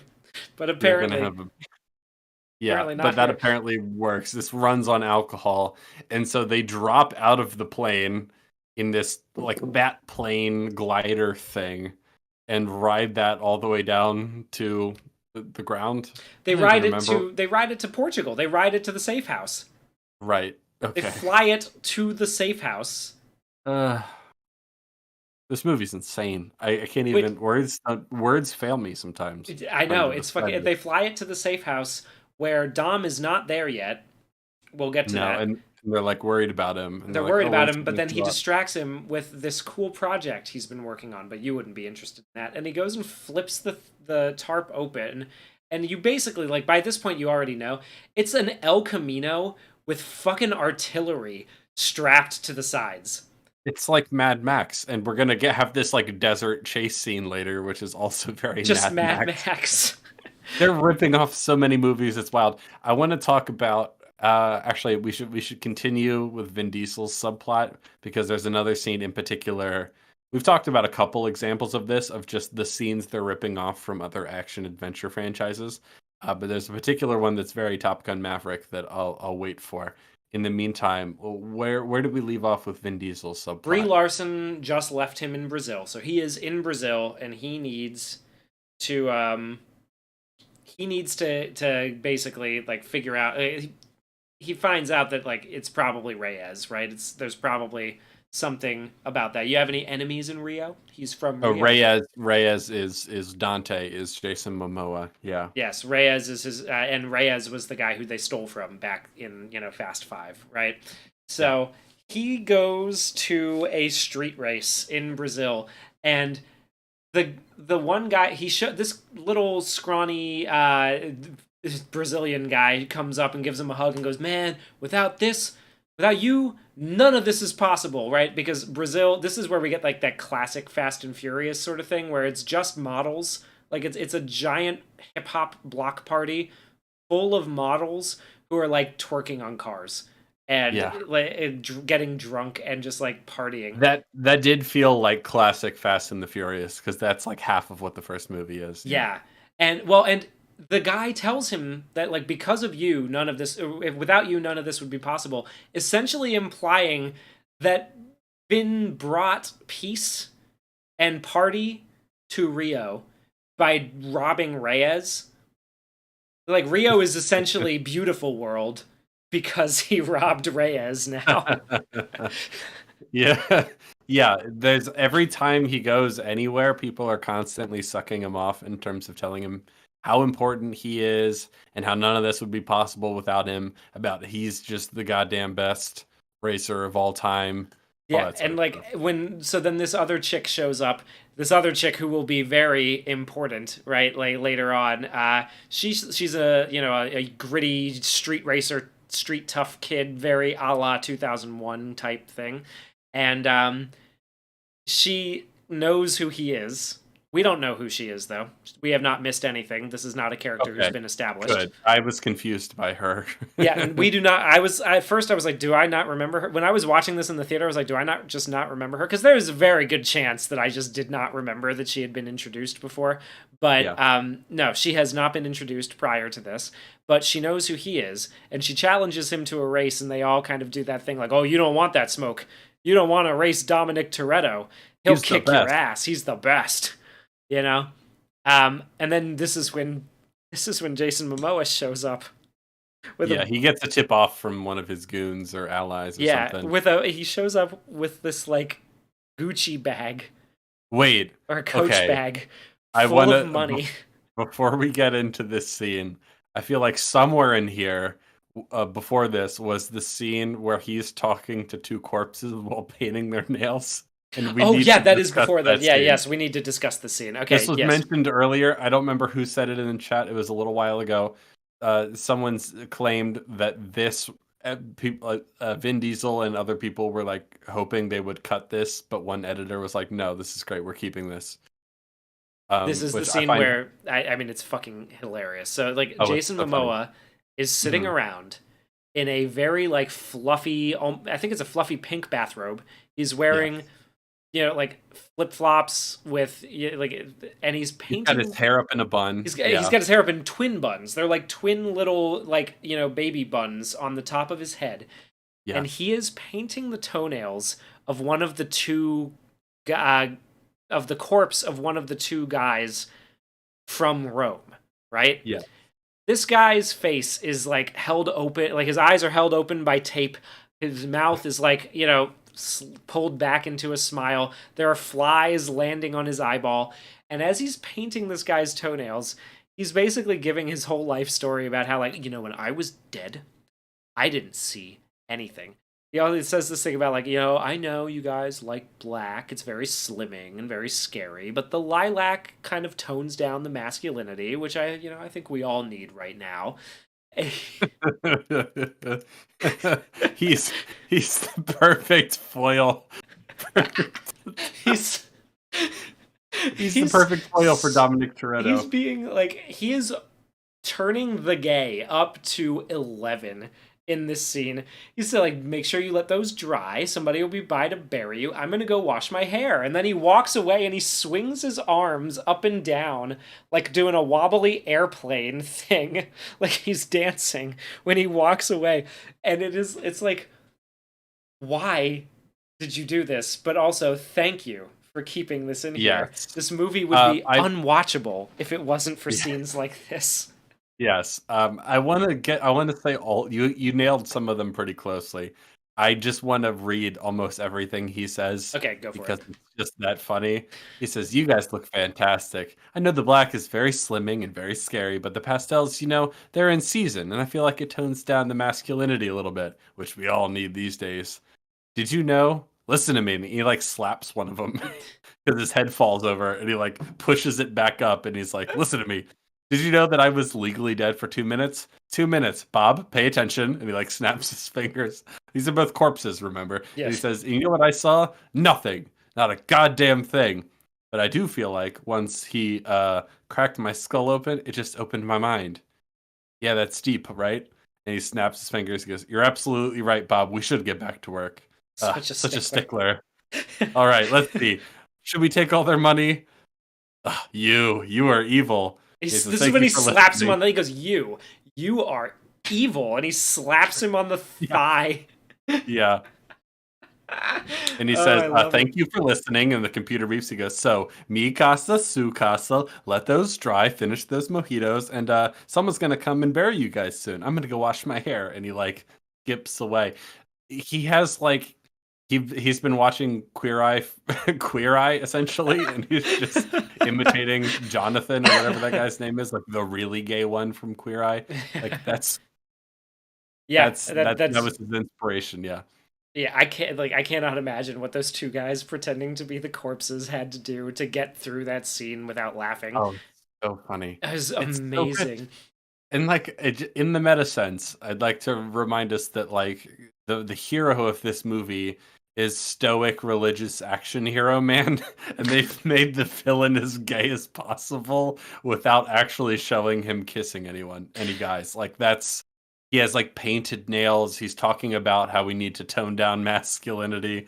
He's the gay agenda. There is no other way to say it. He is the gay agenda. Yeah, and when he shows up in Brazil, like I said before, he is wearing this like all lilac and purple suit. He's got his hair done up like a yoga mom. He's wearing a pair of these librarian sunglasses with like big winged frames around the edge that are bedazzled, basically, and.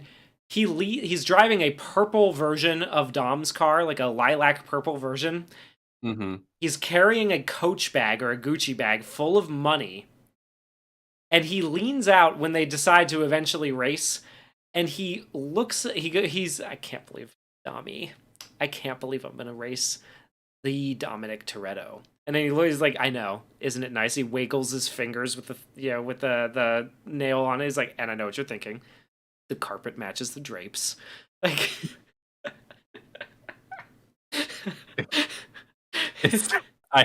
it's so funny. Big gay evil Al. Yeah. Oh my god, it's so funny. I love him in this movie. He's great, and it's made all the better because everyone else is taking it so seriously, and he just refuses to. He's like, there's a great moment. I want to say it's in the Rome sequence where he's standing up on a ledge with his arms spread like he's Jesus. Yeah, because then they immediately match cut that to Rio.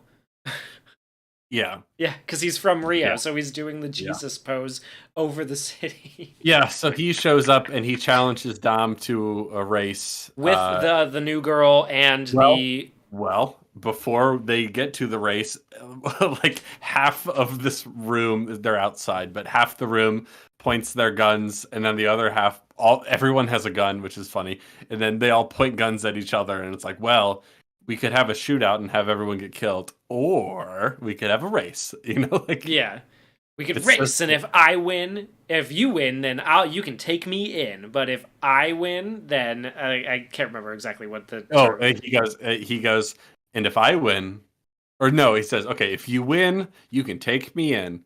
If you But if you lose, lose, oh yeah, well, well, don't lose. don't lose. It's like, okay, dude.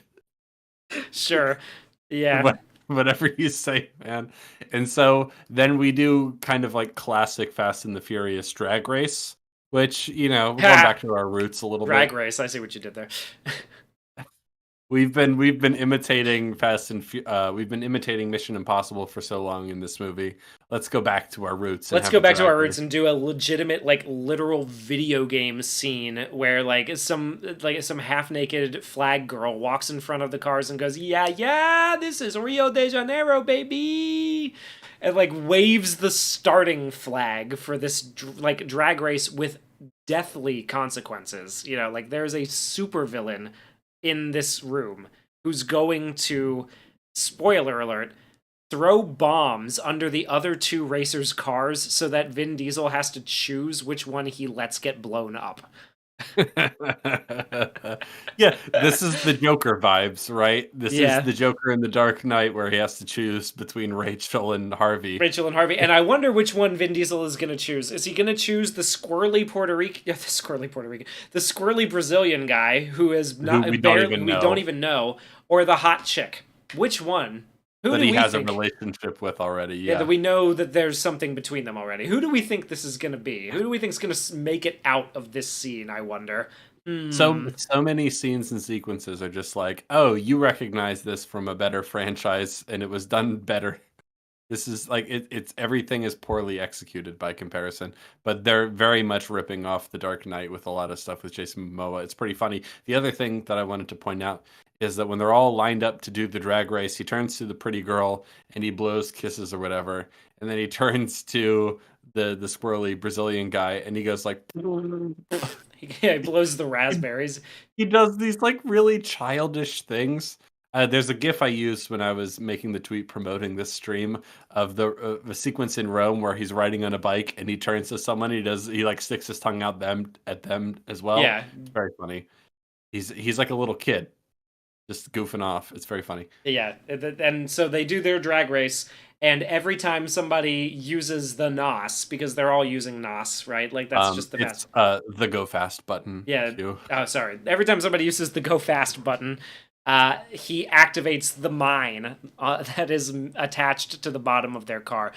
They're not attached to Dominic's car because he wants to cause suffering, not kill him. Obviously, that's why. Yes. So every time somebody jumps in front of him, they activate that. Now, the squirrely guy gets blown up almost instantly. And I love that when he gets blown up, Jason Momoa drives past, leans out the window, and goes, "No! Don't go!" Like, he's doing this goofy fucking, like, it's amazing. It is absolutely beautiful. Also in this sequence when he's talking to Dom, I guess he has like He has the radio. Yeah, he's hacked into the radio. He says, what does he say? I can't believe I'm going to race the great Dominic Toretto. I have butterflies. You're just so impressive. You've won so many races. Everyone loves you. You've saved so many lives. I know. It's like you're a saint, Saint Dominic, and I've been studying you and watching you. I can't figure it out. How do you choose the ones you save? Remember, folks, Vin Diesel is writing these lines. Yeah, and also included in that, Vin Diesel is writing these lines. And before they get started on the race, Jason Momoa starts talking to the crowd about Dom, and he goes, "Dominic Toretto, this guy is incredible." He goes, "He saved the Vatican. Who does that? The Pope? God?" Vin Diesel wrote these lines. He wrote those lines because they're so stupid. They make no sense. Why would he ever say that? The Pope? Who saves the Vatican? The Pope? God? A saint? A saint? All of the above? It's like you're a saint? Saint Dominic? It's like, it has gone mask off at this point. Like, there is no way you can watch this movie and not come away being like, Vin Diesel thinks this character is fucking Jesus. Like, Yeah. It's car Jesus.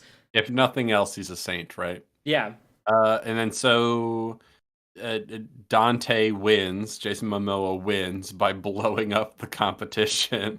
and Vin Diesel has to like, oh, he does some stupid stunt to like he crashes into the girl so that will knock the mine off the bottom of her car. He crashes into her so that she'll fly up at an angle that will knock the mine off of the bottom of her car with a car that's parked on the side of the road, and then it'll explode on its own, which then flips the car over and lands it on its hood, or lands it on its roof, and then it slides, like, kind of basically the way the ball does, forever, with her just sort of screaming in the thing.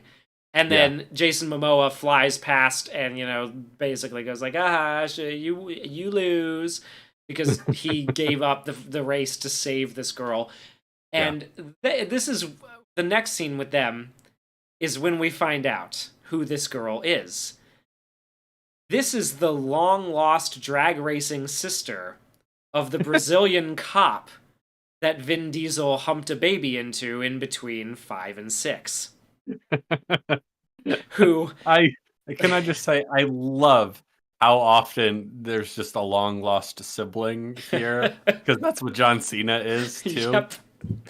And this is the long lost son of a villain from the 5th movie that they're fighting against now. Yeah, it's wild.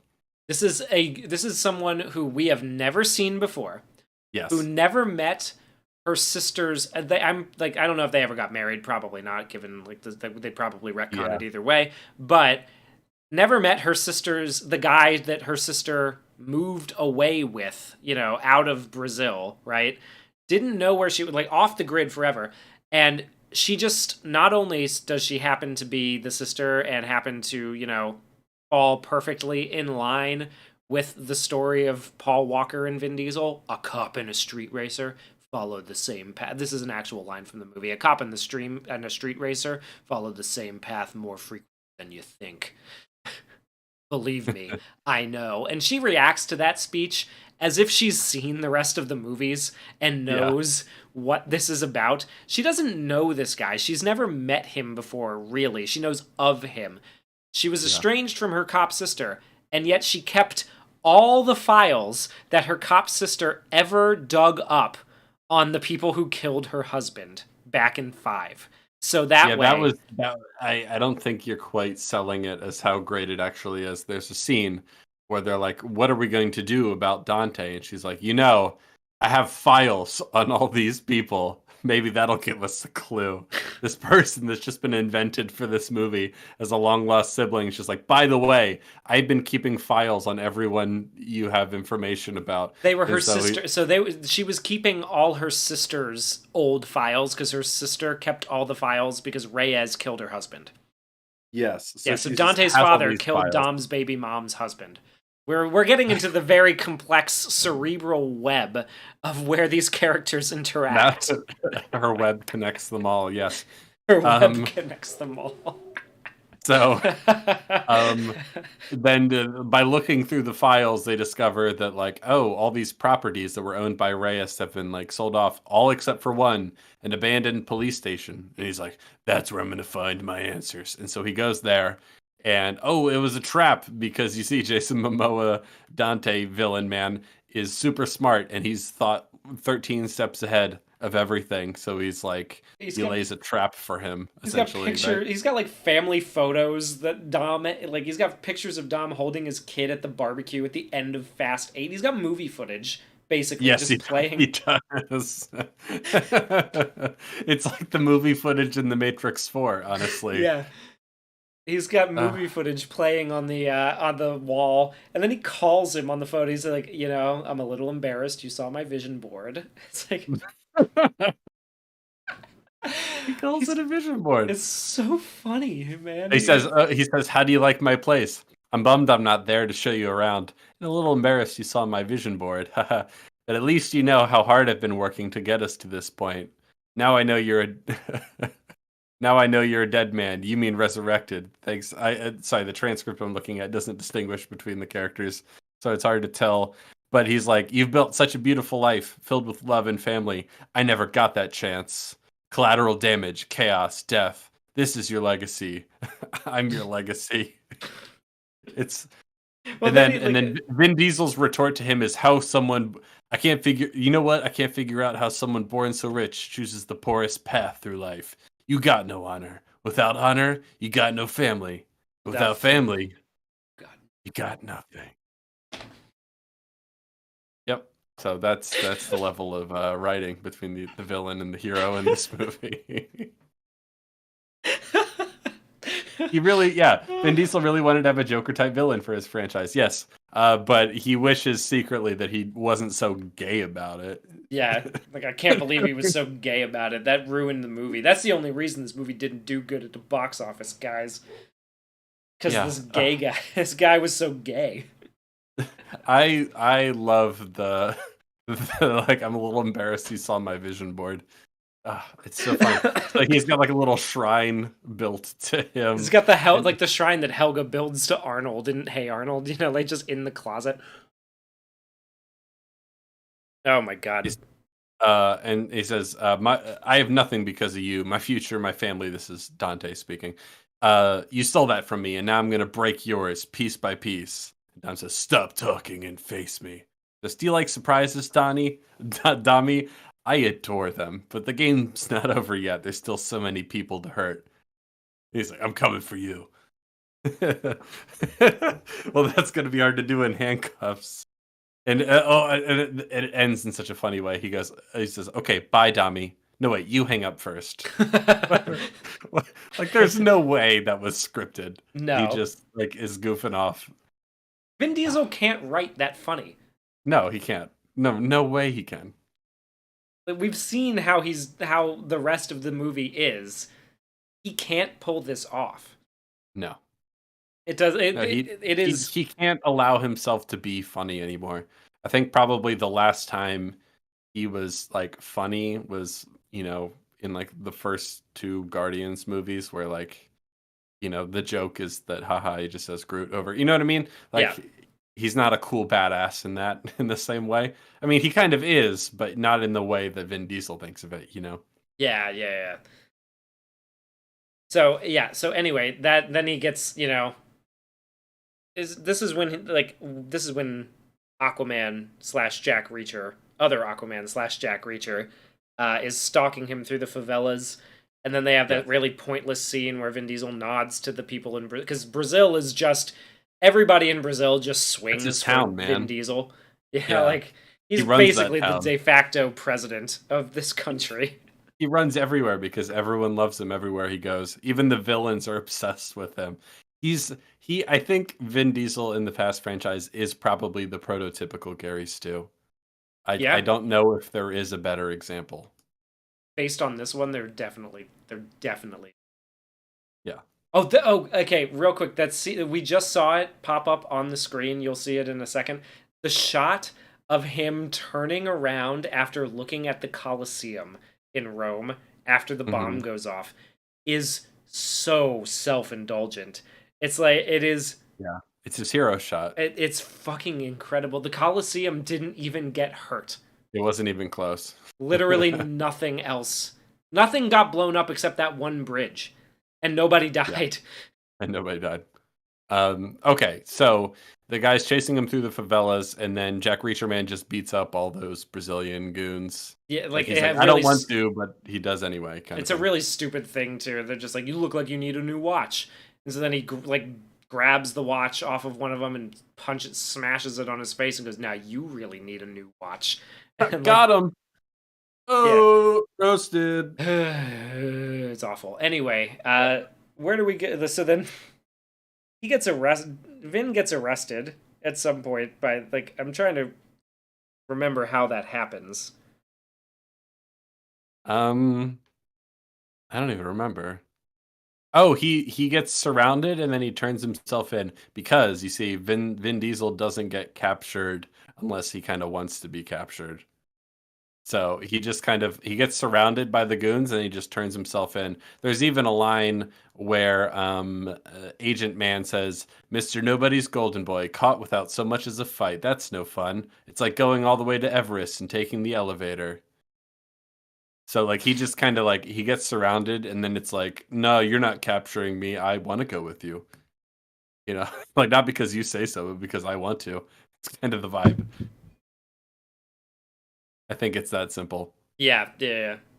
And so he gets captured by the agency people, and he's in the little SWAT van paddy wagon thing.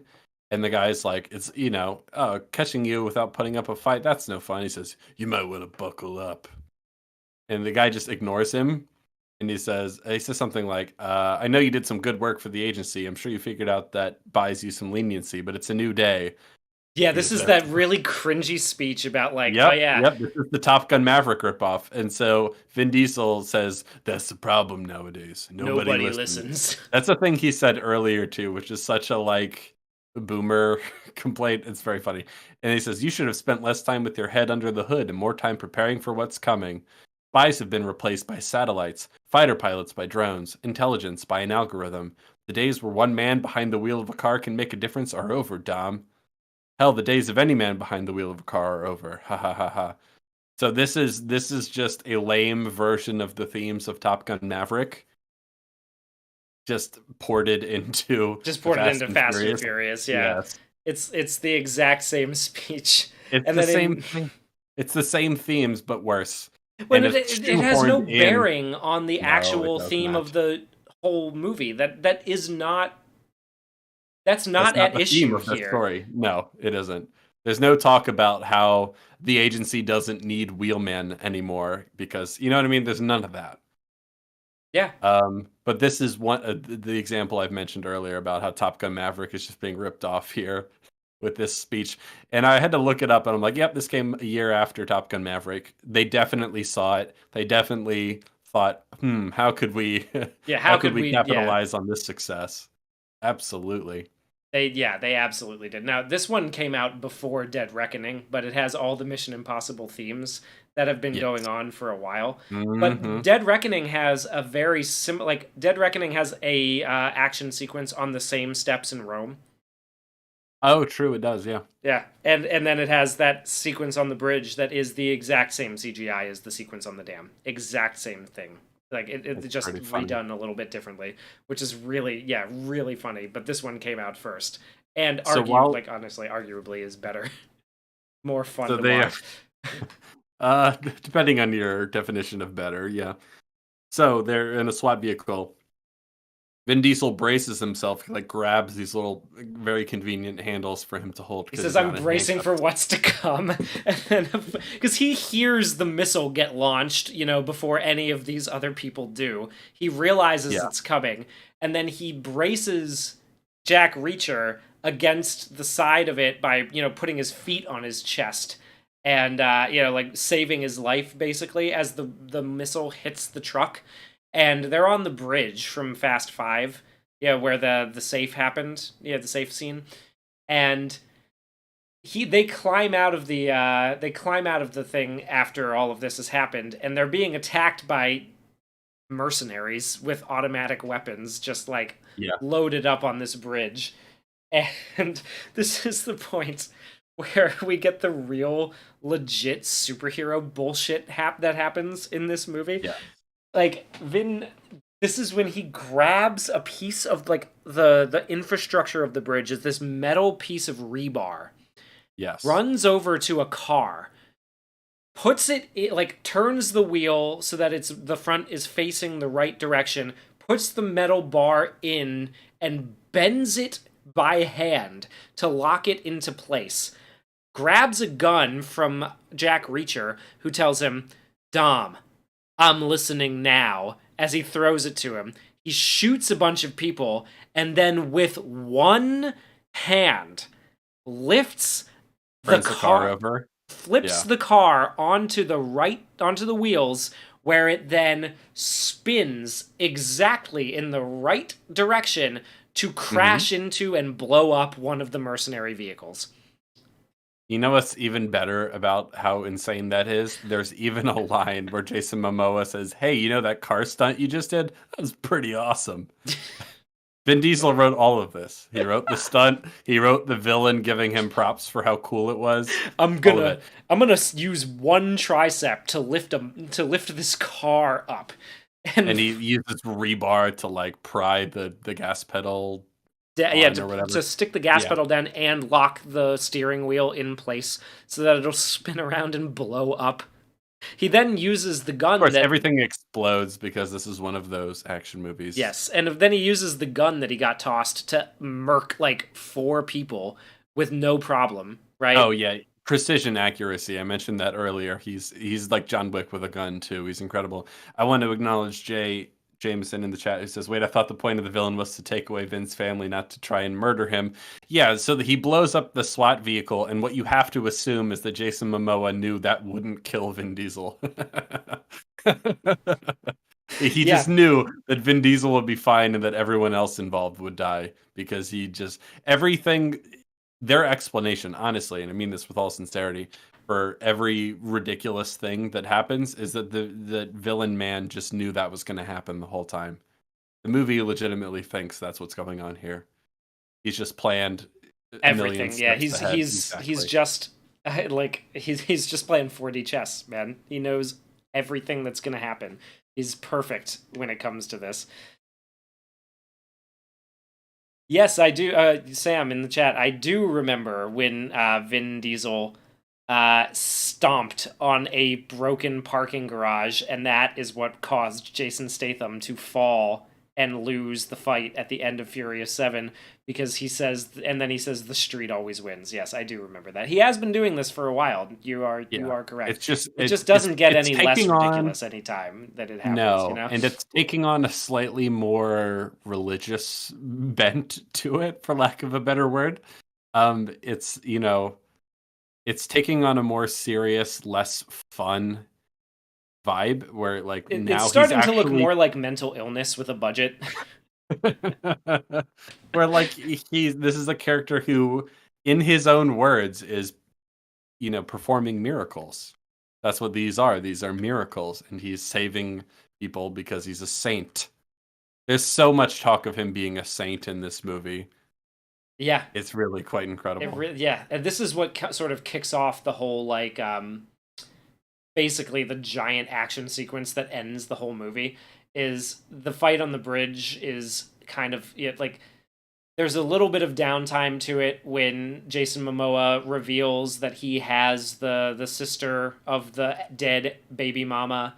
And I want to go through some of these lines because they're very funny. Yes. Okay, so he says, "Dominic, why would you stop hurting my new friends?" And Dom's like, "No, I'm only here to hurt you." He's like, "I'm not going to lie to you, that little car stunt you just did, that was pretty awesome, wasn't it?" And then he grabs the woman he's holding hostage head and goes, "It was cool," with like a high-pitched voice. It was so cool. Like, and he he nods her head.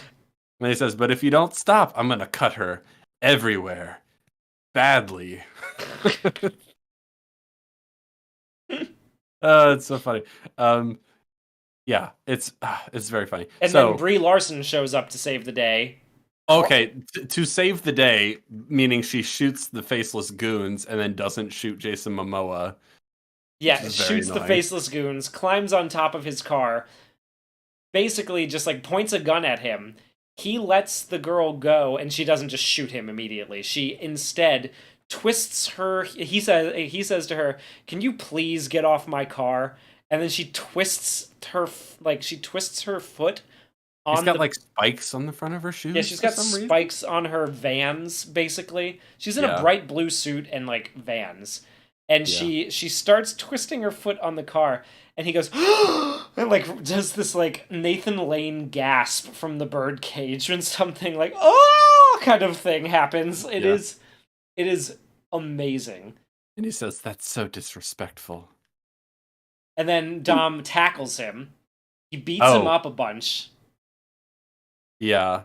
And then somewhere in here he says, "Do you like ballet?" No, wait, real quick, because I want to get like he pulls Dom kicks his ass a bunch, throws him around like Batman and the Joker from The Dark Knight, right? And then he goes, "Stop!" Like he's like laughing about it, right? And he goes, and he pulls a tooth out and throws it at him and goes, "You butthole." See, everyone in this movie talks and behaves like children, like teenagers, but Jason Momoa. Jason Momoa is the only one who's funny about it for the most part. Yeah, it's very funny. He's like, "You butthole." It's You so funny. butthole. He throws the tooth at him. And then is when he does the whole like, do you like ballet? I love ballet. Like I adore Swan Lake. Swan Lake. You seem like more of a Nutcracker guy to me. And then he starts conducting while a Nutcracker Suite song plays while a helicopter shows up to shoot Vin Diesel's friends and allies here, as if Vin Diesel is going to hear the score of the song. It's like when you realize that is not that's not diegetic. He's not playing that off of the fucking speakers on the editor's having fun. Yeah. And a one and a two, and he's not miming it himself or anything. It's really fucking funny. And then Brie Larson gets shot, but doesn't die, which is unfortunate. But Yeah, because she's annoying in this movie. They're trying really hard to make her cool, and it's not working. Yeah, but she's gonna be back. Don't you worry. She doesn't have a lot of Captain Marvel left to do. So, but yeah, then he basically gets away. Dom acts like he's gonna chase after the helicopter, which is funny. But then the helicopter flies off, and he goes and like cradles. Jason Momoa steals the God's Eye from Brie Larson, who's had it on her the whole time, and brought it to the fight on the bridge. In her pocket. Because, of course you would. You'd bring the main thing that could cause your whole life to be ruined in your pocket right there. You could have just left it anywhere else. Dom cradles her as she goes into shock, as if this is a character that we know. Sam Collins in the chat has pointed out that Momoa's villain also feels quite a bit like Javier Bardem in Skyfall. Also true. Yes. If you watch this movie, and probably some of the other ones too, but definitely this one, it's just like, oh, I've seen that before. That's James Bond. That's this movie. That's Die Hard. That's all this stuff. Yeah. You'll notice all of the little things where they've ripped it off from other better movies in most cases. So now we're in the end game, right? And I forget, this part gets so convoluted. I'm having trouble remembering exactly. So he basically just goes straight back. Aquaman, Jack Reacher is not dead. He gets shot by the helicopter people in his bulletproof vest. He is not. Oh, and Vin Diesel also lifts up a car door and blocks a bunch of bullets from hitting. Worth mentioning, car doors are not bulletproof. They are not, and that is also a scene that is, I think, directly from Captain America. Directly ripped out of Captain America Winter Soldier, I'm pretty sure. But yes, the God's Eye technology is something that you can just carry around in your pocket. It's on something the size of an iPhone with a couple little things coming out of it. Yeah. It even has a touch screen. You can use it remotely. It's like a Nintendo Switch. Beep, beep, beep. Yes, it is like a Nintendo. That's a good point. It is not the SWAT vehicle door. It is the door of the shitty Corolla that he swung, that he lifted up with one hand and swung into the guy and blew up. Mm-hmm. It's just a normal car door, and he's using it like a shield, like it's Captain America's shield, to save the woman who's lying on the ground. It's that image we were using in the beginning part of the stream. Yes. And so he and Jack Reacher, they head to Portugal, where they will be meeting up with John Cena and Little B. So we're finally back to where they, correspond, where they connect.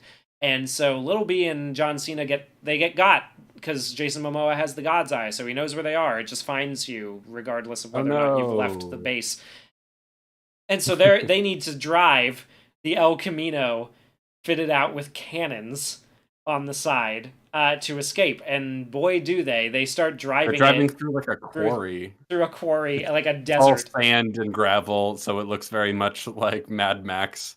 And they have this tricked out El Camino with cannons on it, and the explosions it's all Mad Max Fury Road.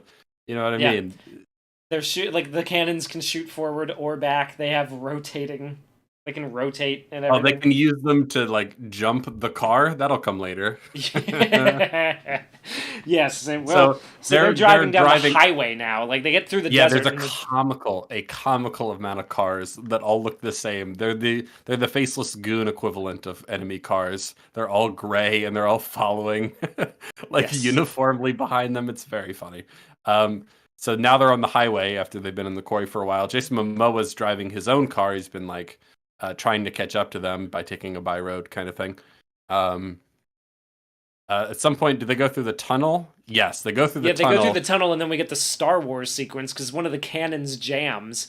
So Little B crawls out into the bed of the El Camino somehow without alerting John Cena, who's in the car beside him, right? And Yes. he starts R2ing the jammed ammo Cannon. Yeah, feed he's like fixing it as they're driving it. It's very Star by Wars. pounding it with his fist. This is like a 7-year-old kid who's Yes. just pounding a giant artillery shell with his fist until it stops jamming. And then when it finally gets fixed, it is revealed that Jason Momoa somehow snuck up on this car without anybody noticing that it was getting Just close. grabs and the just kid and grabs pulls him. the kid and pulls him through the window. He's like, haha, got your kid. And he goes, and he drives away. It's very funny. And then we get a little like, Dante has Little B. I lost him from John Cena. Dom leaps his, I think he has a line too, where it's just like, there's a highway, we can't land there, right? And he goes, who says anything about landing? But then he just drives a car out of the back of the plane and lands it on top of two of the faceless goon cars. Yes, he falls from so high up and just happens to not die when he lands. His car magically survives. It's pretty ridiculous. And so of course he doesn't lose momentum because no one ever loses momentum while doing these insane stunts. And so he keeps driving. He's chasing after Jason Momoa, and then there's two helicopters that like shoot grappling hooks into Vin Diesel's car, and he's like pulling them along, and they can't manage to get like to slow his car down. They can't manage to slow his car down. They keep lifting the back wheels off the road, but the front ones are enough to, make this work. And then he in order to basically like get out of this predicament, he hits the go fast button. And they show this every time. He always takes one hand off the wheel to undo the gas tank that's right beside him. He hits the go fast button, leaps off of the upper deck of the highway, goes all the way down, lands perfectly, and keeps driving, and pulls the helicopters together where the blades catch. The helicopters explode. Instantly, of course, as they do. And then he does this maneuver so in Fast 5, he takes the safe and he drives it back across the bridge and basically uses sick driving maneuvers to make everybody who's chasing him crash into the safe. And then when Jason Momoa's car, as we know now, it was Jason Momoa's car with the SUV with the railgun mounted to the top, or with the minigun mounted to the top, starts shooting at him. He makes this really sick move where he spins to the side and slams on the brakes so that the safe will come and loop around, swing around like a flail, and whack that car off the side of the bridge. And he does the two-handed version of this with the two busted flaming helicopters in this scene. Where he like causes them to crash into each other and turn into a flaming ball of fire, and swings them around so they can knock the other goon cars off the bridge. And then they go into this funny, somehow the grappling hooks just get disengaged because they need to for the sake of the story.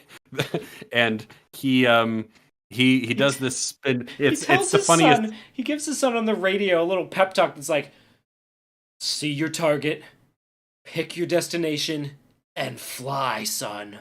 Fly. And Jason Momoa picks up the radio and throws it away. How dare you give this kid a pep talk? Oh. And then he does what is probably the funniest stunt in the whole movie. Here it comes. set the stage. So he just exploded those helicopters behind him, and then this sends both cars, Jason Momoa's car and Vin Diesel's car, into like these spins, and they're spinning and spinning and spinning, and they're going so fast, and they're spinning. And then Vin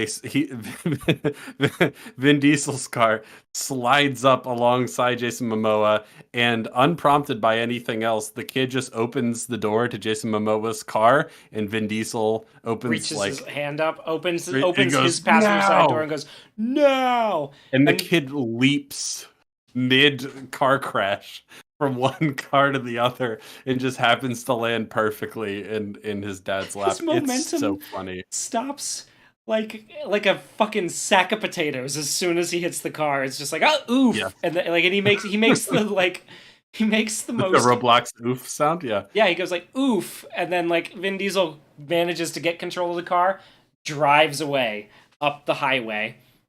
It's so funny. The stunt is absolutely absurd. It's very humorous, and the kid, convenient, doesn't even begin to describe how lucky. Like, why would he have done that? That kid has a death wish. That kid was trying to kill himself. He's like, I can't take this anymore. Get me out of this fucking franchise, please. Please find another actor to play this kid in the next one. I don't want to be in this. How one did we anymore. let this go on so long? Yes. And then so he drives away. And He then it's drives like, up the highway, right? But so he's driving up the highway. It seems like everything is won, right? Like he has achieved his goal. He has his kid. Oh, wait, we forgot. We forgot Uncle Jacob and the cannon car. So before Dom is able to get in range to grab his son, a bunch of goons start heading his way on the highway. Now, John Cena, Uncle Jacob's car, is leaking gasoline, and so he is not going to be able to make it. He's out of this race. He's got to bow out of the race. But he sees the goons coming up on Vin, and he knows that Vin won't be able to get through that on his own. So he turns the cannons pointing downward at the car, or at the road. At the road, yeah. Loads them up, and then sends a little message to Vin on the radio and says, "Thanks for showing me the light. You've created a beautiful family, Dom. Thanks for showing me the light."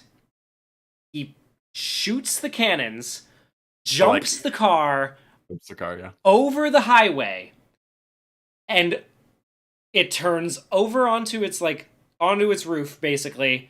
And as it goes to fall, he grabs the copy of the silver crucifix that Vin Diesel has and puts one arm up and bows his head.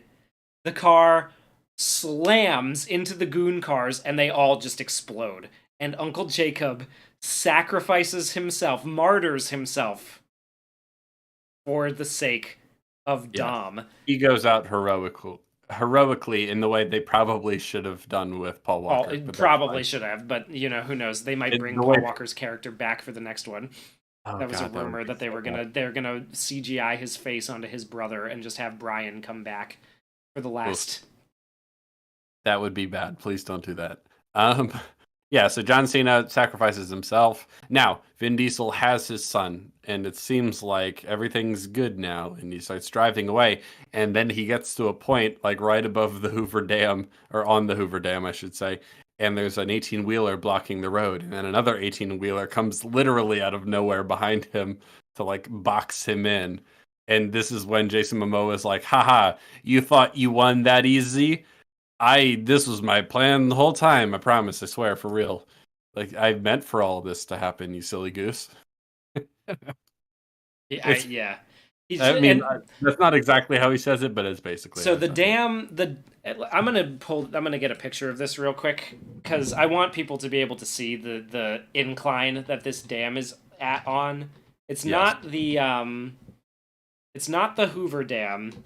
It is a famous dam in Portugal. Wait, I forgot. That's not the Hoover Dam? No, it's not the Hoover Dam. Okay. It is the Aldeia da Vila Dam. Okay. So I'm gonna grab this real quick. Once I find a good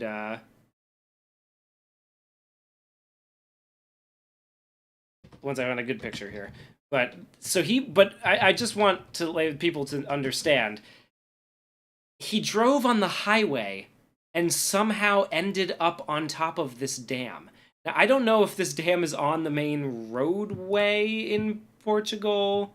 I don't know. They're just assuming you have no idea the layout of any of It these does look places. like there are street lights on it, so I'll get the image here real quick. We'll pull this up. But this is what they end up on top of, is this thing.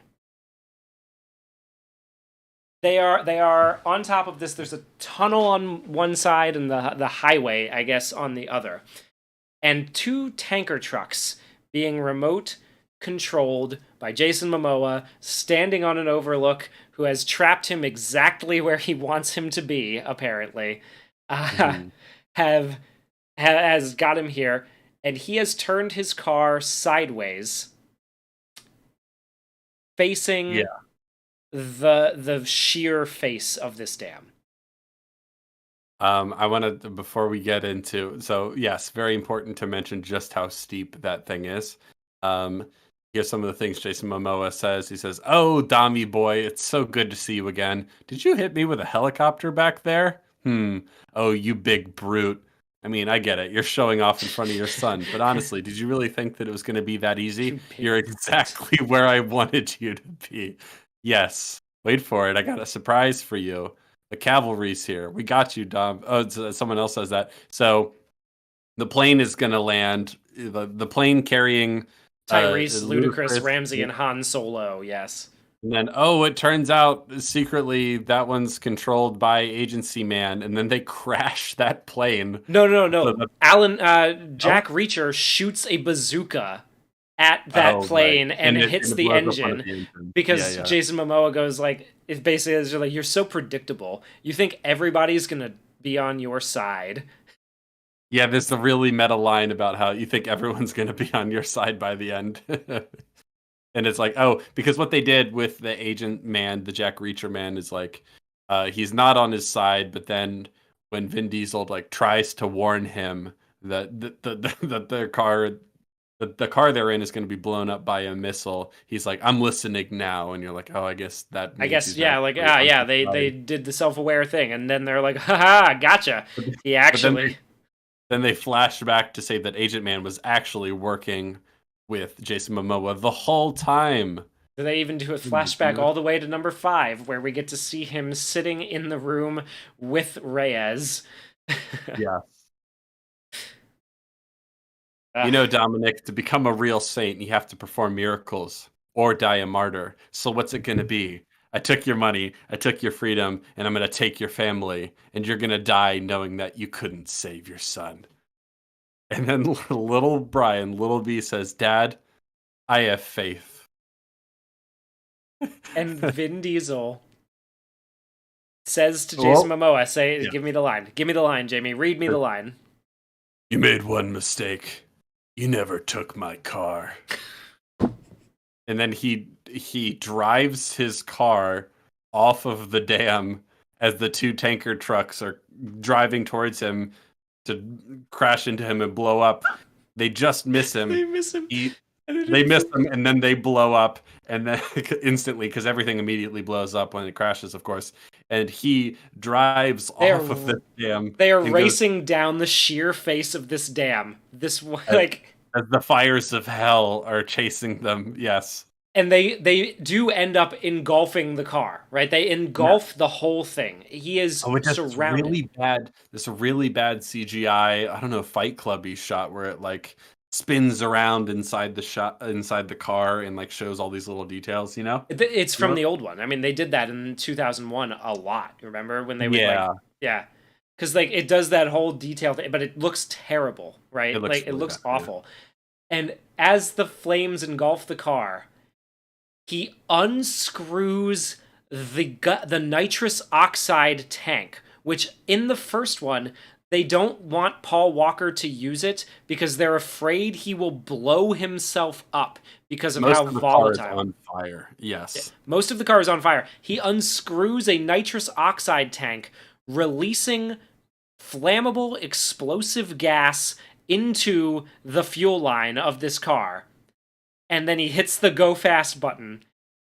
And instead of just blowing the car up, it jets him enough that he is able to escape the flames of hell from like Dante. drive off this, and then who knows what the actual landscape looks down there, but they go into the water, and he manages to pull his son out of the water, and then they like crawl up onto the rocks, and it's like, oh, they barely escaped. And then there's a scene where they show a line of those same mines that blew up the cars in Brazil with Jason Momoa stacked on the dam. Mm-hmm. And Jason Momoa says, "Suffering's over. Time for you to die." And I think he pushes the button, right? They blow up and they start to blow crack. Up and it cuts to black. It starts to crack. Well, it starts to crack. The dam starts to break. Vin Diesel puts his son behind him with one arm and holds his right arm up like he's holding a Captain America shield, and he's he's gonna tank a punch from the water. From a massive exploding dam, yeah. And then it cuts to black, right? It cuts to black. Yeah. Oh, That's no, it doesn't cut to black. angle. I think it goes to it cuts to black, cuts to the credits. We get do we get the scene of Charlize Theron seeing Gal Gadot in the sub. Oh, right. It cuts to black. Cliffhanger at the dam, and then it says, then they see the submarine come up, and she says, "No way," and she says, "Still think my plan sucks." And it's Gal Gadot. And she's just smiling, and that's the actual end. Which is funny because Gal Gadot does not know who she is. Like they met once. They don't. Yes. Michelle Rodriguez was dead in number 4 when Gal Gadot was introduced. Gal Gadot plays a role in number 5, and then in number 6 she helps Dom get her back. But they meet for all of a minute, and then Gal Gadot is dead. So there is no connection with these characters. They've just thrown them together.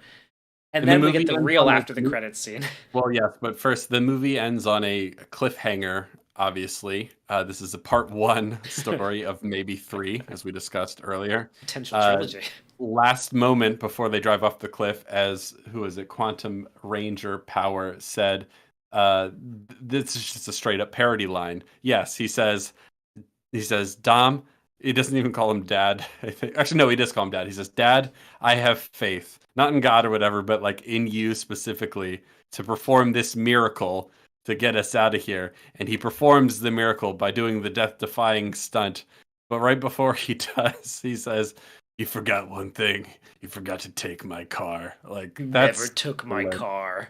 That's the real money shot line of this movie. Oh, that's so funny. It's a great parody line, as was mentioned in chat. And then he blows up the dam, and the waters are going to come get them. Oh my gosh, how are our heroes going to get out of this one? Meanwhile, we saw that plane crash, and of course they're not going to be dead because no one's ever really gone in this franchise. But in a normal movie, those characters would be dead. In a normal movie, Vin Diesel and his son are dead like 5 ways to Sunday after this range of ridiculous stunts that they have pulled. Yeah, Jay mentioned in the chat, like, there's no way you'd have enough traction to drive down this like sheer cliff. No fucking chance. There's no way you but they treat it like it's just a regular highway. Yeah. Like as soon as the wheels touch the ground, it's like, all right, I gotcha. The car's like struggling to hold on. And then the final after the credits sequence is a bunch of SWAT people come into a big empty auditorium. There's more like footage from the old movies being played on the screen. One SWAT guy left in the whole room starts hearing this speech. Basically is just like, Dom was the wheelman, but you pulled the trigger, so I'm coming for you. And then The Rock pulls off his mask and goes, well, I'm right here, some bitch. And then he crushes the cell phone in his hand, and that's the true end of the movie. Yeah.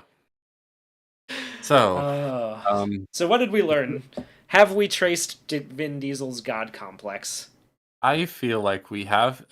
If the most charitable you could possibly be is that he sees this character as an action star, saint, mafia boss, uh, uh, uh, father figure type person where everyone loves him, everyone respects him. He's the best. He's performing miracles. He's bringing people together. He's saving his family. All that sort of stuff. He's fighting the gay literally agenda. he's fighting the gay agenda. He's brought paradise to Rio de Janeiro. It's actually a pretty cool place now. None of Yeah. it would be it's full of models and fast cars. Yeah. Who wants to But be of Brock course, Samson? yeah. Oh my gosh, So that's fantastic. Fast X is a bad movie. Parts of it are really, really funny though. So I can see the appeal. I can see the ironic appeal. Yes, and this is the one that like really, because I had an inkling of it in 9. My dad and my brother had a very difficult time watching 9, and I understand why they would, because it, apart from that one line that is so bizarre, about like I'll always be in your heart, God's in your heart and I'll always be there. Yeah. Apart from that one line, it's a very uninteresting, uninspired movie. So In general. let's say people in the chat have enjoyed this and they've seen a couple of these movies and enjoyed them as so bad they're good movies. Which ones do you actually recommend people watch for the sort of fun, campy, so bad it's good energy? Definitely 5. Well, 5 is just fun. 5 is just kind of like Yeah. that one is, I think that's probably my favorite. That's got to be hands down the best one. I don't Mhm. really think you need to go too far back, honestly. Like I wouldn't really recommend Tokyo Drift to people. I don't think I like it's not really it doesn't really have all that much consequence to it. I guess if you're trying to, understand the telenovela level of storytelling that we're doing here, maybe you pick up on Tokyo Drift, like Christopher Nolan suggested.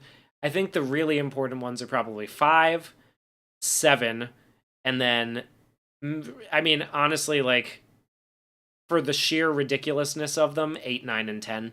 If you really want to see Ludacris and Tyrese go to space in a Pontiac Fiero, I think you'll have a good time with that. They can be kind of long and they can get kind of boring after a while.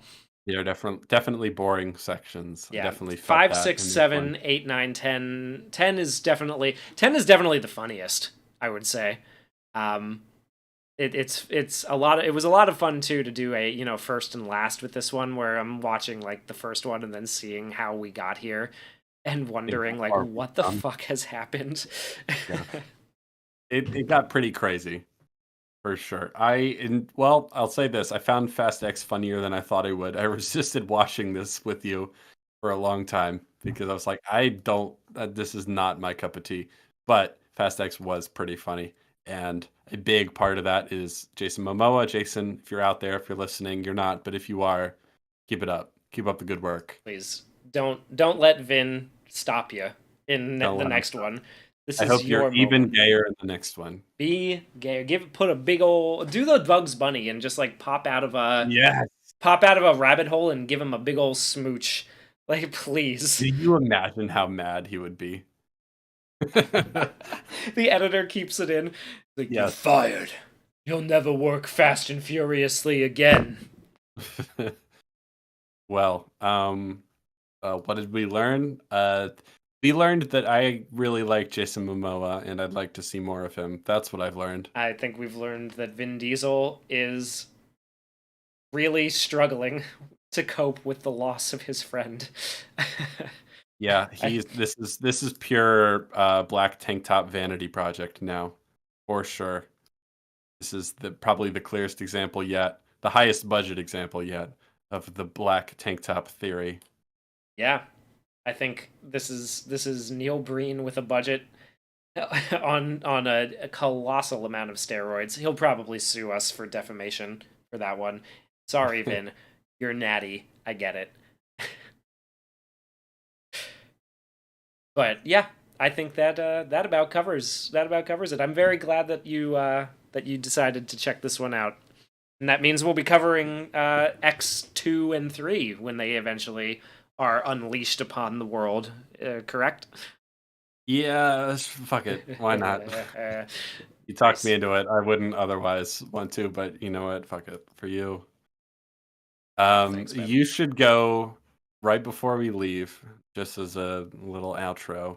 I want to show you a short video of Red Letter Media talking about the black tank top theory because I think it's pertinent All and it'll right. be a fun way to end. So if you bring up the watch together link, I can do that right now.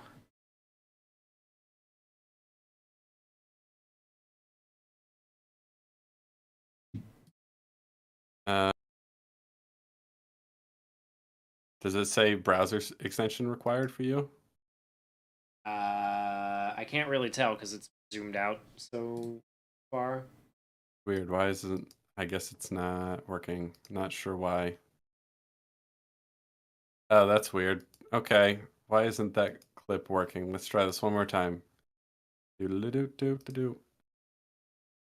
Watch together. Please don't shit the bed like this.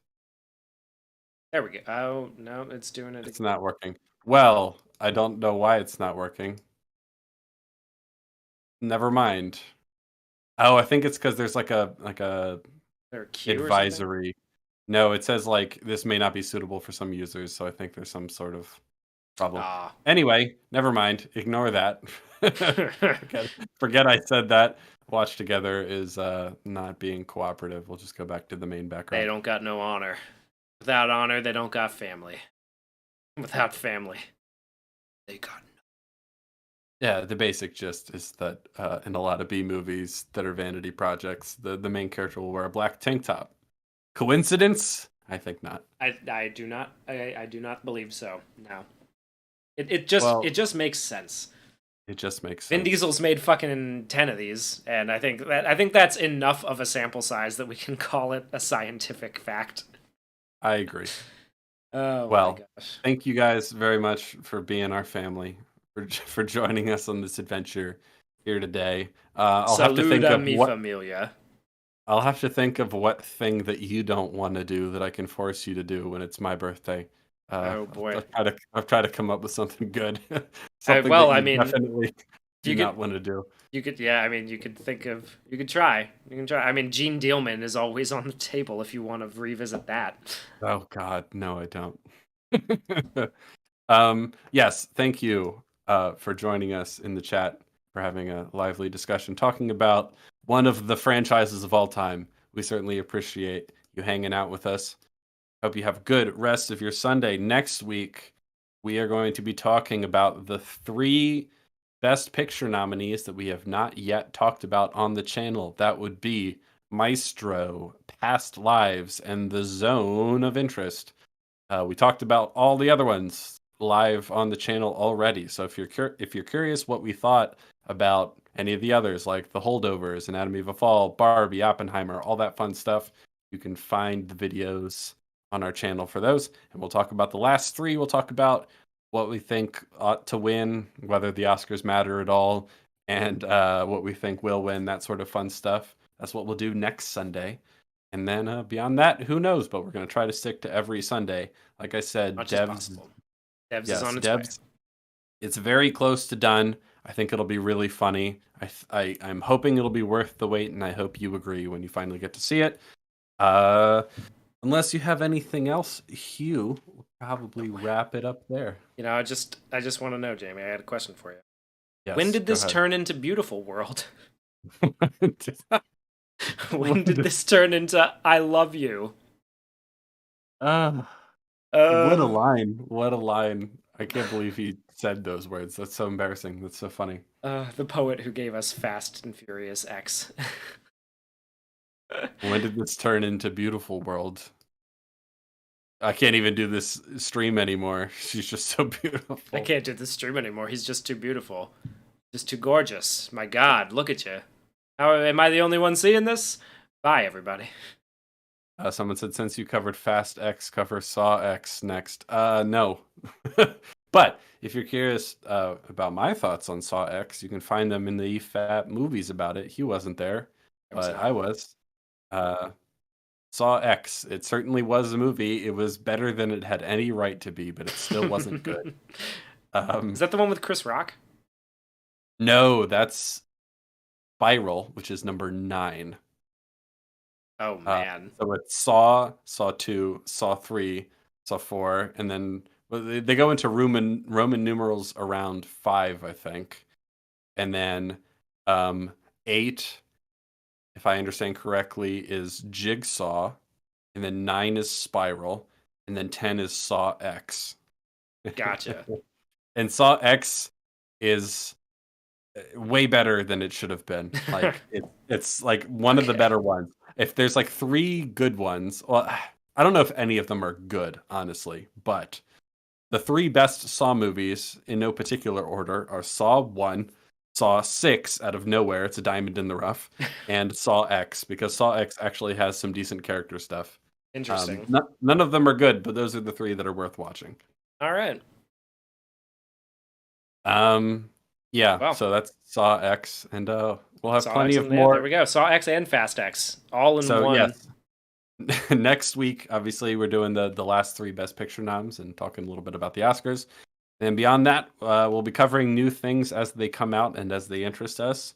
And we'll be going back to some classic movies and some maybe some movies that don't get enough love, things like that. You know, especially because this year is going to be a rather dry year for new movies, especially because of the strikes. It'll be kind of dry. So we're gonna, use our time to go talk about some great movies from the past and recommend some films. So plenty in store for future streams. Thank you all again for joining us. Thank you, guys. Thank you for the birthday wishes and for sitting with me while I talk about some of my favorite movies.